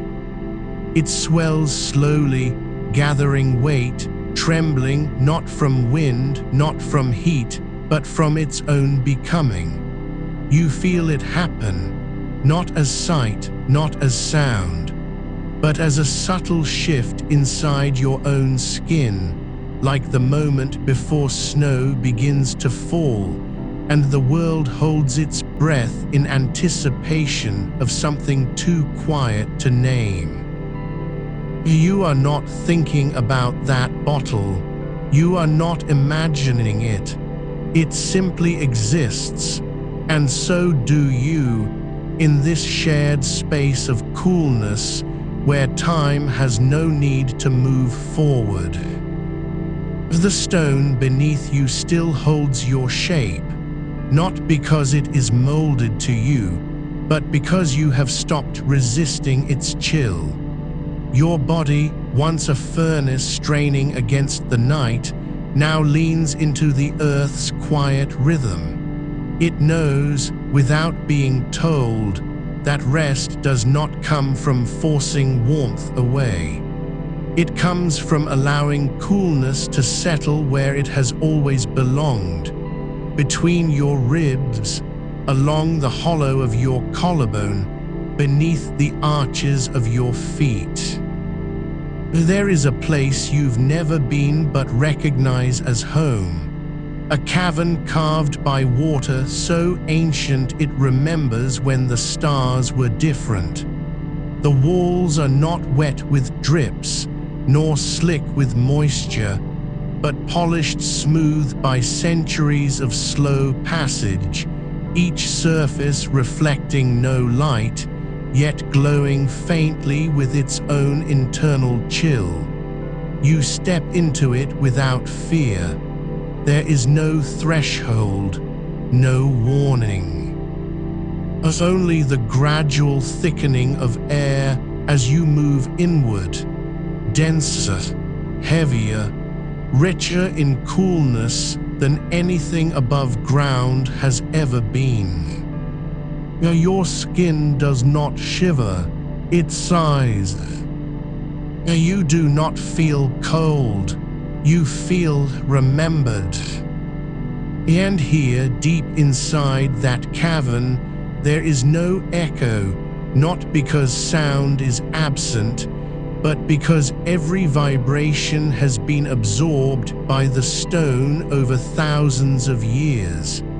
Even your heartbeat becomes part of the quiet, not silenced, but softened into the background hum of the earth's slow pulse, a rhythm older than language, older than fear.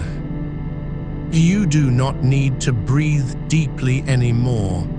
Your lungs have learned that coolness does not require force. It simply waits. And when you are still enough, it fills you not as air, but as a kind of weightless liquid, pooling gently in the hollows where tension once lived. Behind your ears, between your shoulder blades, beneath your jaw.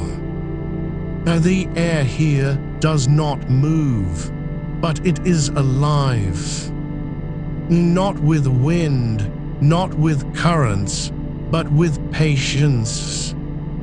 And you, your bones, your blood, your quiet mind, are learning to be patient too. A single thread of mist curls upward from a crack in the floor, not rising, not drifting, but unfolding, as if the earth itself were exhaling after centuries of holding its breath. You feel it brush against your ankles like the ghost of a kiss, left by someone who loved you before you were born. There is no need to follow it, no need to trace its path back to its source. It is not leading you anywhere. It is simply being.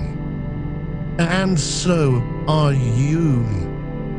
Your eyelids are full now, not heavy with sleep, but heavy with the weight of surrender. The kind that comes only after long resistance, after counting heartbeats and turning pillows and whispering to yourself that tomorrow will be cooler. Tomorrow never came, but tonight did. And it brought this, not a solution, not a trick, not even relief, but presence. You are here in the cool, not escaping heat, not fighting it, not waiting for it to leave. You have become part of what remains when the sun forgets to rise. And in that becoming, you are no longer alone. The stone remembers your shape. The air remembers your breaths. The dark remembers your stillness. And somewhere deeper than all of this, where time is not measured in minutes or hours, but in the slow settling of minerals and the silent growth of crystal veins, you feel it again. That low, soft hum, the one you thought was a dream. It's not coming from outside. It never was. It's rising from inside you now. And you let it rise. No need to name it. No need to hold it. And just let it grow. The coolness deepens, not because the night has changed, but because you have stopped trying to change it. You are no longer waiting for sleep. Sleep is waiting for you. And it is already here. The mist doesn't rise anymore. It lingers, settling like powdered moonlight on your skin, cool without touch, quiet without sound. You don't need to notice it to feel it. It knows where you are. It has always known. Your ankles, still bare, rest on the stone as if they never left this place, not because you chose it, but because your body remembered before your mind did. The stone holds memory not in words, but in temperature. A slow, steady sigh that has no beginning and will have no end. You are not lying down. You are being held. Somewhere beyond the archway, beyond the curve of this ancient hollow, a faint trickle begins. Not water falling, not dripping, not running, but threading. A single filament of liquid cold moving through unseen channels in the rock, brushing against the roots of forgotten trees, slipping between layers of sediment that once were seabeds, now cradling silence. You don't hear it, but your pulse slows to match its rhythm, not because you try, but because your blood remembers how to listen. It's not a stream you can follow. It's a whisper your bones already know.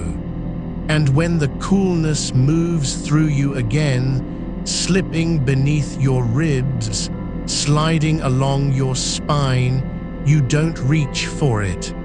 You let it come, like breath returning after holding too long.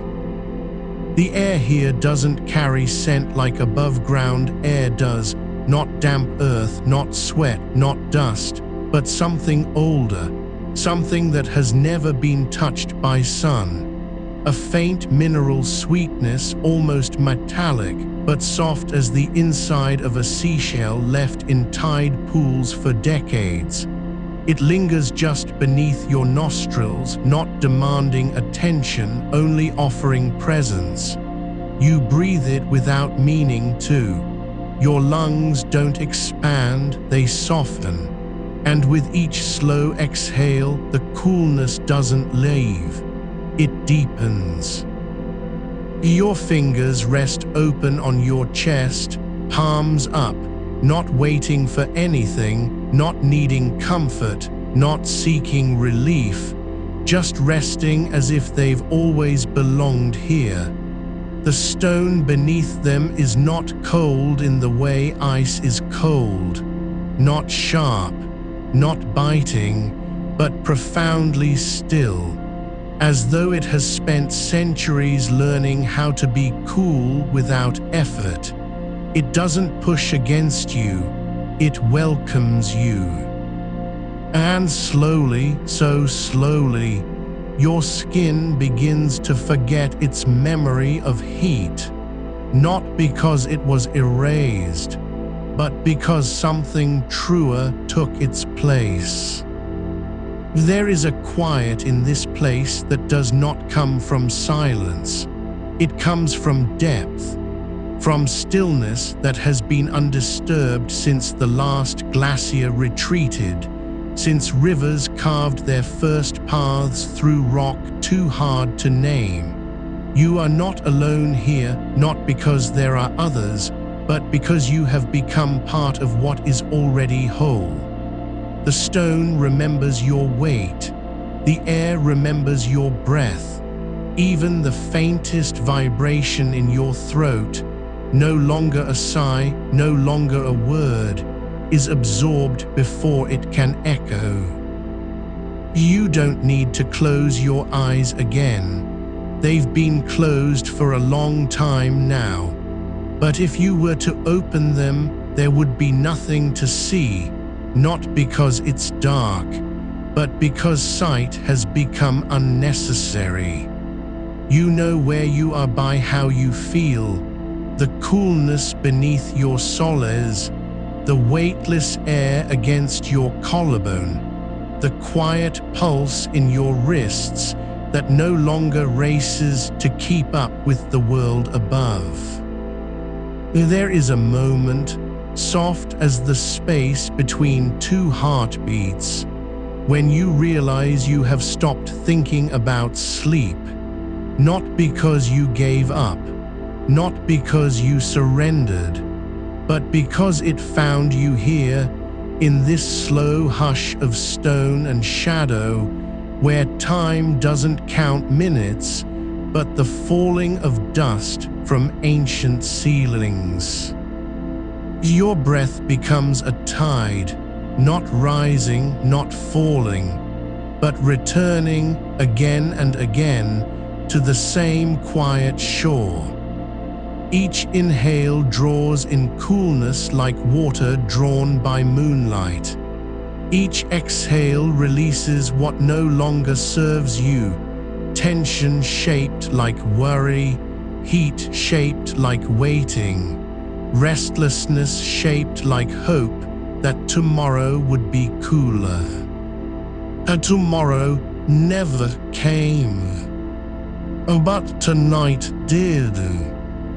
And tonight brought this, not a cure, not an answer, not even peace, but the quiet certainty that you are safe in coolness, that you do not have to earn it, you do not have to fight for it. It has been waiting, not for your permission, not for your effort, but simply for your stillness. And now you are still. As the mist thickens slightly, just enough to brush the curve of your ear, just enough to settle in the hollow at the base of your throat, like a whispered lullaby from someone who loved you before you were named. You do not know if it is real. You do not care. Oh, it is here. And so are you. Your limbs grow heavier, not with fatigue, but with belonging. The stone beneath you holds you as gently as the dark holds the stars. There is no need to move, no need to shift, no need to find a better position. You are already where your body has always wanted to be, cool, quiet, cradled. Somewhere far away, beyond this chamber's ancient walls, a window might still be open. A fan might still turn, slow and tired, pushing warm air that no longer matters. The city outside may still hum with the last echoes of daylight. But here, beneath the earth, there is only this, the coolness that remembers you. And in that remembering, you are not lost. You are found.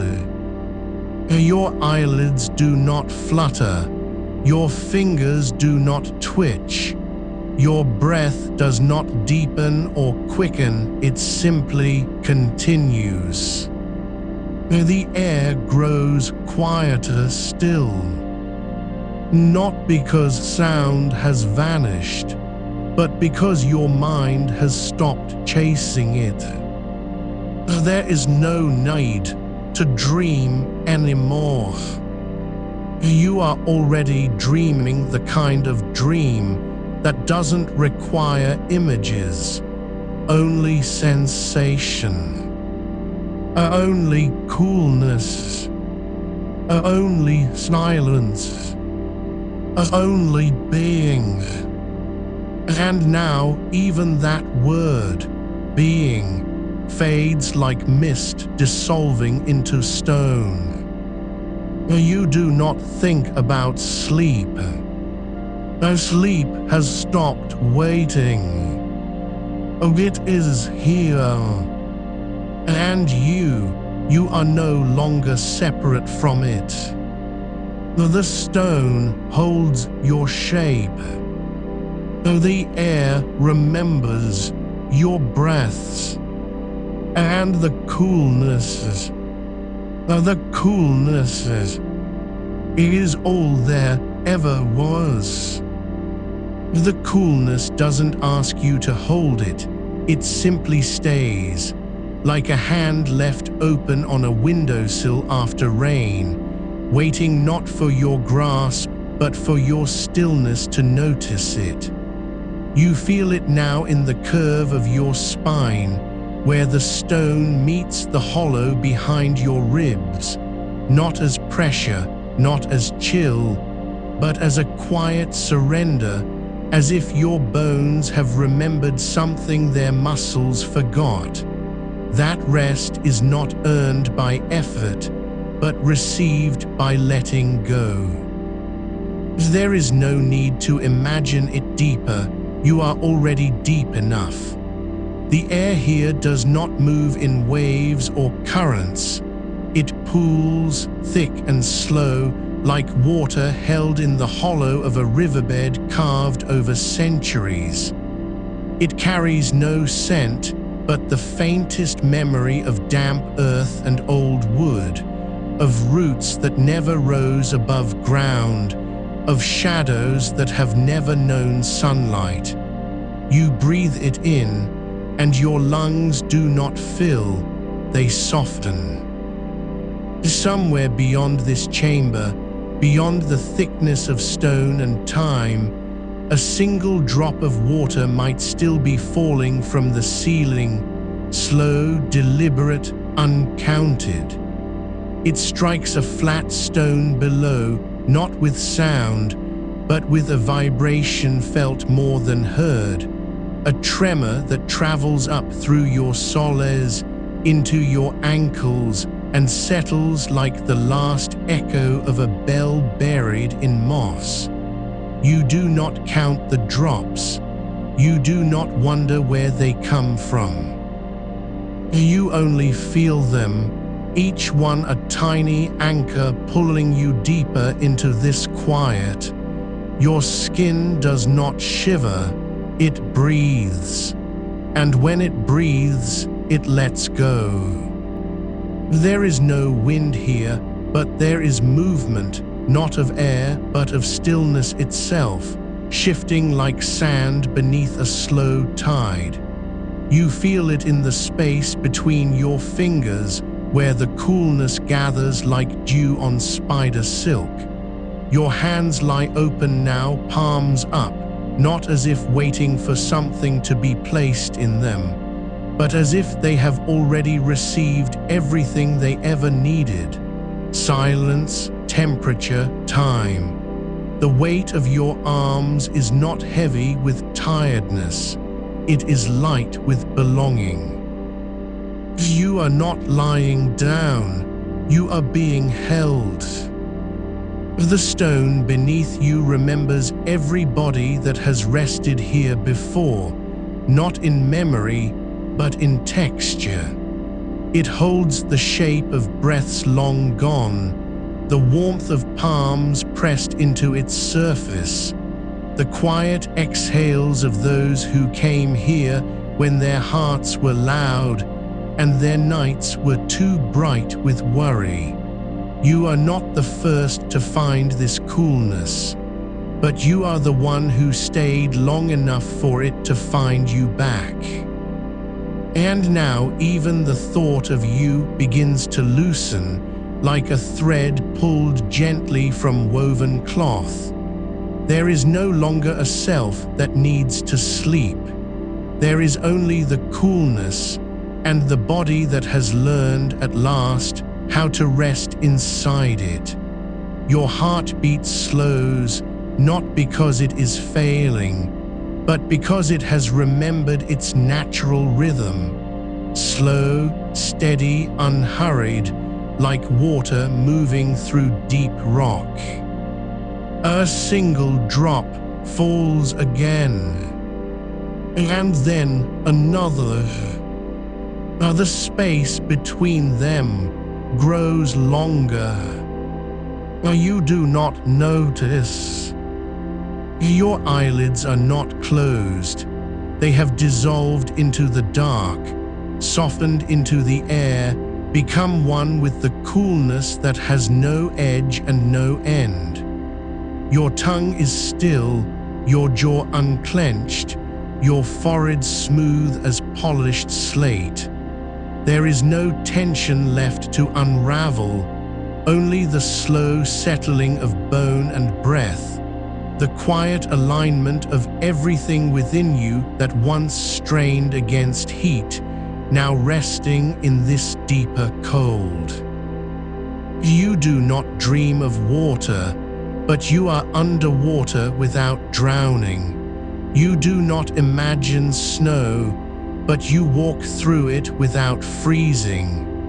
The air around you is not thin. It is thick with calm, dense as liquid velvet, and when you breathe, it does not enter your lungs, it enters your bones. There is a moment, longer than a breath, shorter than a thought, when you realize the coolness has never left you. It was always here, in the hollow behind your knees, beneath your pillow even when it felt hot, in the space between your fingers when you reached for water that wasn't there. You were never too far from it. You only forgot where to look. Now you are looking, not with eyes, not with thought, but with your whole body, and your body remembers what your mind could no longer hold. The stone beneath you holds more than weight. It holds time, and in this quiet, time is not something you lose. It is something you become. A drop falls again, so slow it seems to hang in the air before touching stone, and for a breath, you feel yourself falling with it, not down but inward, deeper into the hush, deeper into the cool, deeper into the quiet that does not need your permission to be real. You do not need to go anywhere now. There is nowhere else to be. The air thickens slightly around your neck, just enough to brush your jawline like a ghost's sigh, and you feel it settle, warm with coldness, gentle as the last whisper of a lullaby sung in a language older than names. You do not know if this is real. You no longer care. It is here. And so are you. Your breath does not rise or fall. It circles, slow and deep, like water turning in an ancient well. A drop falls. And then nothing. Only the quiet that follows a drop that has finally reached its rest. The stone holds you. The air remembers you. And the coolness is all there ever was. The coolness now lives in your collarbones, not just beneath them, but woven into the skin itself, like a second layer that does not sweat, does not tremble, does not beg for relief. It has learned your shape. It knows where your ribs rise and fall without effort now, how the hollow between your shoulder blades holds the chill longer than anywhere else. Like a cup turned upside down to catch the last of evening dew. You do not need to remember this place. You are already there. Somewhere beyond the walls, beyond the hum that lingers like a forgotten radio station, the night has grown heavier, not with heat but with stillness. The air outside is thick with silence now, as if even the crickets have learned to breathe slower. But here beneath you, within you, there is no need for sound. There is only the slow press of cool against your inner ankles, where the blood moves like melted glass under moonlight, thick, clear, heavy with quiet. You feel it travel upward, not as a rush, not as a shock, but as a tide that has learned patience. It rises past the backs of your knees, softens the curve of your thighs, slips beneath the hem of your thin sheet, and finds the warmth you once thought was yours to hold. You do not move to meet it. You do not try to keep it. You simply allow it, like letting go of a hand that has been gripping too tight for years. The sheet, barely there, does not trap heat. It carries the chill like linen soaked in mountain air, damp with dew from 1,000 forgotten mornings. It does not cling. It breathes, and so do you. There is a stone beneath your feet, not imagined, not remembered, but real, ancient, and patient. It has seen winters that lasted longer than any year you've known. It has held the weight of bare solace in every season, listened to sighs that turned to steam in winter, watched feet grow tired with summer's endless days. You have pressed into it for hours now, longer than you can count, and still it gives back coolness as if it were endless, as if it had been waiting. And perhaps it has.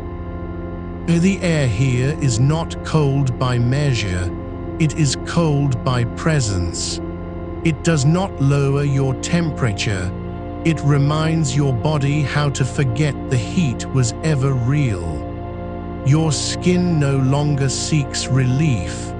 It remembers its own nature, porous, quiet, alive with the slow exchange of warmth and stillness. You are not cooling down, you are returning. Somewhere in the dark beyond this room, a window is open, not wide enough for wind to rush through, but just enough for the night to slip in like an old friend who knows better than to knock. It carries no scent of rain, no hint of distant thunder, only the faintest trace of earth after long dryness, dust turned to memory, soil holding its breath beneath the weight of stars. And this air, the air that finds you now, is not chilled by machines or forced through vents. It is cooled simply by time, by stillness, by being allowed to rest. You do not need to open anything. You do not need to reach for anything. The coolness has found its way to your wrists, not with water, not with cloth, but with the slow surrender of your pulse. Each beat carries warmth away like a leaf on a quiet stream, and where it leaves, there is only the echo of cold, soft, certain, patient. Your fingers rest open now, not clenched, not curled, just loose upon the sheet, as if they have forgotten how to hold anything but air. And in that looseness, you feel something deeper than comfort. You feel recognition, as though your body has been waiting for this moment longer than it has known its own name. There is no need to count breaths anymore. There is only the rhythm that comes when you stop trying to make it happen, the slow swell of air moving through a space too deep for thought, too quiet for worry. Your lungs do not fill, they simply open, and the coolness flows in, not as oxygen, not as air, but as peace made tangible. You do not dream of mountains, though your bones remember their shadow.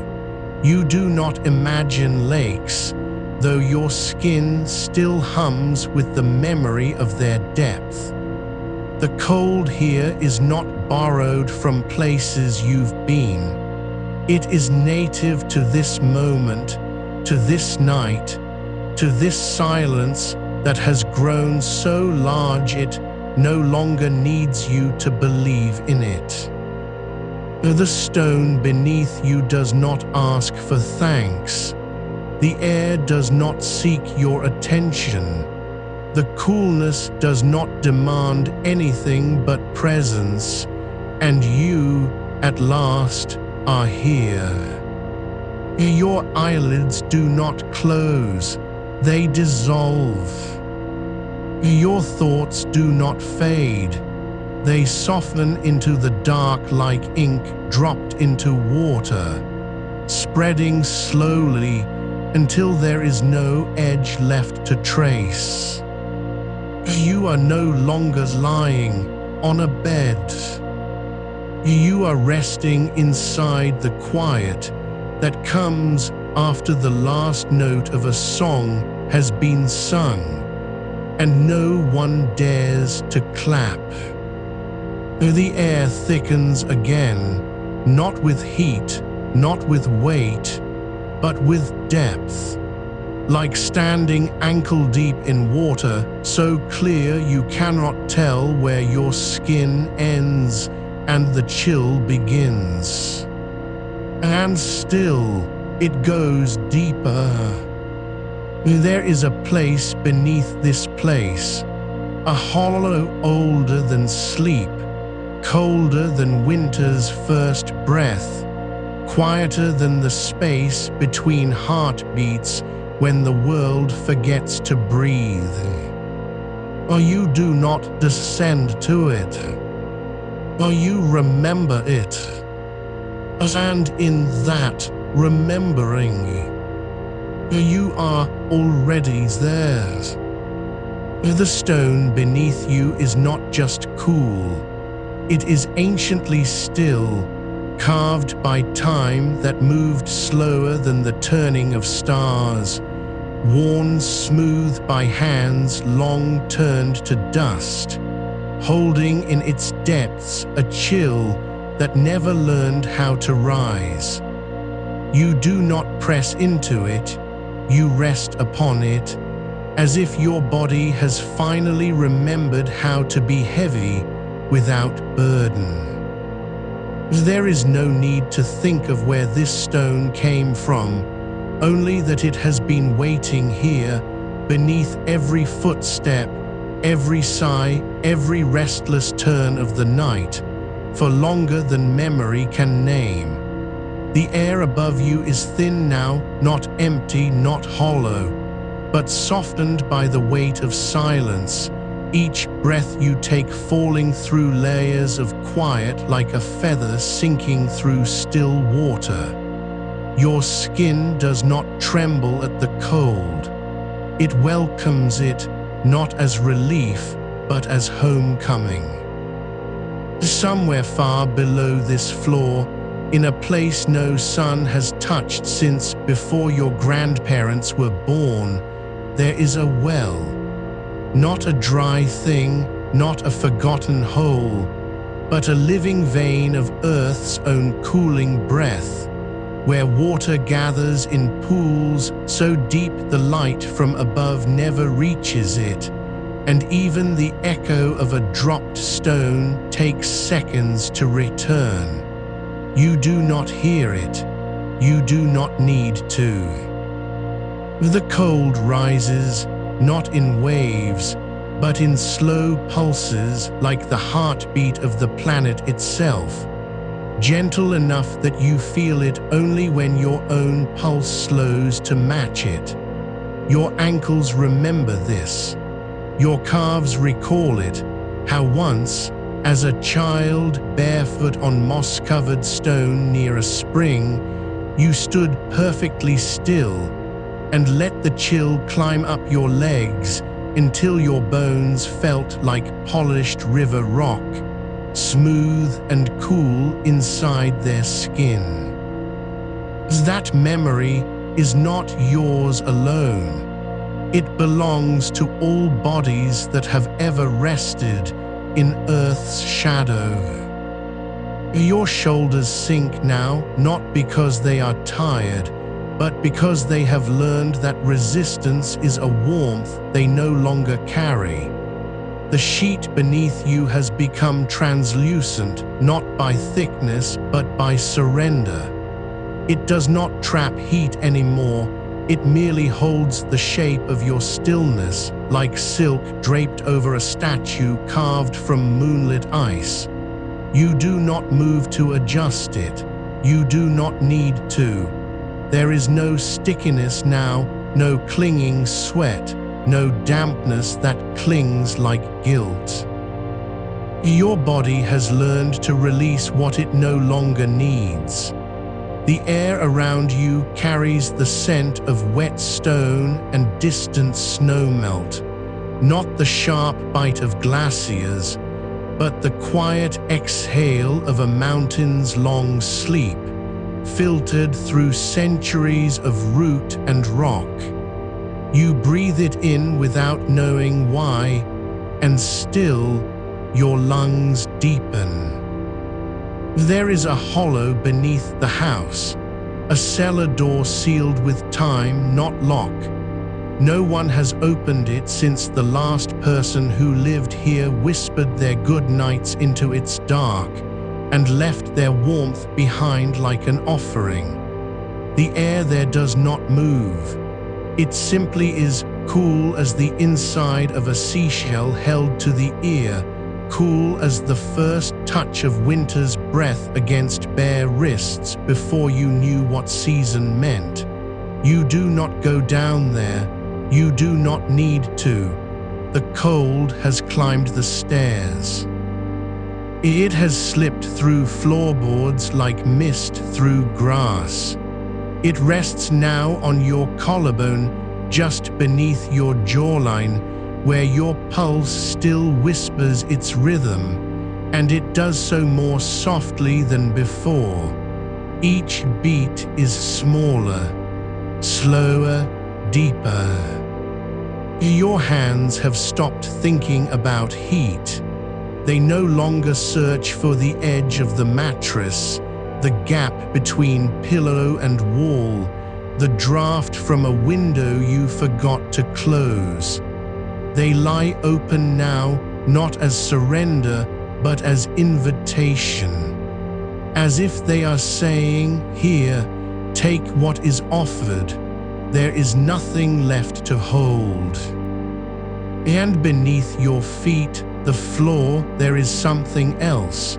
Not water, not stone, but silence made dense enough to feel, a kind of cool that lives in the spaces between thoughts, in the pause after a sigh has ended, but before the next one begins. It is not temperature you are feeling now, it is stillness given form, and it does not ask for your attention. It only asks that you stop pulling away. The heat outside, the city's last gasp of warmth, is no longer a memory. It is an echo that fades with every breath you take. You do not fight it. You do not name it.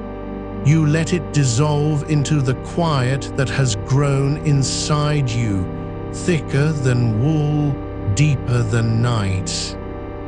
Your eyelids are not closed. They have become part of the dark. Your thoughts no longer drift.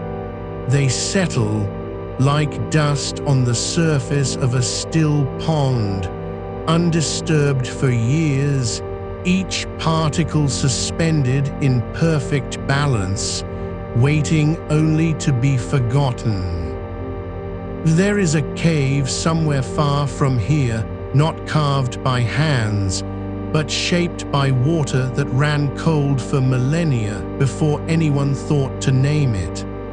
Its walls are wet with condensation, not from rain, but from the air itself weeping gently against stone older than language. The floor is smooth as glass, cooled by the slow drip of water falling from above, each drop hitting with such quietness that you would miss it if your heart were still racing. But now it does not race. It hums, low, deep, steady. And in that cave, the cold does not bite, it cradles. You do not need to imagine it. You are already theirs. Your breath no longer rises and falls. It simply exists, like mist on a winter morning that never quite lifts, because the air around it is too still to carry it away. There is no sound but your own quiet pulse, slower now, slower than the ticking of clocks, slower than the turning of earth beneath you. It does not need to be counted. It does not need to be followed. Oh, it simply is. And with each slow beat, the cold grows deeper, not colder, deeper, like roots growing downward into soil that has never known sun. Like silence after the last note fades. Like the moment before sleep forgets it was ever trying to arrive. You are not falling asleep. You have always been here. There is a hollow beneath the roots of an ancient pine where snow never fully melts, even in summer when the sun climbs high enough to turn the forest floor to gold. You are not standing above it, you are within it. The air here carries no scent but damp earth and old bark, softened by centuries of rain that fell without sound. Your skin remembers what your mind has forgotten. How cold can feel like silk against the back of the neck when it does not come all at once, but in slow pulses, each one a breath held longer than fear allows.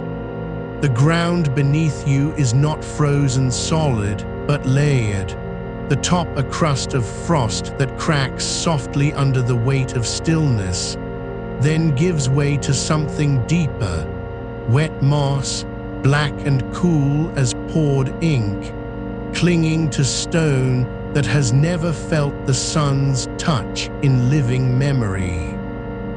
You do not press your palm into it. You let your hand rest above it, just shy of contact, and feel the chill rise like a sigh through your fingers, slow enough to be mistaken for nothing at all. The water here does not run, it waits. A single drop falls every 7 seconds from the ceiling of this hidden space, landing on a stone so smooth it seems carved by time itself, not hands, but centuries turning slowly in their sleep. The sound is not heard, it is felt, in the hollow behind your ears, where tension used to coil like smoke around your temples. Each impact sends a ripple through the air, cool and thin as spider silk stretched taut between two trees, trembling just enough to remind you that something alive still moves here. You are not cold. You are being cooled, not by force, but by presence. As if the earth has been waiting for this moment, for your breath to slow into rhythm with its own. Above you, somewhere beyond roots and rock and years of quiet, the night sky is wide open, black as polished obsidian, scattered with stars so distant they have forgotten their names. But here, beneath the pine, there are no constellations, only shadow. And in that shadow, a different kind of light, the faintest blue-green glow from lichen clinging to the walls, not luminescent like fireflies, but alive in the way moss is alive, slowly breathing, slowly absorbing what little warmth remains, turning it into stillness. You do not look at it. You do not need to see it to know it's there. Your skin knows. Your feet are bare again, not because you chose it, but because your body has forgotten how to hold onto anything that does not belong to the cool. The moss beneath them is not wet in the way rain makes things wet. It is damp with age, like linen left folded too long in a drawer where no one opens the window. There is moisture there, yes, but also memory.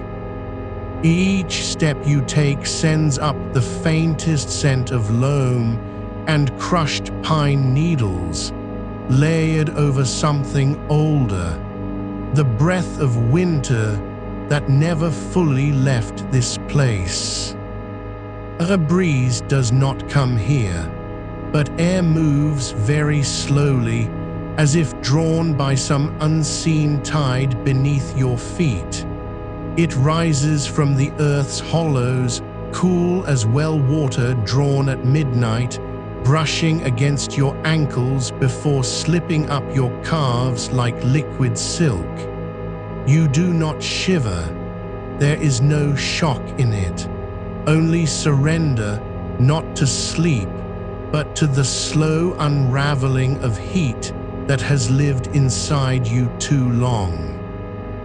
Somewhere beyond this root-bound sanctuary, a river runs, clear and narrow, cutting through granite so old its cracks hold secrets older than names.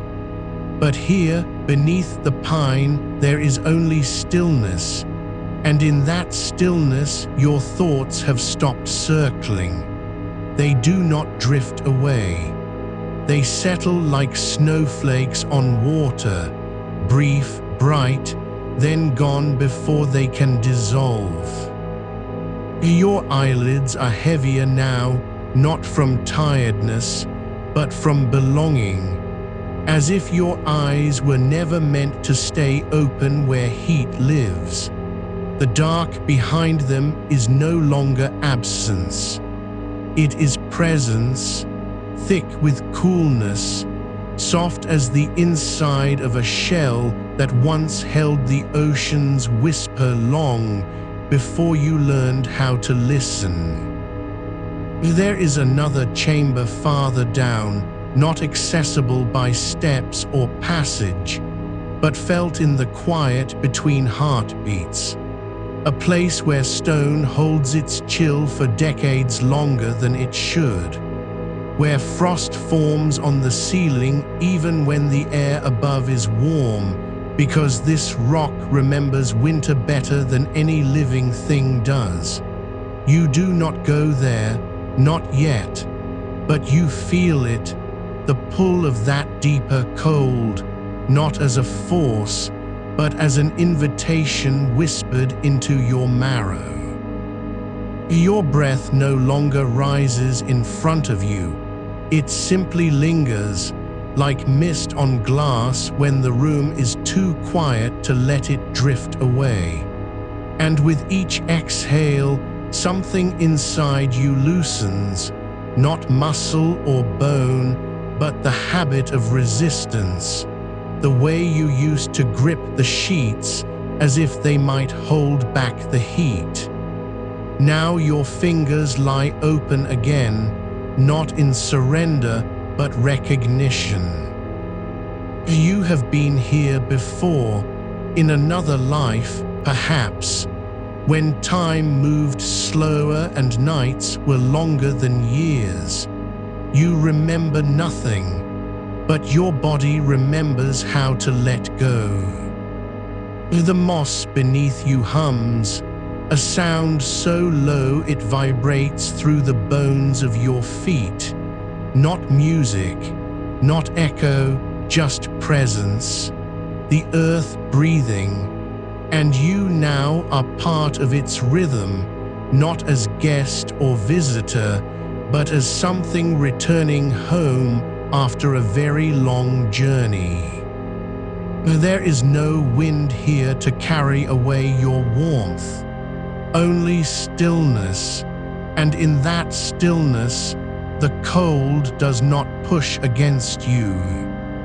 It cradles us, and with each slow beat of your pulse, each one quieter than the last, the dark deepens just enough for sleep to forget it was ever afraid to arrive. The stone beneath you is not cold because it has been chilled by night or wind, but because it has never truly warmed. Its bones hold the memory of glaciers that passed when the sky was younger and the stars brighter in their unblinking watch. You do not lie upon it so much as settle into its silence, as if your weight were simply another layer of dust settling after centuries of stillness. There is no ache in this cold, only a deepening, a slow filling, like ink spreading through parchment until every fiber knows the shade. Your skin does not react with gooseflesh or shiver. It exhales, and in that release, the chill moves inward, not as an intrusion, but as a homecoming. Somewhere above this place, the world still turns. Cars rumble over pavement that holds heat like a secret. Windows glow amber in rooms where fans spin uselessly against the thick air. But here, time has no teeth. There is only the slow press of coolness against your back, your arms, the hollow beneath your collarbone. The stone remembers when the earth was bare and the wind carried snow that did not melt until spring had forgotten its name. You are not imagining it. This chill is real, not because you will it so, but because you have finally stopped fighting what has always been true. That your body was never meant to sleep in heat. It was made for this quiet dark, this ancient coolness that waits patiently beneath every footstep the world ever took. Your breath comes slower now, each exhale a sigh that does not rise but sinks, down through layers of air, down into the stone, where it becomes part of something older than language. You do not need to breathe deeply. Your lungs know now how little they must do. The cold has already begun to move through your blood, not in waves, but in threads, fine as spider silk spun from moonlight and mountain meltwater. It finds the pulse at your inner wrist, where the skin is thinnest, and there it lingers, cooling the river that carries warmth toward your heart. Then it moves quietly to the nape of your neck, where the bones curve like the rim of a cup holding forgotten tea. There, the chill settles into the hollows between vertebrae, dissolving the knots you did not know were there until they began to melt. You feel it in your ankles now, the same coolness that brushed them earlier, but deeper, more certain. It climbs not as water would, rising with gravity, but as memory does, returning without asking permission. The backs of your knees soften under its touch. You do not move. You do not need to. This is not a bath you have stepped into, nor a breeze that passed through an open window. This is the earth itself remembering how to hold you gently. And it holds you now, not with arms or hands, but with the weight of centuries spent waiting for someone like you to finally lie down and stop trying to escape what was always meant to be your rest. There is a stillness in this place that does not come from silence alone. It comes from absence, the absence of hurry, of worry, of the mind's constant turning over of tomorrow's burdens or yesterday's regrets. Here there is only now, and now is cool, now is soft, now is the sound of your own heartbeat slowed to match the rhythm of stone breathing beneath you. You do not count it. You do not need to. Each pulse is a small surrender, each pause between beats an invitation deeper than words. Your fingers lie open on the surface, not clenched, not trembling, but resting as if they have forgotten how to grip anything at all.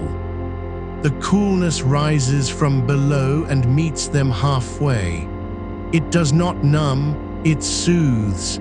It tells them without language that they are safe here, that they do not need to hold on, not to the sheets, not to the thoughts, not even to their own warmth. Let it go, let it sink. The stone will keep it, the dark will keep you.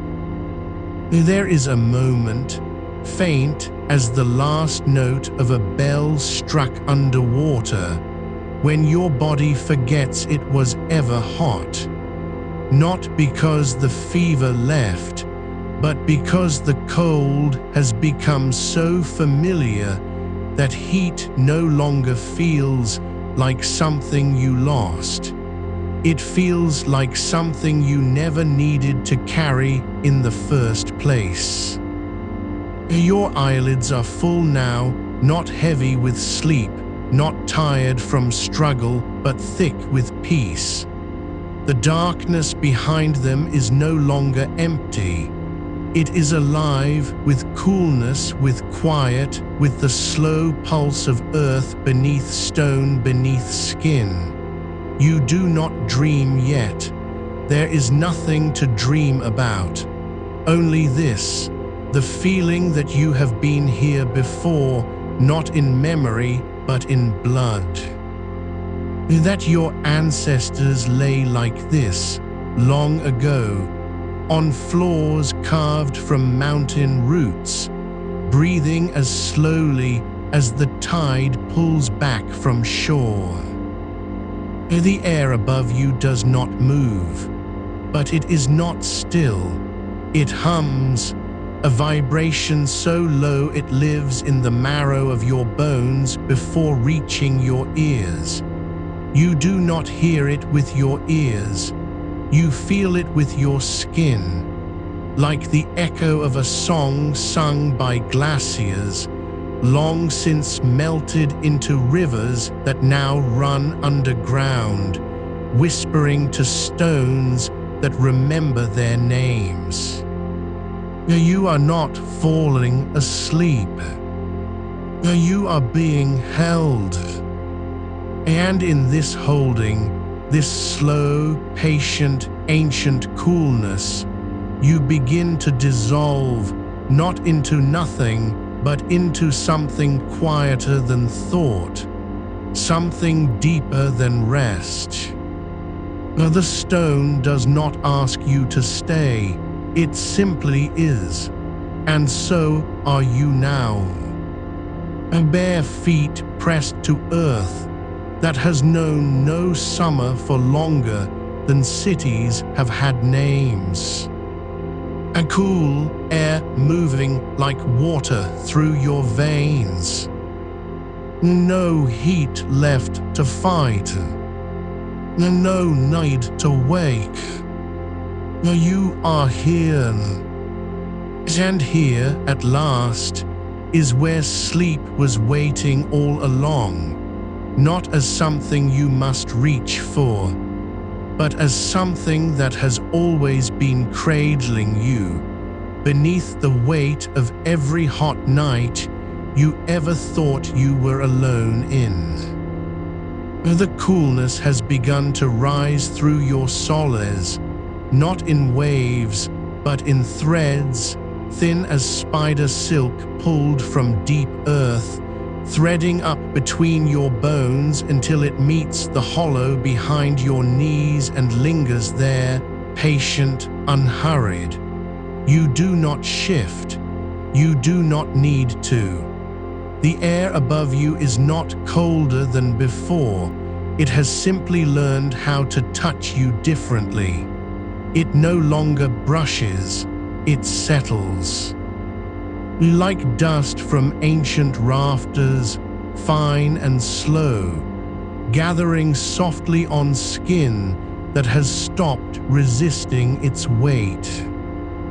Somewhere beyond the walls, the night still holds the last warmth of the day, not as fire but as memory, a lingering breath against brick.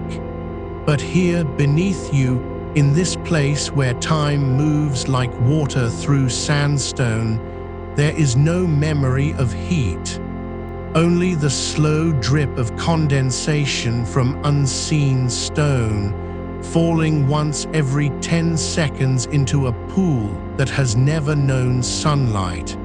You do not hear it, not with your ears. But your body remembers the rhythm, each drop a tiny anchor pulling you deeper into stillness.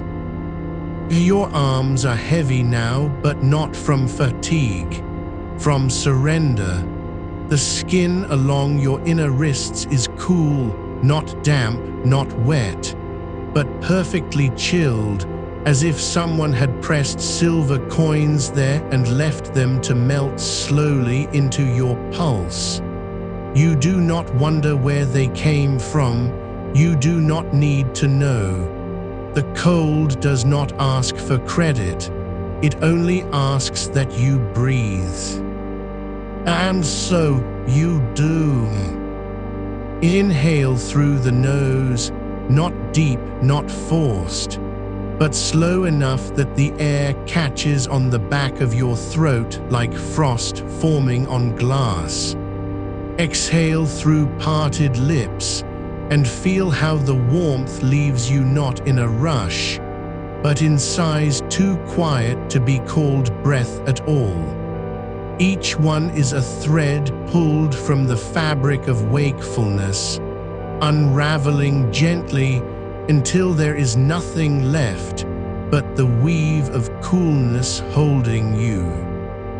There is a space behind your eyes where the dark has thickened, not with sleeplessness, not with exhaustion, but with depth, like standing in a cave that opened beneath your skull when you stopped trying to see. You do not imagine it. You simply are inside it. And inside this darkness, there is no need for shapes or colors or thoughts about tomorrow's heat. There is only the quiet hum of water moving through rock, far below, far away, and the way your own blood has begun to move like that same water. Slow, clear, carrying no heat, only stillness. Your fingers twitch once, not in protest, not in restlessness, but as if remembering how to be Chinese letter. Soft. The word comes without sound. It is felt more than thought. You have forgotten the texture of tension. Your palms are open now, pressed lightly against the floor, not holding on, not seeking purchase, just resting as though they had always belonged there. Above you, the ceiling does not exist, or if it does, it is made of something softer than plaster, something that breathes with the same rhythm as your chest. The air near it is colder than the air below, not because it is closer to night sky, but because it has learned how to wait. It does not rush to cool you. It waits until you are ready to receive it. And you are ready. You do not remember closing your eyes, but they are closed now. And with them, all the noise of trying to fall asleep, trying to find comfort, trying to make the heat go away. has slipped through the cracks in your mind like rainwater through old mortar. It is gone, not because you chased it out, because you stopped chasing anything at all. Well, the coolness has taken its place, not as a replacement, but as an arrival. It does not erase the memory of sweat on your neck or the stickiness between your thighs. It simply renders them irrelevant, like old photographs left in the sun until their colors fade into something indistinguishable from sky. You are lying on stone that remembers glaciers. You are breathing air that has traveled underground for centuries, untouched by summer, unmarked by cities. Your heartbeat is not slowing because you are dying. It is slowing because you have finally come home. And here, in this place, where time does not move forward but only deepens, where the cold is not an absence of heat but a presence all its own, you begin to forget what it was like to be warm. Not because it hurt, but because it no longer feels like yours to carry. You do not dream, not yet. There are no scenes, no stories, no faces or voices calling from beyond the dark. Only sensation. The coolness under your shoulder blades now, like linen dipped in mountain spring and laid gently across skin that has forgotten how to be dry. The air between your ribs, thin and clear as ice water poured into a glass left out all night. The quiet in your ears, not silence, but the sound of something vast and ancient breathing just beyond the reach of hearing. A slow exhale from deep earth, a sigh older than language. You are not falling.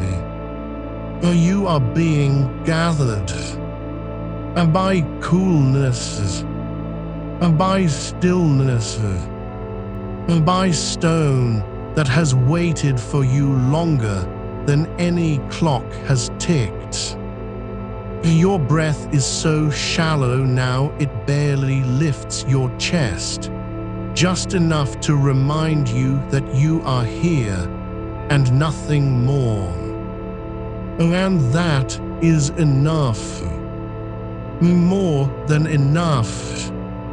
The night outside may still burn with the memory of sun.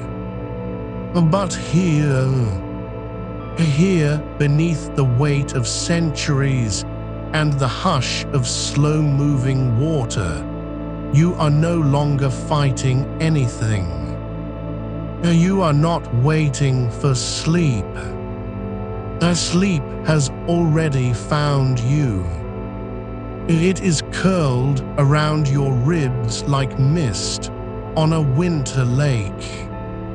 It is pooled in the hollows of your wrists. It is woven into the spaces between each exhale. And now it is beginning to pull you under. Not with force, not with urgency, but with the quiet certainty of gravity, of roots finding earth, of snow settling without sound on a forest that has known nothing but winter for 1,000 years. You do not resist. You do not reach. You simply let go. And in letting go, you become the coolness. You become the stone. You become the dark that holds you, without asking, without needing, without end. You are sinking now, not into darkness, but into something deeper than dark, a stillness that has no edges, no beginning, no end. The coolness you carry is not on your skin anymore, it has moved inside. It lives in the hollow behind your knees where the blood runs slow and quiet, in the arch of your feet pressed against stone that never knew sunlight, in the curve of your spine where the air holds its breath just long enough to turn into mist. You do not feel cold, you feel remembered. As if this coolness was always meant for you, waiting in the earth's memory, patient as sediment, silent as deep water. There is a well here, not dug, not carved, but formed over centuries by the slow drip of meltwater through limestone, each drop carving its own small cathedral into rock. You are standing barefoot at its rim, though you do not remember walking there. The air above it is cooler than any night you have known, crisp with the scent of wet moss and crushed ferns that grew in the dark long before your name was spoken aloud. You lean forward just slightly, and the coolness rises to meet you, not as a gust, but as a sigh released from below, rising through the opening like breath from a sleeper's lips. It brushes your ankles, then your calves, then curls around your thighs with the tenderness of a hand that knows exactly where to rest. You do not reach for it. You do not try to hold it. You simply let it climb you slowly, surely, as if your body has become a vessel designed only to receive this kind of quiet. The water below is not black. It is the color of moonlight caught in glass, the kind that glows faintly from within, as though it holds all the stars that fell into the earth and forgot how to rise again. You can see your reflection there, faint, wavering not as you are now, but as you were before heat became a weight, younger, lighter, unburdened by the day's stubborn warmth. Your face is calm, your eyes are closed, and for the first time in weeks, maybe months, you do not look away. A single drop falls from the lip of the well, then another. Each one strikes the surface without sound, no splash, no ripple that travels far, just a soft distortion like memory dissolving, and then stillness returns deeper than before. You are learning now how to be still inside your own skin, how to let the coolness settle into the spaces between your thoughts, not by forcing it, but by no longer resisting its arrival. The heat outside is not gone. It has simply become a story you no longer need to tell yourself. You are walking now barefoot again, along a path lined with stones worn smooth by glaciers that left this land long before there were names for things.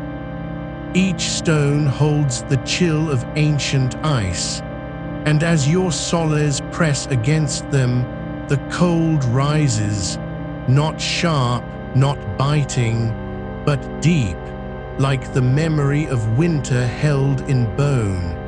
You do not count your steps. There is no destination. As only the rhythm of your breath matching the quiet hush of the wind that does not blow but hums, low, constant, vibrating through the roots beneath you and into your soles, until even your bones remember what it means to be cool. There is a cave ahead, not dark, not empty, but filled with air that has never known summer. It opens slowly, like a sigh released after centuries of holding still. You step inside without hesitation. The temperature drops just enough to make you pause, just long enough for the air to coil around your wrists, your neck, the tender skin behind your ears.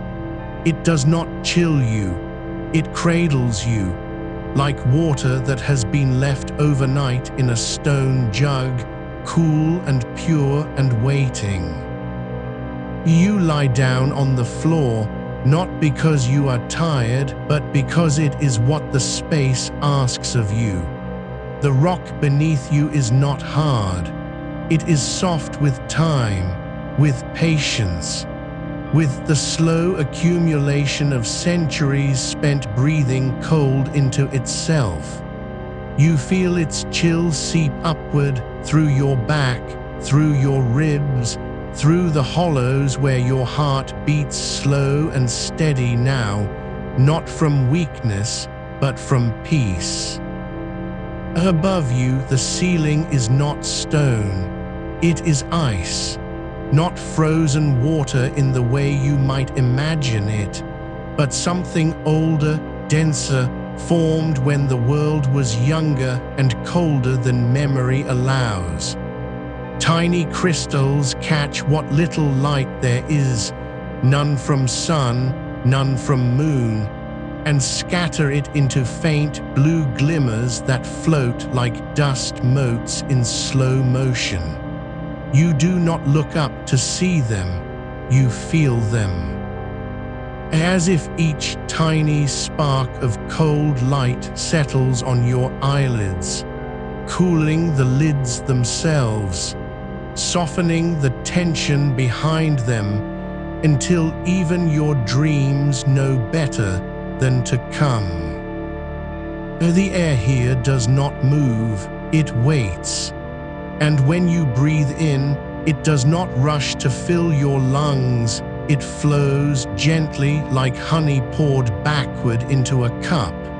You feel its weight, its clarity, the way it carries no scent but the faintest trace of wet earth and ancient snowmelt. No sound but the whisper of your own breath, returning to you now slightly cooler than when it left. You are not falling asleep. You have already arrived. The cold is no longer something outside you trying to reach in. It is something inside you remembering how to be. Your fingers rest open on the stone. Your toes curl slightly, not from discomfort, but from the quiet pleasure of being held. The air around your ankles has grown stiller now, thicker, denser, as if it has begun to solidify just enough to cradle you without weight. You could stay here forever, not because you are afraid to leave, but because there is no need. The heat outside is not gone, it never will be, but it does not matter anymore. Not when your body remembers how to cool itself, not by fan, not by ice, not by desperate measures, but by simply being still, and letting the earth hold you. You are breathing slower now, so slow that each inhale feels like a question asked in a language you no longer need to answer. Each exhale, a release, longer than before, softer, dissolving into the dark like mist over water. The cave does not speak. The well does not call your name. The stones do not ask for anything. They simply hold. And you have learned how to be held. You are warm no longer. You never were. And now you are only this.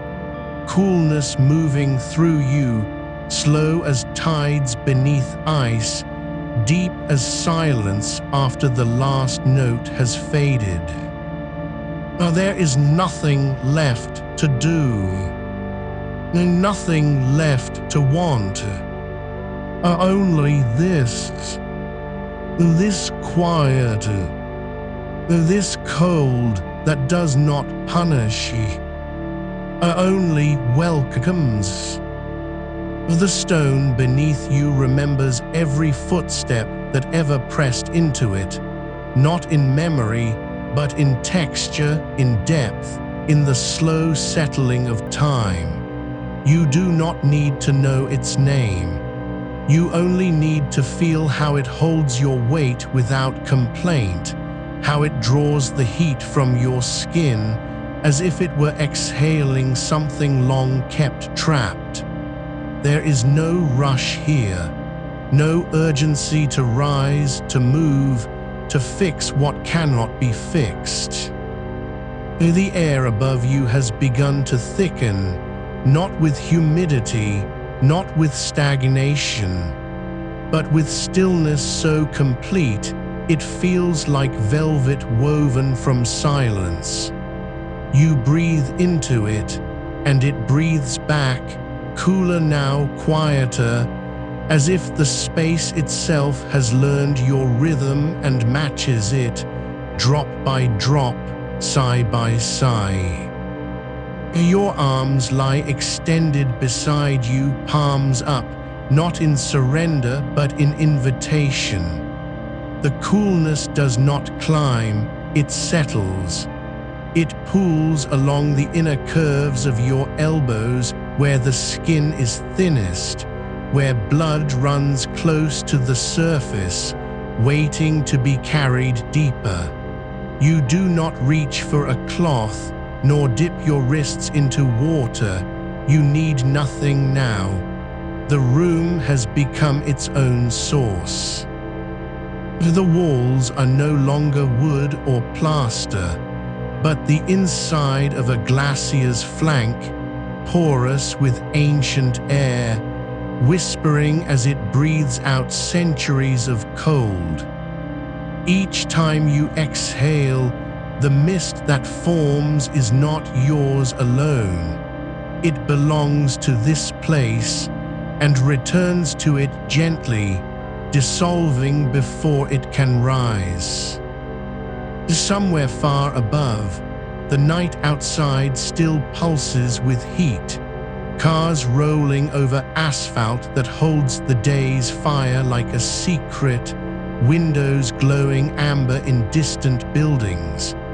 But here, beneath the earth's quiet skin, time moves differently. The air does not carry scent of exhaust or cooking oil or sweat.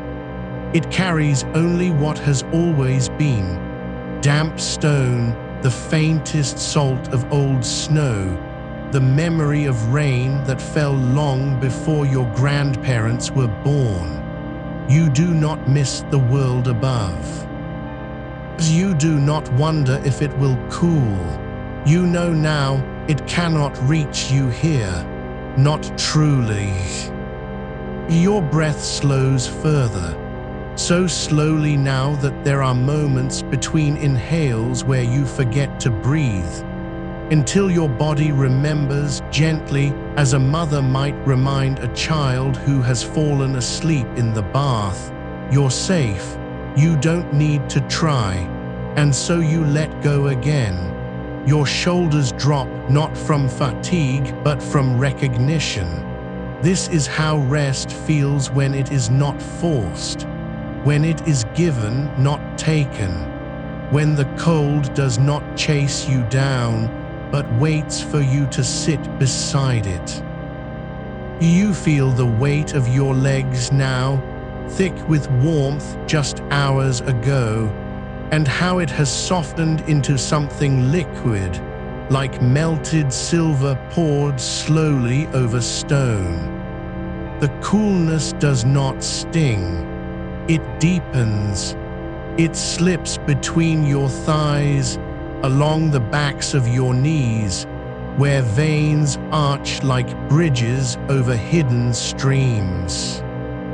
You imagine those streams, not rushing, not turbulent, but slow and clear, flowing beneath ice that has never cracked, where the water moves in perfect stillness, each drop knowing its place, each current holding its course without effort.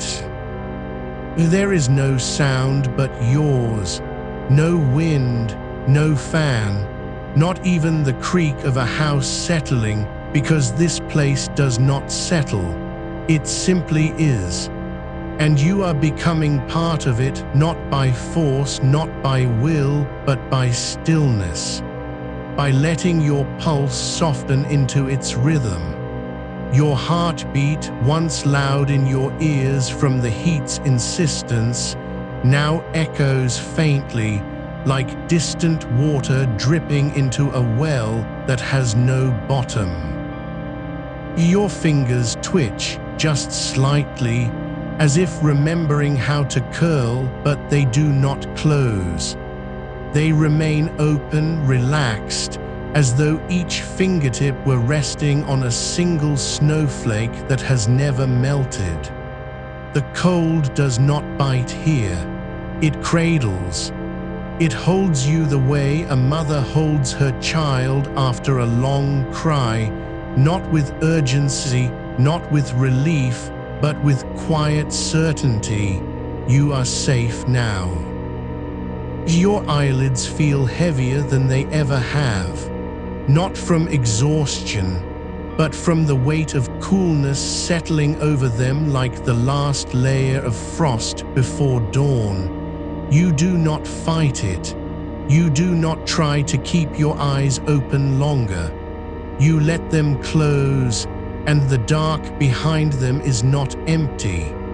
It is filled with light, not bright, not glaring, but the pale blue glow of ice reflecting moonlight from deep within a glacier's heart. You are no longer lying on stone. You are floating in it. The air around you has thickened into something that feels less like atmosphere and more like liquid glass, cool, clear, perfectly still. You do not swim through it, you drift. Your body does not sink, it dissolves gently as sugar in tea, as salt in the sea. There is no resistance, no pull, only surrender. The cold is not outside anymore. Oh, it is your skin, your bones, your breath, your silence, and still, deeper still, beneath even this, there is a place you have never visited, but somehow recognize. A cavern carved by water that moved so slowly, it forgot it was moving. As a pool of liquid night, colder than any winter's deepest hour. where the surface is smooth as polished obsidian, and beneath it the water does not flow, it sleeps. You do not dive into it.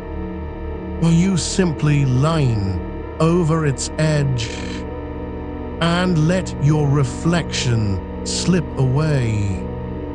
No splashy, no ripple, only stillness, accepting stillness.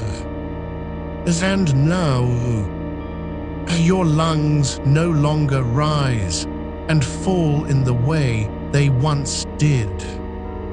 They breathe with the earth, with the stone, with the deep, slow pulse of a world that has never needed to hurry. You are not falling asleep. You were always here.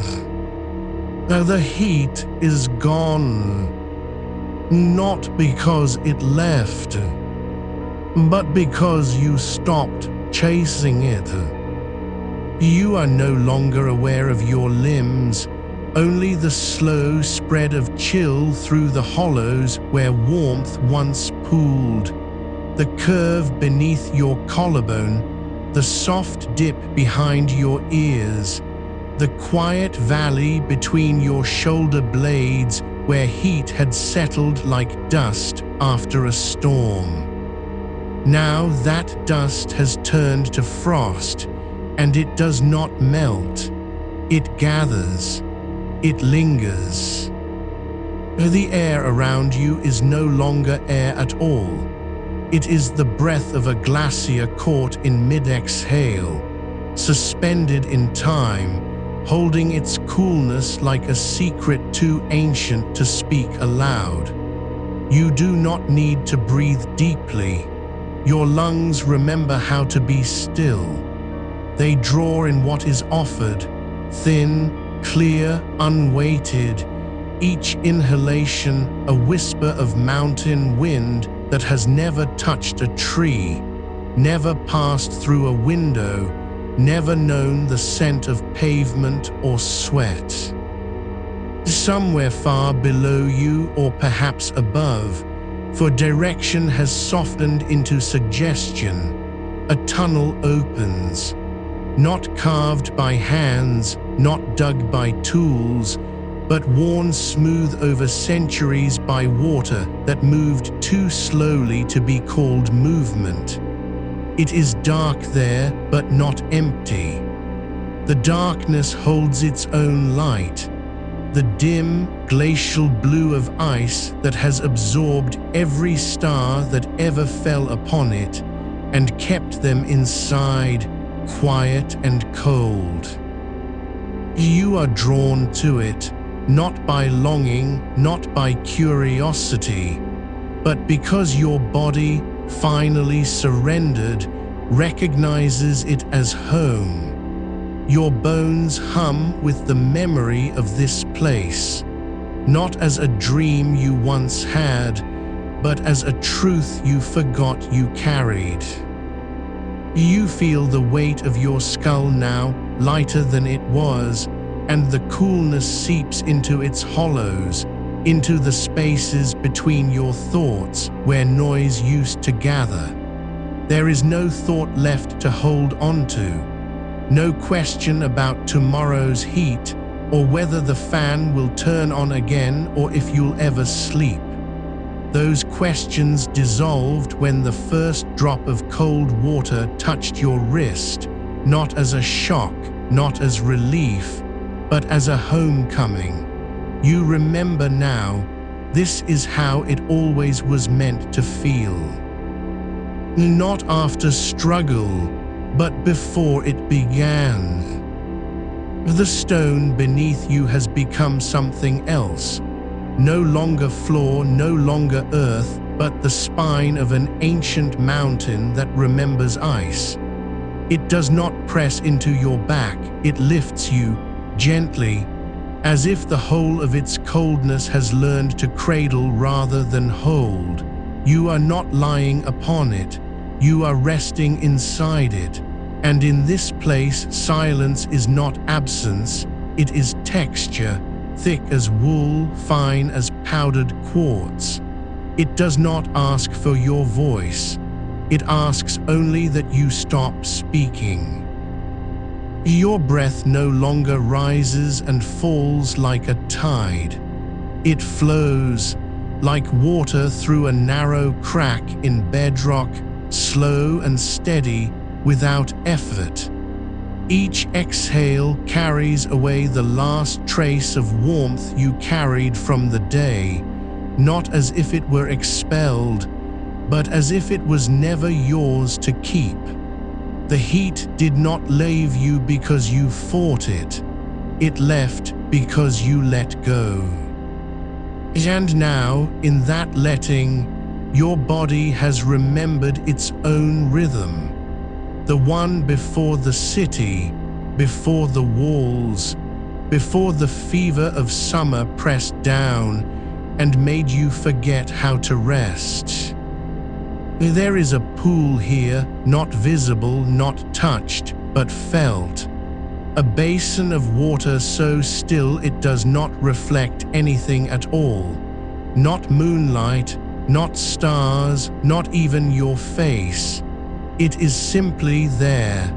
And when you reach for it, with the part of you that no longer has fingers, you do not dip in. You sink into its presence. The cold does not shock, it welcomes. It holds you as a mother holds her child who has finally stopped crying. Not with haste, not with relief, but with the quiet certainty that the night is long enough for this. You do not dream here. There is no story to follow, no path to walk, only stillness unfolding like linen laid over a stone altar, smooth, heavy, sacred. The air grows thinner, colder, clearer, not in the way of altitude, but in the way of time stripped bare. You breathe it without effort. It does not fill your lungs, it fills your bones. And deeper still, the place you have always known but never named, a cavern where the walls are lined with ice that glows faintly from within, not by reflection, not by light from outside, but by its own quiet memory of winter. Each surface holds 1,000 years of frozen breath, each ridge carved not by wind, but by time moving slower than thought. You do not enter it, you become the silence between its stones. Your eyelids are no longer lids, they are layers, thin membranes of frost that have settled over your eyes and forgotten they were ever meant to open. The dark behind them is not empty, it is full, not with images, not with voices, but with the pure sensation of cold, liquid and slow, ancient and patient. You feel the coolness in your teeth now, not as a shiver, but as a presence. As if every tooth, every root, every nerve ending in your jaw has been dipped in water that never warms. And still, you do not tremble, you rest. There is no wind here, no rustle of sheets, no distant siren, no neighbor's radio bleeding through walls, only the slow, deep pulse of the earth itself, cool and even, as if the planet has been holding its breath for you, waiting until this moment to exhale. And now, the final thread, the last whisper. You are not falling asleep. You were never awake. The heat was a dream you carried too long. This is what your body remembered before it learned to forget. And so you drift further down, further into the cold that has always been waiting. Not to save you, but to remind you that rest does not need to be earned. It only needs to be received. You are not drifting anymore. You have become the space between drifts, the quiet that follows the last ripple when even the water forgets it was moved. The cold here does not press against your skin. It lives inside your skin, in the hollow behind your collarbone, beneath the curve of your ribs, where the blood moves slow as melted wax in winter. You do not feel it with nerves. You feel it with memory, the kind that doesn't belong to you but remembers you anyway. There is a stone bench here, carved by hands long turned to dust, set into the side of a cliff that does not face the sun. It has never known heat, not in summer, not in spring, not even when the glaciers retreated and the world forgot its own name. The surface is smooth, not polished, but worn by centuries of silence, of shoulders leaning back, of breaths held too long to be called breathing. You sit on it without lowering yourself. There is no motion. Only presence settling, like dust over a forgotten altar. The air above you is not still. It moves very slowly, as if drawn downward by the weight of cold beneath your seat. A current thin as spider silk pulls from your feet upward, carrying the last warmth of your day into the dark where it dissolves without a sound. You do not shiver. Shivering would mean you are fighting something. Here there is nothing to fight, only this. The stone remembers how to be cool, and you have learned at last how to let it hold you. Far below, through cracks in the earth that no light has touched for 1,000 years, water moves, not rushing, not flowing, but breathing. Each drop falls once every 3 minutes, and when it strikes the pool beneath, it does not splash. It sighs, a sound so small it cannot be heard by ears, only felt in the marrow of your bones. You do not listen for it. You are the echo before it is made. Your hands rest on your lap, not folded, not clasped, but open, as if you once held something and have since forgotten what it was. The cold has seeped into your palms until your skin feels like river stone left in snow. Not numb, not dead, alive with the quiet of deep earth. You think, though thinking is no longer a verb here, you think of how water remembers its source, even when buried beneath rock and time. And you too remember, not your name, not your bed. Not the fan that never turned fast enough. You remember the coolness that lived in you before the heat taught you to crave it. A thread of mist curls from somewhere unseen, rising not from fire or steam, but from the earth's own slow exhale. It does not rise quickly. It rises as if it has all night and all the nights after this one too. It brushes your ankles first, not with dampness, but with the ghost of dampness, the memory of rain that fell on moss in a forest no map still names. You do not flinch. You let it pass through you like thought passing through sleep. The stone beneath you grows colder, not by degrees, but by presence. As if the cold has decided to stay longer tonight, to settle deeper, to make itself at home in your bones, as though they were always meant to be its walls.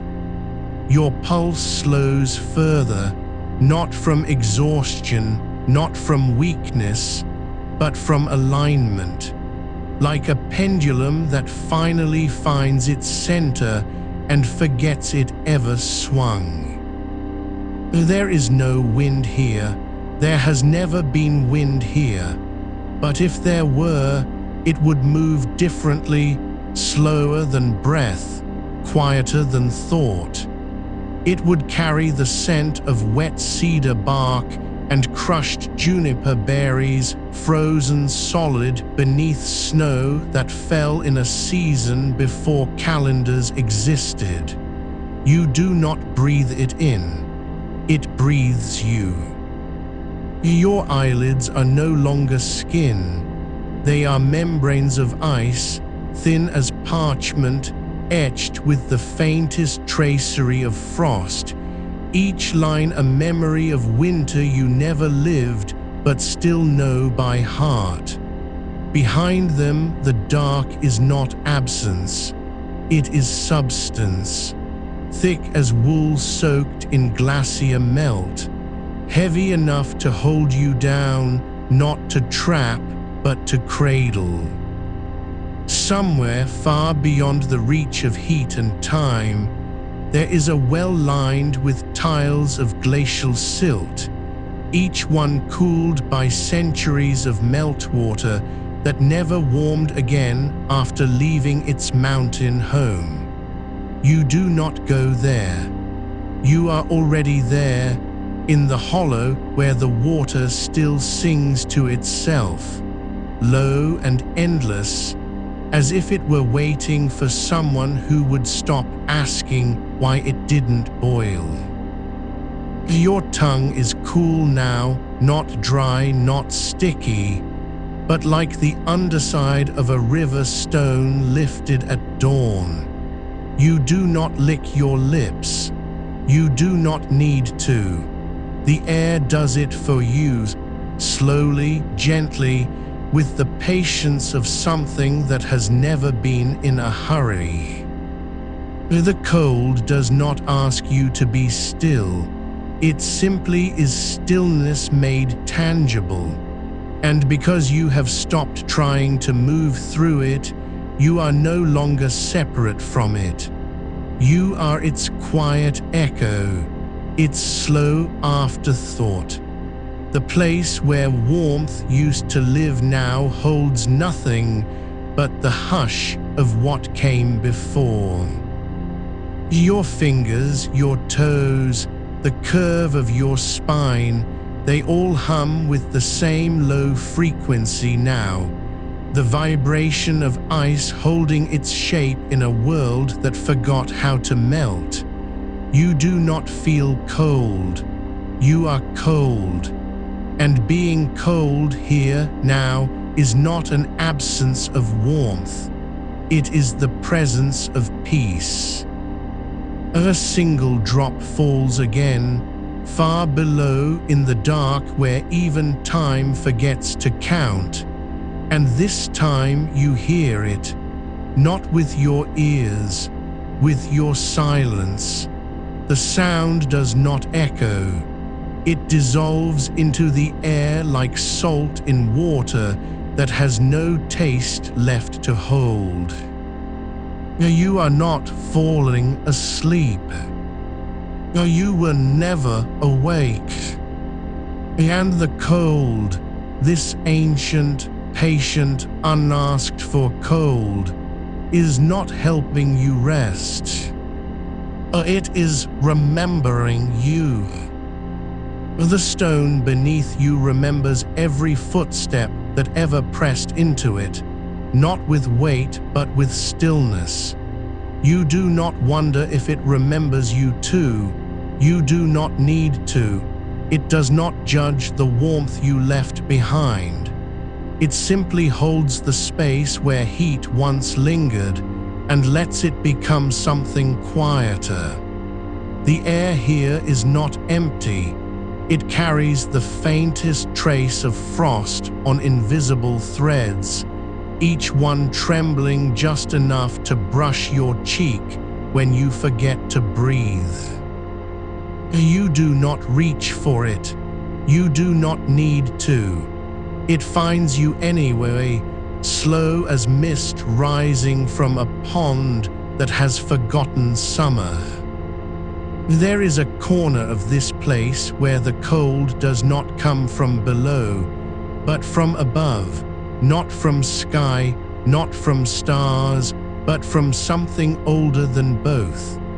A vault, perhaps carved into bedrock by glaciers that moved like thoughts too deep for language to name.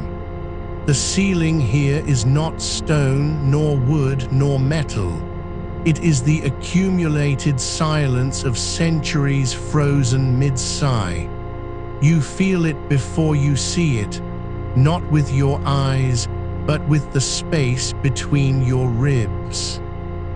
It presses down gently, not as pressure, but as permission. A quiet yes to letting go. Your shoulders soften without your asking. Your jaw unclenches before you realize it was clenched at all. Somewhere far above this cold, the world still turns. Somewhere a fan spins in an attic, its blades cutting thick air that refuses to move. Somewhere a window is cracked open just enough for night to slip through, too late, too thin, but still it tries. You do not think of those things. You do not need to. They are not yours anymore. Here there is no ceiling. There is only the slow drift of air that has never known sun. It moves like water without current, like thought without direction. It touches your wrists, not with chill, but with the memory of chill, as if your skin still holds the shape of a winter morning you have never lived. Your breath does not fog here, it simply dissolves, not because it is warm, but because the air around you has already forgotten what warmth feels like. You do not measure your exhales. You do not count them. There are no numbers here, only duration, only depth, only the slow unraveling of tension that was never yours to carry in the first place. A single thread of coolness drifts down from above, invisible as thought, and settles along the ridge of your collarbone. It does not sting, it does not surprise, it simply arrives and stays, like a name you once forgot but now recall without effort. Your skin does not react, it only accepts. And in that acceptance, something deeper begins to soften, the part of you that still believes it must earn rest, that still thinks sleep is something you have to force, that still whispers you're not trying hard enough. That voice fades here, not because you silence it, but because the cold does not care whether you try. There is a pool here, not deep, not wide, but ancient. Its surface is not glass but liquid shadow. It does not reflect light. It absorbs it, every flicker of moon, every glimmer of distant street lamp, every spark from a firefly that never made it this far down. The water is colder than ice. not because it is frozen, but because it has never warmed since the moment it was born in the heart of a mountain that no longer exists. You do not dip your toes. You do not lean over its edge. Or you simply know it is there, and knowing it is enough. The cold does not rush to meet you. It waits. Like an old friend who remembers how you used to sit, slumped, tired, with your hands tucked under your thighs just so, and knows you will come back when you're ready. When the heat of the day has finally passed through you and left only the hollow where it lived. Your ankles are cool now, not from damp sheets or a fan's sigh, but from something deeper. From the slow seep of night into stone, from centuries of earth holding its breath so that yours might find rhythm again. You do not think about your body. You do not try to relax it. It simply settles, like dust on a windowsill after the storm has passed. Like snow settling on a roof that forgot it was meant to shed. There is no wind here, there never was. But if you listen, truly listen, you can hear the quiet pulse of something moving far below. Not water, not air, something older. A current in the dark, threading through rock and root and buried ice, carrying with it the memory of every winter that ever ended without a sound. You do not need to follow it. You only need to know it is there. And so you are. Your eyelids are no longer lids. They are membranes of thinning frost, barely there, and behind them your thoughts have stopped forming sentences. There is only sensation now, the brush of cold on skin, the weightlessness of breath that does not rise or fall but simply exists. The coolness under your tongue has become the air you breathe. Your spine no longer curves, it flows. Like water finding its way through cracks in stone, slow and sure. You do not feel sleepy. You are sleep made visible. The cold does not pull you under. It holds you like a hand cupped beneath a child's head, like a river cradling a fallen leaf, like night holding the last star before it lets go. Somewhere in another life, someone is still counting seconds between heartbeats. Someone is still wondering if they'll ever sleep again. But here, in this place where time does not count, you do not need to know. You are already resting. You always were. The cold has no voice. It speaks only through absence, through the quiet after heat, through the space left when tension dissolves, through the way your fingers forget they once clenched. You do not dream here, not in the way you used to. There is no story, no journey, no rising or falling. There is only this, the slow, silent deepening of coolness into your bones. And you, so tired for so long, are finally allowed to be still. Not because you earned it, but because the cold remembers how to hold you. And it never lets go. The stone beneath you is not cold because it was chilled by ice, but because it has never known heat, not truly. Not since the first time rain fell on its surface and the air above it remembered how to be still. You are lying on it now, though you do not remember choosing to lie down. Your body remembers for you. It knows the difference between pressure that asks for surrender and pressure that demands resistance. This stone does not ask, it simply is. And because it is, you are allowed to soften into it, not as a relief, but as a return. The curve of your spine finds its match in the hollows of ancient rock.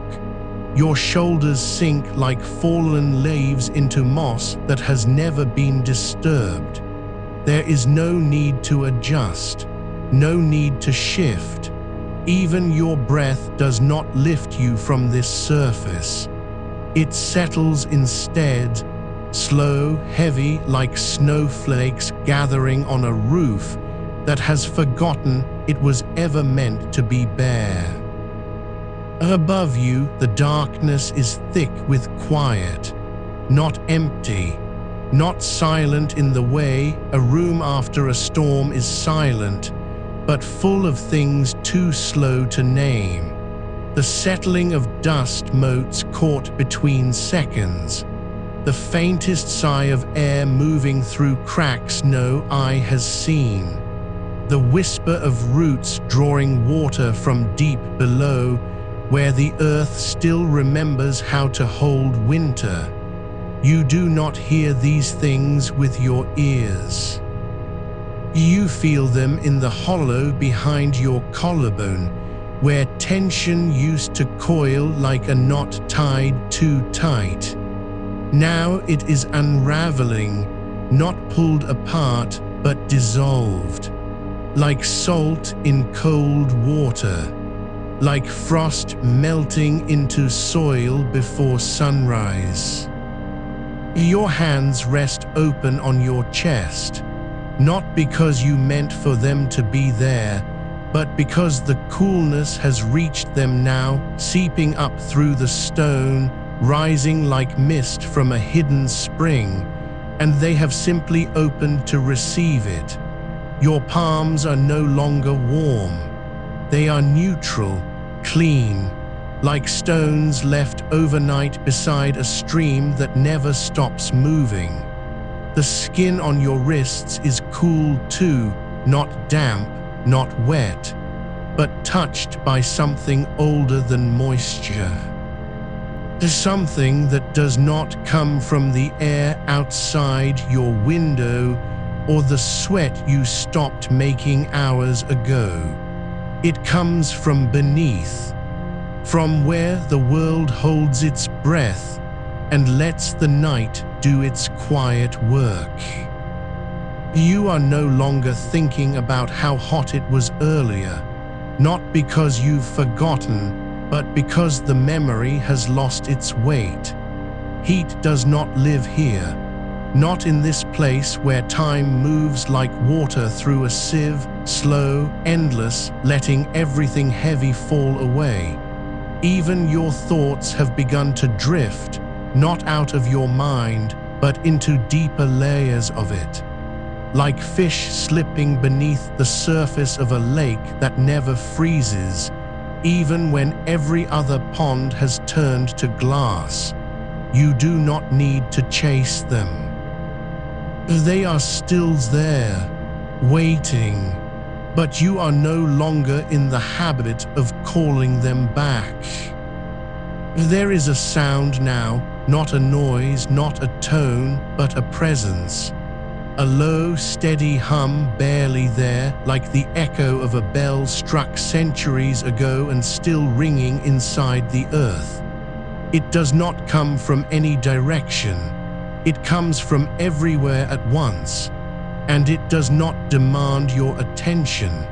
It simply waits, patient as stone, quiet as snowfall in midnight forests where no one walks anymore. You do not wonder what it is. You do not try to name it. You let it move through you like cool air through an open door in a house that has been waiting all day for the night. Your eyelids are thinner now, not because they are tired, but because they have become unnecessary. There is no need to shut out light anymore, not because there is none, but because the dark has grown soft enough to hold you without pressure. It does not press against your eyes. It cradles them, like a mother's palm resting on a child's forehead after fever breaks. You do not feel sleep coming. You are already inside it. Not as something arriving, but as something that was always there, waiting for the heat to pass.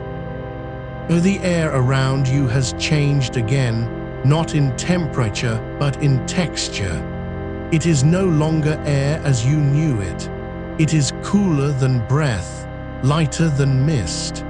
It carries the scent of wet moss and distant pine needles crushed under snow. Not the smell of trees, but the memory of them, held inside stone, preserved like seeds buried too deep to ever sprout again. You breathe it in slowly, not because you must, but because your body remembers how to do it without being told. Each inhale is not a pull, but a letting go. Each exhale is not an ending, but a release into something that has always been waiting. Your toes no longer curl. They lie flat against the stone, relaxed as roots in deep soil. The cold does not bite, it embraces. It wraps around them gently, like wool spun from cloudfall, so fine you can't feel it until you realize your skin has stopped asking for warmth. You are not warm, you are not cold, you are simply held. Somewhere far away, a clock ticks, or perhaps it is only the pulse in your wrist, slow now, slower than before, and no longer counting. No one needs to count here. Time does not measure itself in minutes or hours. It measures itself in stillness, in the space between heartbeats when you forget you had a heartbeat at all. The stone beneath you remembers every body that ever rested upon it, not as visitors, but as returning children. Each person who lay down here, tired, fevered, afraid, was met with the same quiet, no judgment, no hurry, no demand to be fixed, just coolness, just presence. And now you are one of them. You do not need to prove anything. You do not need to earn this rest. The stone has already decided. The night has already chosen. Your fingers twitch, not in unrest, but in surrender. A final flutter of the old world saying goodbye, then stillness, true stillness.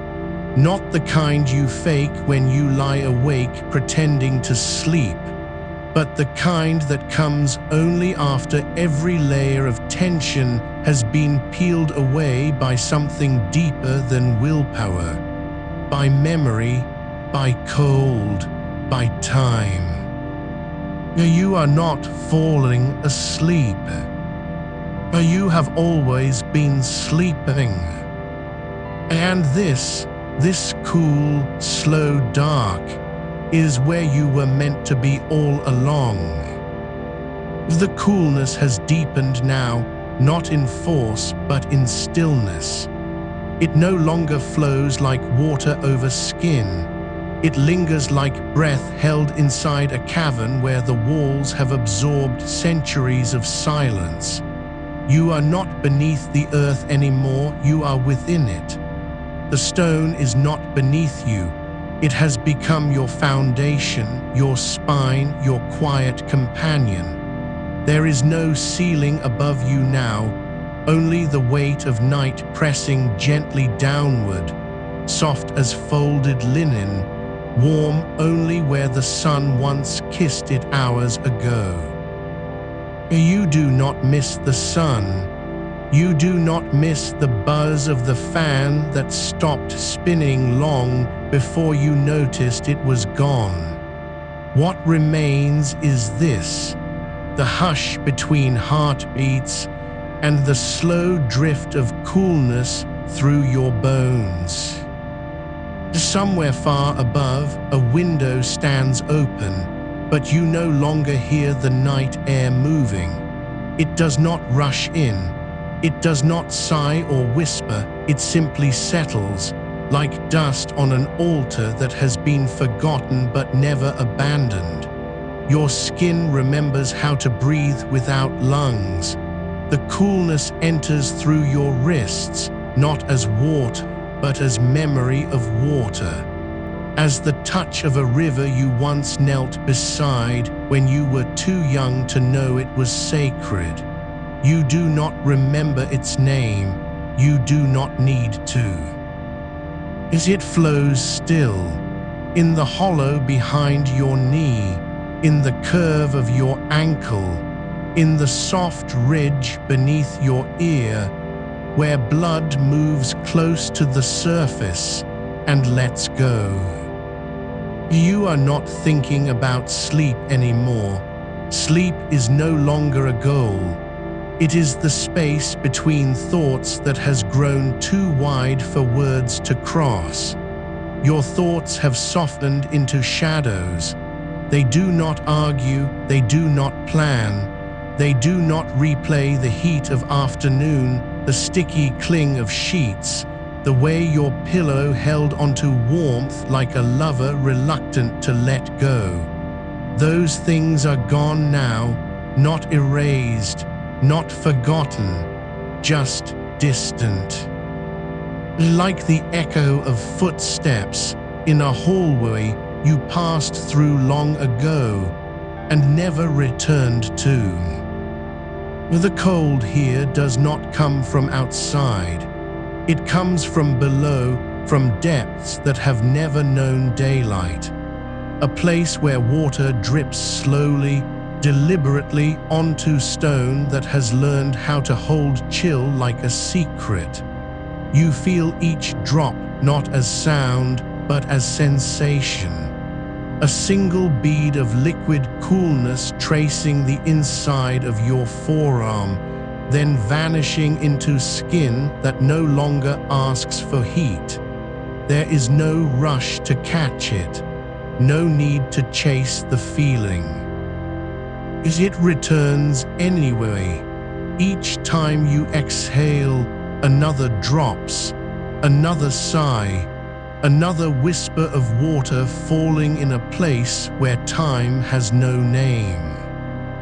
Your hands have stopped moving, not because they are tired, but because they remember how to rest. They lie open on your chest, palms up, as if waiting for snowflakes that never melt. The air around them is colder than the air you breathed an hour ago, not because it is lower in temperature, but because it has learned patience. It waits with you. It does not hurry you toward anything, not sleep, not peace, not even stillness. It simply is. And beneath your back, the stone, there is a rhythm now, slow, deep, like the pulse of a mountain breathing. You do not hear it, you feel it, as if your ribs have become thin membranes stretched over something ancient, something that has been cooling for longer than houses have stood, longer than streets have been paved, longer than the first person ever lay down here and whispered into the dark. I am tired." They did not say more. They did not need to. You do not speak either. There is no language here, only sensation. The damp silk of moss clinging to the edge of a hidden pool you cannot see but know is there, just beyond the curve of your left shoulder, where the air grows heavier with moisture and the scent of wet earth rises like incense from forgotten altars. You do not breathe it in, it breathes into you. Your legs are heavy now, not with weight, but with belonging. They have become part of the floor, part of the stone. The coolness has risen through your soles, up your shins, along the backs of your knees, and now lingers just below your hips like a slow tide that has learned to love the shore it kisses. You are not cold. You are not warm. You are simply held. And in this holding, this deep, silent, patient cradling, the last threads of resistance unravel, the ones you didn't even know were still there. The tension behind your eyes, the clench in your jaw that remembered how to hold the heat, the way your fingers used to grip the sheets like they might drown if they let go. They have let go now. Your breath is no longer a rhythm you must control. It comes, it goes, like the tide of a sea you've never seen but recognize as home. Somewhere in another life, someone turned on a light, someone checked the thermometer, someone sighed and said, "It's still too hot to sleep." But here, now, you do not know what that means anymore. The words have dissolved into the cool air like sugar in water. You cannot taste them. You cannot name them.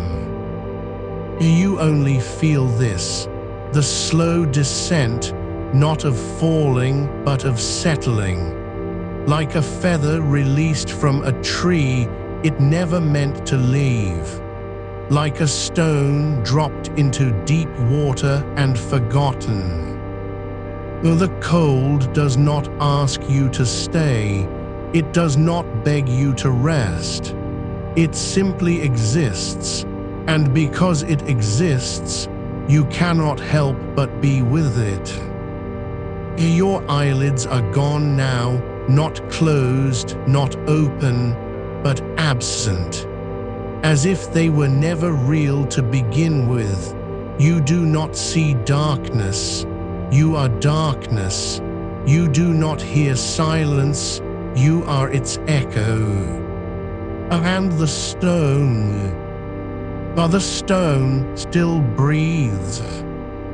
You feel it in your spine, in the hollow of your throat, is in the quiet space between your fingers, where the air is cool enough to make you wonder if you've ever been warm at all. Well, the night does not end here. It deepens, and you are no longer trying to fall asleep. You have become sleep itself. Beneath you, the stone remembers every footstep that ever pressed into it, not with memory as we know it, but with temperature. It holds the chill of winters long turned to dust, and in its depths, there is no season, only stillness. You do not lie upon it, you sink into it, like a leaf settling at the bottom of a mountain lake where light has stopped trying to reach. The coolness moves upward now, not as a wave, but as a slow sigh rising through your pelvis, your ribs, the hollow beneath your collarbones. It does not chase the heat away. It simply replaces it, as if warmth had been a guest who forgot to leave, and cold is the quiet host who never needed to speak to make them go. Somewhere beyond this stone, beyond the walls that still hold the day's breath, there is a forest where the trees do not sway. Their leaves are thick with dew that never falls, their bark smooth as river glass beneath fingers that have long forgotten how to grip. You are not there, but you feel it. The air above those trees is thinner than silk, colder than the inside of a seashell held to an ear that no longer listens for waves. It carries no scent, but the faintest trace of pine resin frozen mid-drip. And when you breathe, though your lungs do not know they are breathing, you draw it in as if it were something you had been waiting to taste since before you were named. Your arms have slipped from your sides now, palms open toward the floor. They do not need to hold anything. Not the sheet, not the edge of the mattress, not even the thought that you might wake. Beneath them, the stone is colder than memory, and it does not ask why you are here. It only knows you have arrived. Far below this place, deeper than roots, deeper than groundwater, deeper than the bones of the earth, you hear a sound so faint it is less like noise and more like the absence of noise being gently held in place. A hum, not electric, not animal, not wind, but the quiet resonance of ice that has not melted in 10,000 years. It does not echo, it vibrates. And you feel it, not in your ears, but in your teeth, in the soft cartilage behind your nose, in the curve of your earlobes where the skin is thinnest and most sensitive to change. This is not a sound you hear. It is a temperature you recognize. You are no longer lying down. You are suspended, not by strings or air, but by stillness. The coolness has woven itself into your bloodstream, not as an intrusion, but as a homecoming.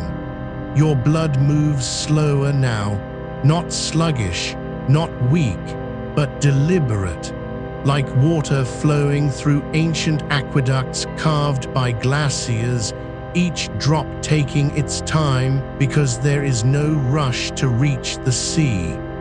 There is only the path and the quiet certainty that it will be followed. A breeze stirs, though no window is open, though no fan turns, just a whisper of air moving where cold meets cold. It brushes your temple, your wrist, the curve of your ankle, not as wind does in summer, thick with dust and heat, but like the exhale of a glacier at dawn. Clean, unburdened, free of pollen, free of smoke, free of the city's tired breath. This air has never known a human voice. It does not know your name, and yet it knows you.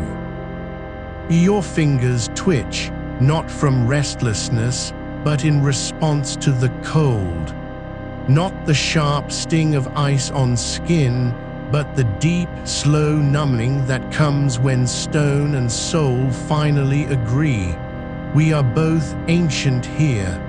You think without thinking, of a time when people slept under open skies, their bodies pressed into earth that never warmed after sunset. They did not have sheets or pillows, only silence.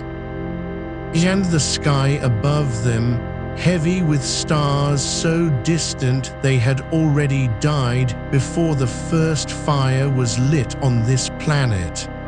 They did not count them. They did not need to. The cold held them. The dark held them. And sleep came not as a goal, but as an inevitability. You do not miss the heat. You do not miss the sweat that clung to your neck like a second skin. You do not miss the way your sheets smelled of salt and exhaustion at 3 a.m., or how you'd roll onto your back just to feel one cool spot on the mattress before it, too, surrendered to the night's stubborn warmth. That version of you is gone, not lost, but dissolved. Like sugar in cold tea, you do not miss her, she was tired. And now you are something quieter. The stone beneath you has begun to sing. Not with sound, not with words, but with texture. The surface feels different now, not colder exactly, but more aware. As if it remembers your shape before you even shaped yourself into it. Your spine aligns without effort. Your shoulders drop as though unstrung from invisible weights. Even the breath that moves through your nose is no longer yours to manage. It simply flows, cool and slow, like water through a crack in granite.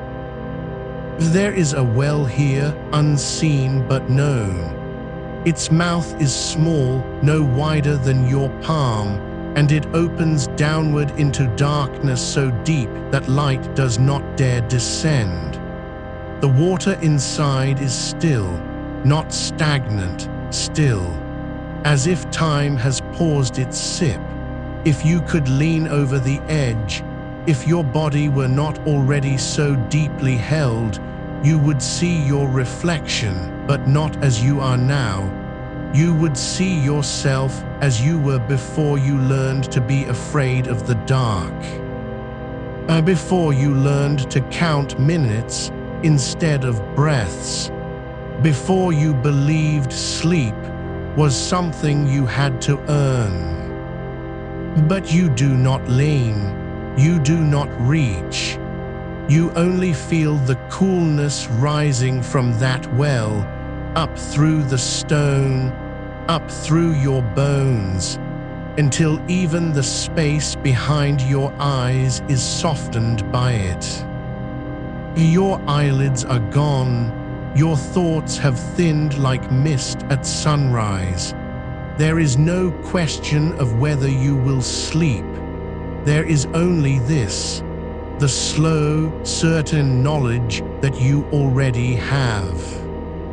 The cold does not speak. It does not need to. It simply remains. And so do you. The well does not call you back. It does not need to. You are already where it has been waiting, not beneath your feet, but within the hollow of your ribs, in the quiet space between each breath that no longer needs to be counted. The stone remembers more than you do. It remembers when your hands were smaller, when your pulse was a drumbeat still learning its rhythm, before the world taught you to hold your breath until things settled. You are not being pulled down.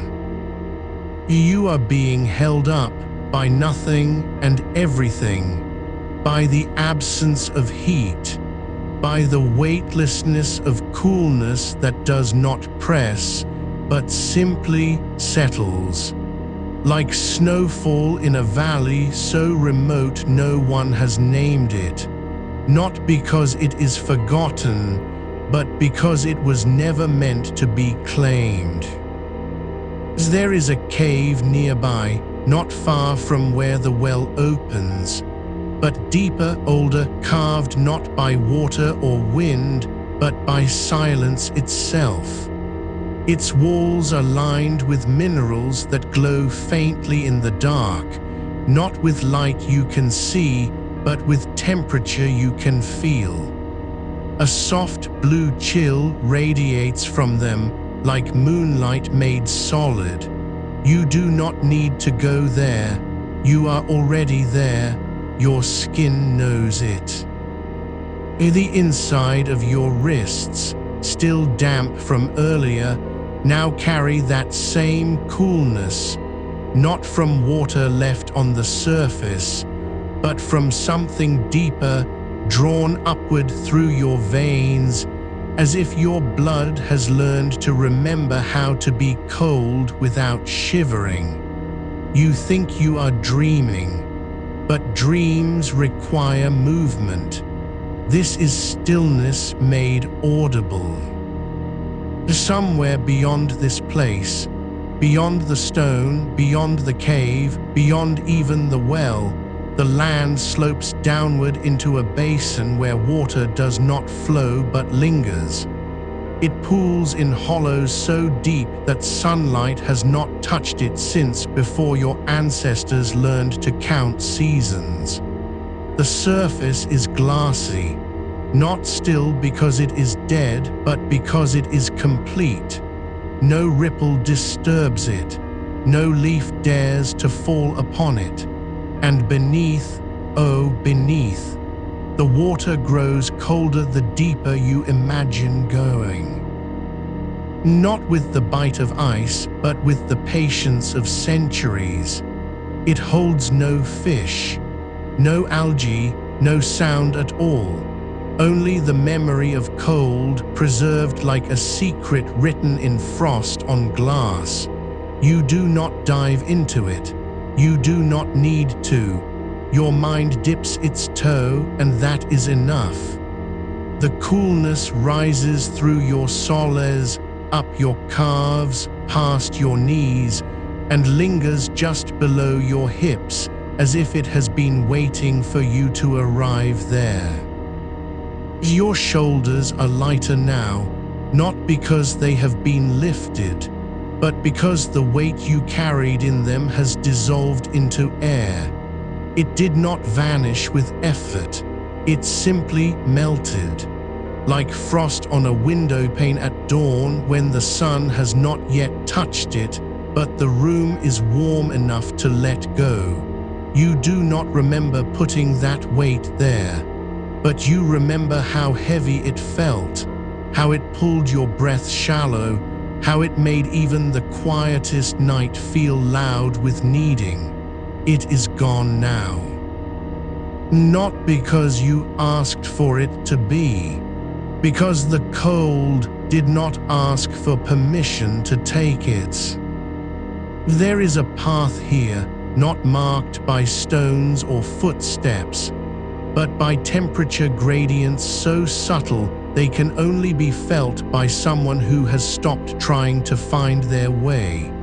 You follow it without choosing to. Your body knows the direction before your mind names it.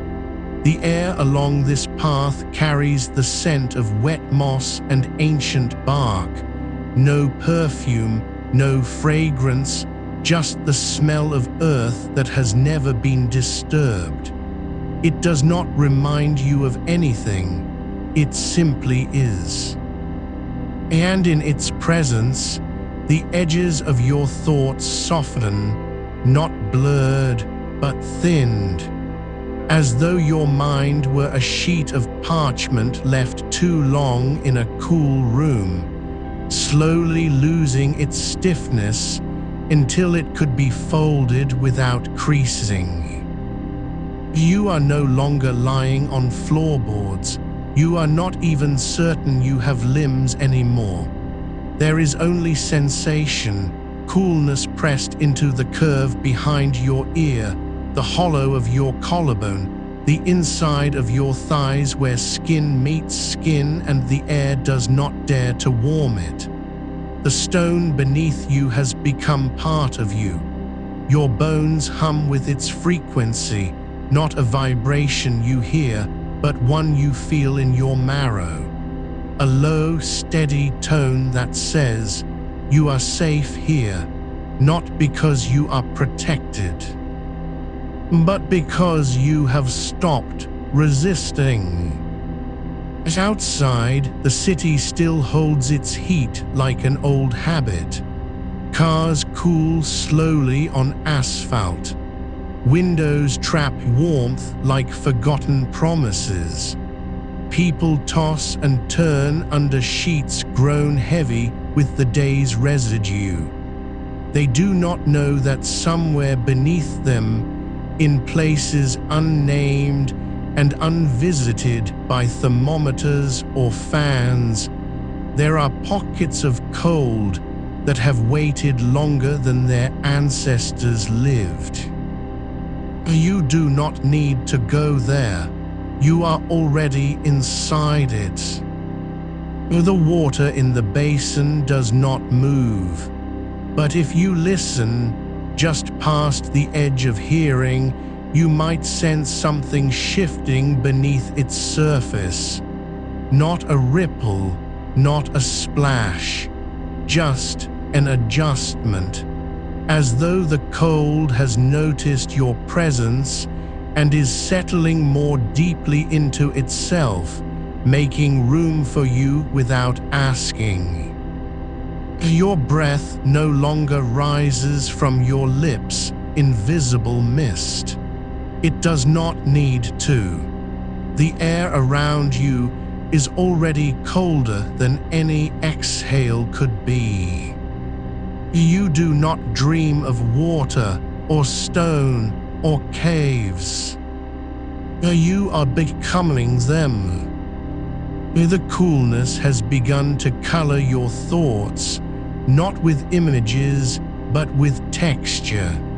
A smoothness that spreads from the inside out, like silk soaked in glacier melt and laid over skin that no longer remembers warmth. Your eyelids are not closed. They have simply forgotten how to open. There is a silence here deeper than quiet, not empty, full with the presence of things that do not speak, but endure. And you are one of them now. The well does not call you back. You are already home. The stone has grown quieter now, not because it has stopped humming, but because you have learned to hear without listening. There is a place beneath this stone that was never meant for footsteps, only for stillness, where the cold does not wait for nightfall, where it simply exists, ancient and unapologetic, like the root of a tree that remembers when the sky was colder than the earth. You are not descending into it. You have always been there. The weight you carried, the heat pressed against your ribs, the stubborn warmth clinging to your skin, was never yours to hold. It was borrowed from the day, from the air, from the silence between heartbeats. And now it has been returned. Somewhere far above, a window rattles faintly in its frame, not with wind, but with the slow sigh of metal cooling after holding too much sun. That sound does not reach you. It would break the quiet here, and the quiet is sacred. Here even silence holds its breath, as if afraid to disturb what has settled into your bones. You feel it, the coolness slipping deeper than muscle, past the thin membrane of tendons, into the hollows where marrow hums with the same low tone as the stone. It does not numb. It remembers. You do not think about water anymore, but if you did, you would remember how it pooled in the crook of your ankle when you stepped barefoot onto the riverbank, long ago, on a night like this one, only colder then, impossibly so. The current was slow, but it moved with purpose, carving its path through blackened stone that had not warmed since the last glacier sighed itself to rest. You did not try to stand still. You let yourself be carried, not by force, but by surrender. Your feet found the smoothness of riverbed rock, cool and unyielding beneath your soles, each step a quiet release. The water did not shock you. It welcomed you, as though it had been waiting for someone who would stop trying to control its temperature, who would simply let their skin remember what cold truly feels like when it is not forced, but given. You do not have feet anymore, or rather, you are the riverbed. The stone beneath you has become your skeleton. The water that once brushed your ankles now flows through you, not as liquid, but as presence. Cool, clear, uninterrupted. You breathe in and out, and each exhale is absorbed by the air around you, not because it is cold enough to freeze, but because it no longer needs to be warmed. There is a cave here, though you never saw its entrance. It was never meant for eyes. It opens where your thoughts grow thin, where the last echo of worry dissolves into the space between one pulse and the next. The walls are not carved by hands, but by time that has forgotten how to hurry. Dripping water falls from above, not in drops, but in slow, deliberate sighs, each one landing on a surface so ancient it no longer registers impact. The air inside is still, but alive with chill, not sharp like winter wind, but deep and heavy, like the weight of snow that has lain undisturbed for centuries. You do not shiver, you sink. Your eyelids are no longer skin. They are the surface of a frozen lake at dawn, thin enough to see through, thick enough to hold the sky's reflection without breaking. Below you, darkness does not swallow light, it cradles it. The water there is colder than any thermometer has ever measured. It holds the memory of glaciers that split mountains in their sleep. You do not need to dive. Your body knows how to dissolve into it. You are not dreaming. You are remembering what your skin forgot. That coolness does not steal warmth. It restores balance. That rest is not something you achieve, but something you allow when the world outside stops demanding that you be warm enough to survive. Here, survival has been redefined, not as endurance, but as belonging. The air in this place carries no scent of rain or pine or damp earth. It carries only itself, the purest form of coolness, untouched by sun, unmarked by breath. You inhale and your lungs do not fill with air, they fill with stillness. And when you exhale, it does not rise. It settles, like dust on a windowsill that has not been touched in years. You are not cold. You are the absence of heat. And for the first time since the sun last rose, you are not trying to be anything else. The night above still turns. The city still breathes its warmth into the streets. Someone, somewhere, is counting ceiling cracks, waiting for sleep like a guest who never arrives. But here, beneath the stone, beneath the lake, beneath the silence that has no beginning, you are already where you were meant to be. You do not need to close your eyes anymore. They have closed themselves. Your fingers do not twitch. Your toes do not curl. The last thread of tension, the one that tied your shoulders to the day, has dissolved like frost on a mirror left in a cool room too long. There is no more pushing against the heat, no more willing yourself to be still. You are still because you have become the stillness itself. And the cold, it does not chase you.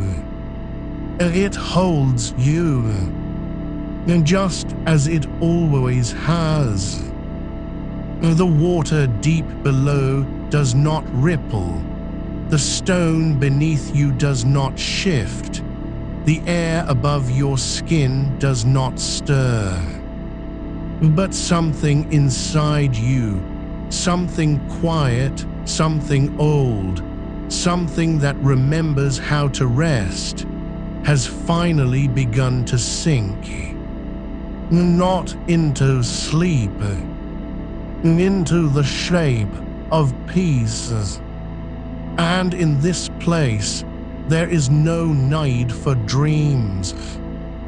You are already where they laid.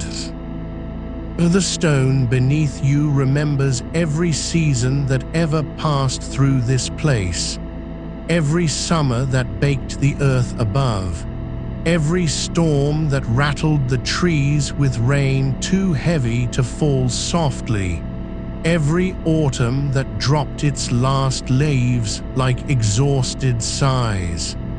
And still, here, deep below, it holds the quiet, not because it resists the heat, but because it never let it in. You feel it now not as pressure, not as chill, but as a slow, steady pulse of calm rising through the soles of your feet, through the hollow behind your knees, up along the inside of your thighs where warmth clings like an old habit you've forgotten how to wear. There is no wind here, no draft, no movement at all, only the weight of cold that has settled over centuries and learned not to hurry. It does not reach for you, it waits. And because you are no longer trying to find it, it finds you. Your breath does not rise anymore, it settles, like fine silt sinking through still water. You do not notice when your lungs slow, only that the space between each inhale has grown wider, softer, filled with something older than thought. The air here is not dry, not damp. It simply is, the way silence is after a long song ends, or how moonlight feels on skin when no one else is awake to see it. There are no echoes, no footsteps above, no distant car passing, no fan wheezing in another room.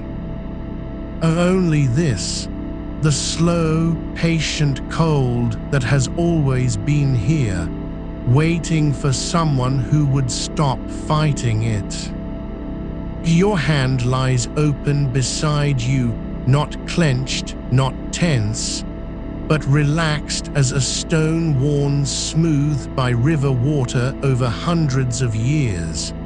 You do not remember placing it there.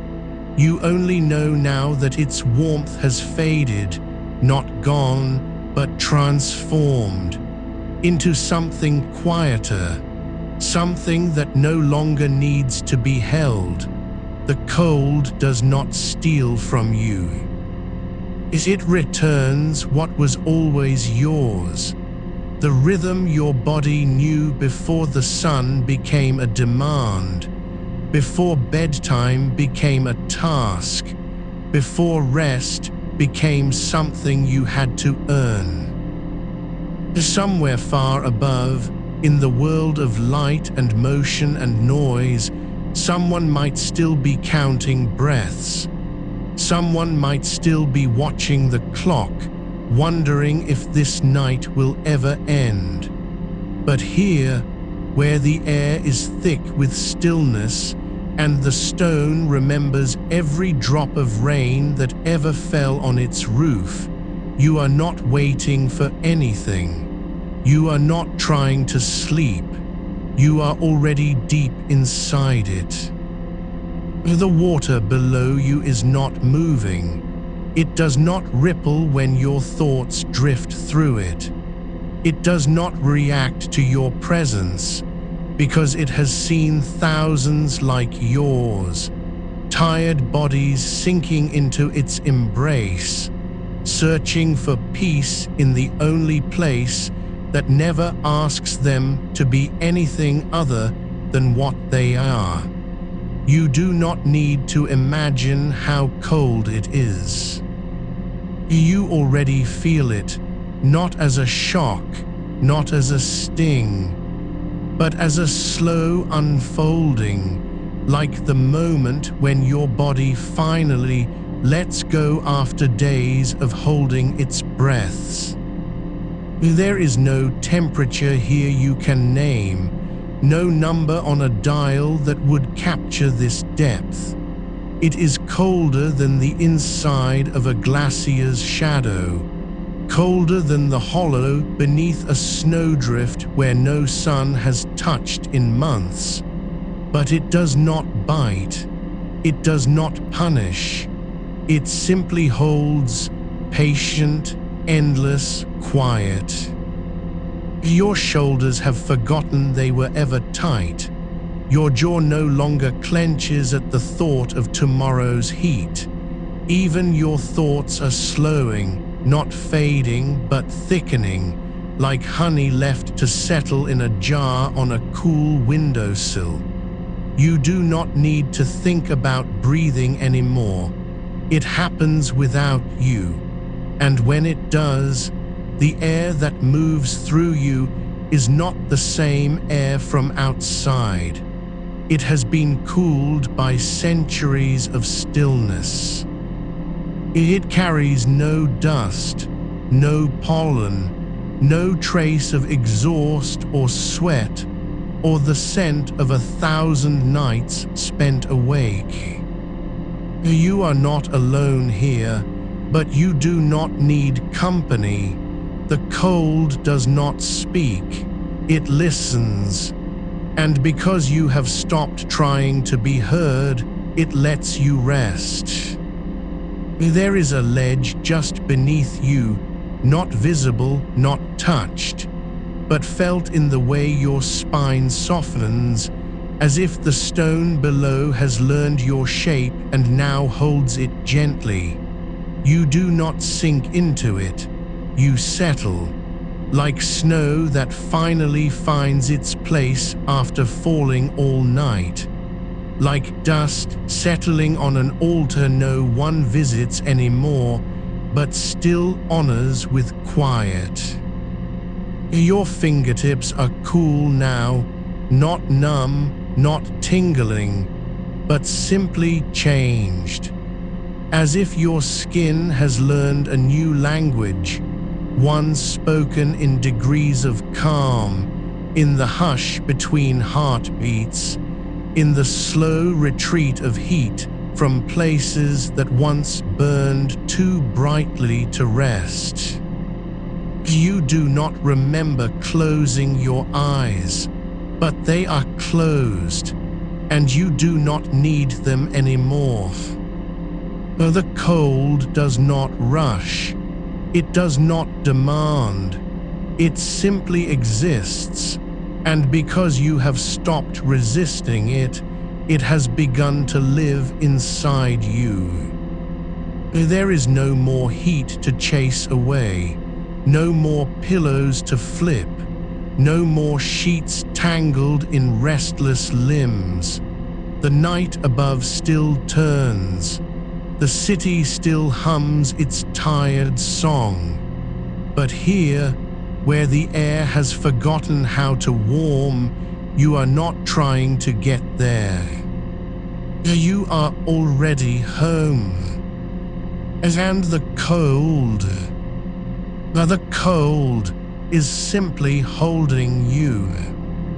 The stone beneath you is not just cool.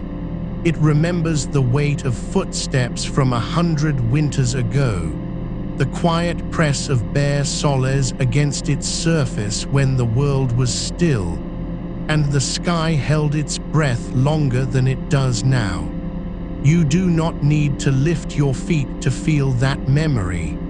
It rises through the arches of your soles like steam rising from earth after rain, only colder, so much colder and slower.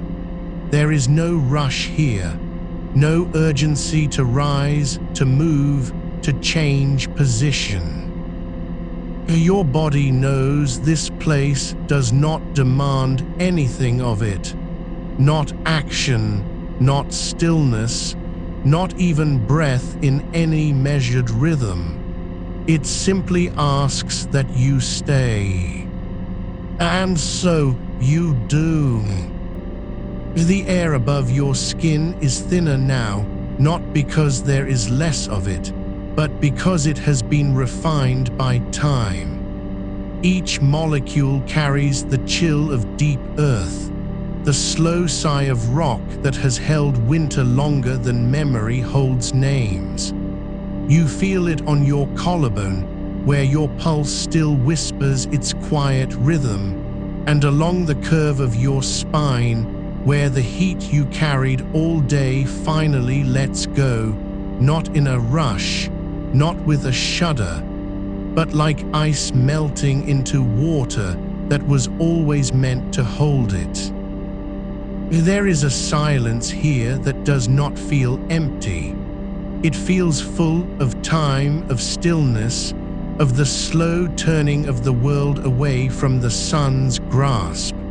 You do not hear birds anymore, not because they are gone, but because their songs have been absorbed into the cold, folded into the quiet like threads woven into wool. Even your own thoughts no longer echo. They settle, soft as snowflakes landing on fur-lined moss, and dissolve before they can form shapes. Your hands rest open now, palms up, not in surrender, but in invitation. The air above them is cool enough to make you wonder if the ceiling itself has grown colder than it was moments ago. Or perhaps it has always been this way, and you were simply too warm to notice until now. You do not need to imagine where this cold comes from. It came from beneath the earth. It came from shadows that have never known sunlight. It came from the deep places where rivers run slow and silent, carved over centuries through stone that remembers how to hold coolness longer than any house can remember how to keep heat out. There is a hollow behind your left knee now, just there where the skin bends, and it feels as if someone has pressed a slab of glacier ice against it. Not cold enough to hurt, not sharp enough to wake you, but deep enough that your blood slows in response, not from fear, not from shock, but because it recognizes this temperature. It remembers being born into it. You are not dreaming. Not yet. But you are close. So close the line between thought and sensation has blurred like ink on wet paper. The air at the back of your neck is cool enough to make you wonder if someone has laid a ribbon of frost there, thin, invisible, perfect. You do not reach for it. You do not need to. It stays. It does not move. It does not melt. It simply exists, as quiet and certain as the space between two heartbeats. Your breath no longer rises in visible mist, not because you are too warm, but because even your exhale has been cooled by this place. It does not carry the heat of your lungs anymore. It carries only the hush that comes after a long day of speaking without being heard. Somewhere far above, the stars move. But here, beneath the stone and within the quiet, time is measured in something else. Perhaps in the slow drip of condensation from an unseen ceiling. Perhaps in the settling of dust on forgotten shelves. Perhaps simply in the way your eyelids no longer tremble when you blink. You do not remember being told to close them, but they are closed. And now your shoulders have become part of the stone.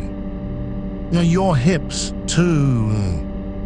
Even your jaw has softened into the rhythm of this deep, slow cold, not because it was forced, but because it chose to let go. There is no struggle left in you, no resistance. Only the quiet understanding that warmth will come again. But not tonight. And tonight belongs to the cool, and to the snow, and to the dark that does not threaten, only holds. Your fingers are still open. The air above them has grown lighter, so light it feels like silk brushed across skin, but chilled by centuries of absence. You do not know if this is real or imagined. It does not matter.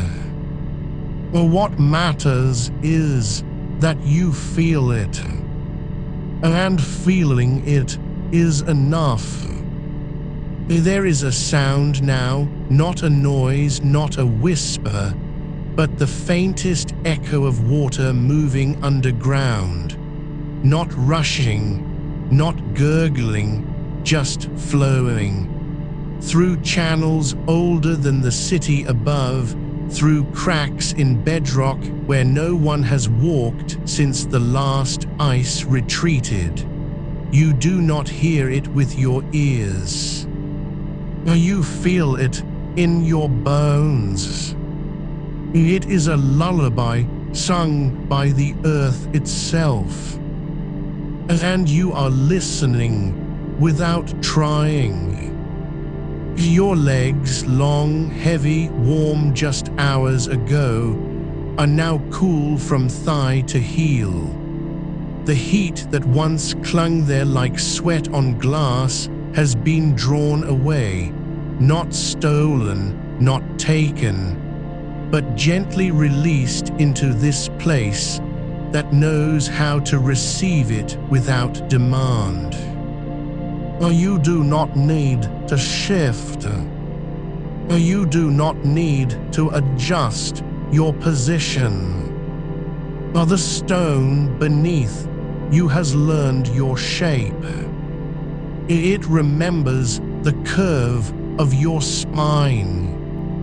It holds the weight of your shoulders as if it were made for them. And you are beginning to forget what it felt like to be hot. Not because you no longer remember heat, but because this cold has become so familiar, so gentle, so quietly certain that it feels less like a place you've entered, and more like the place you were always meant to return to. Your breath slows further, slower than before, even slower now. And with each exhale, the air leaving your body carries away the last traces of tension, not in bursts or sighs, but as if it were dissolving into mist, becoming part of this coolness that has no beginning and no end. There is a moment, just one, when you wonder if you are breathing at all. And then you realize it doesn't matter.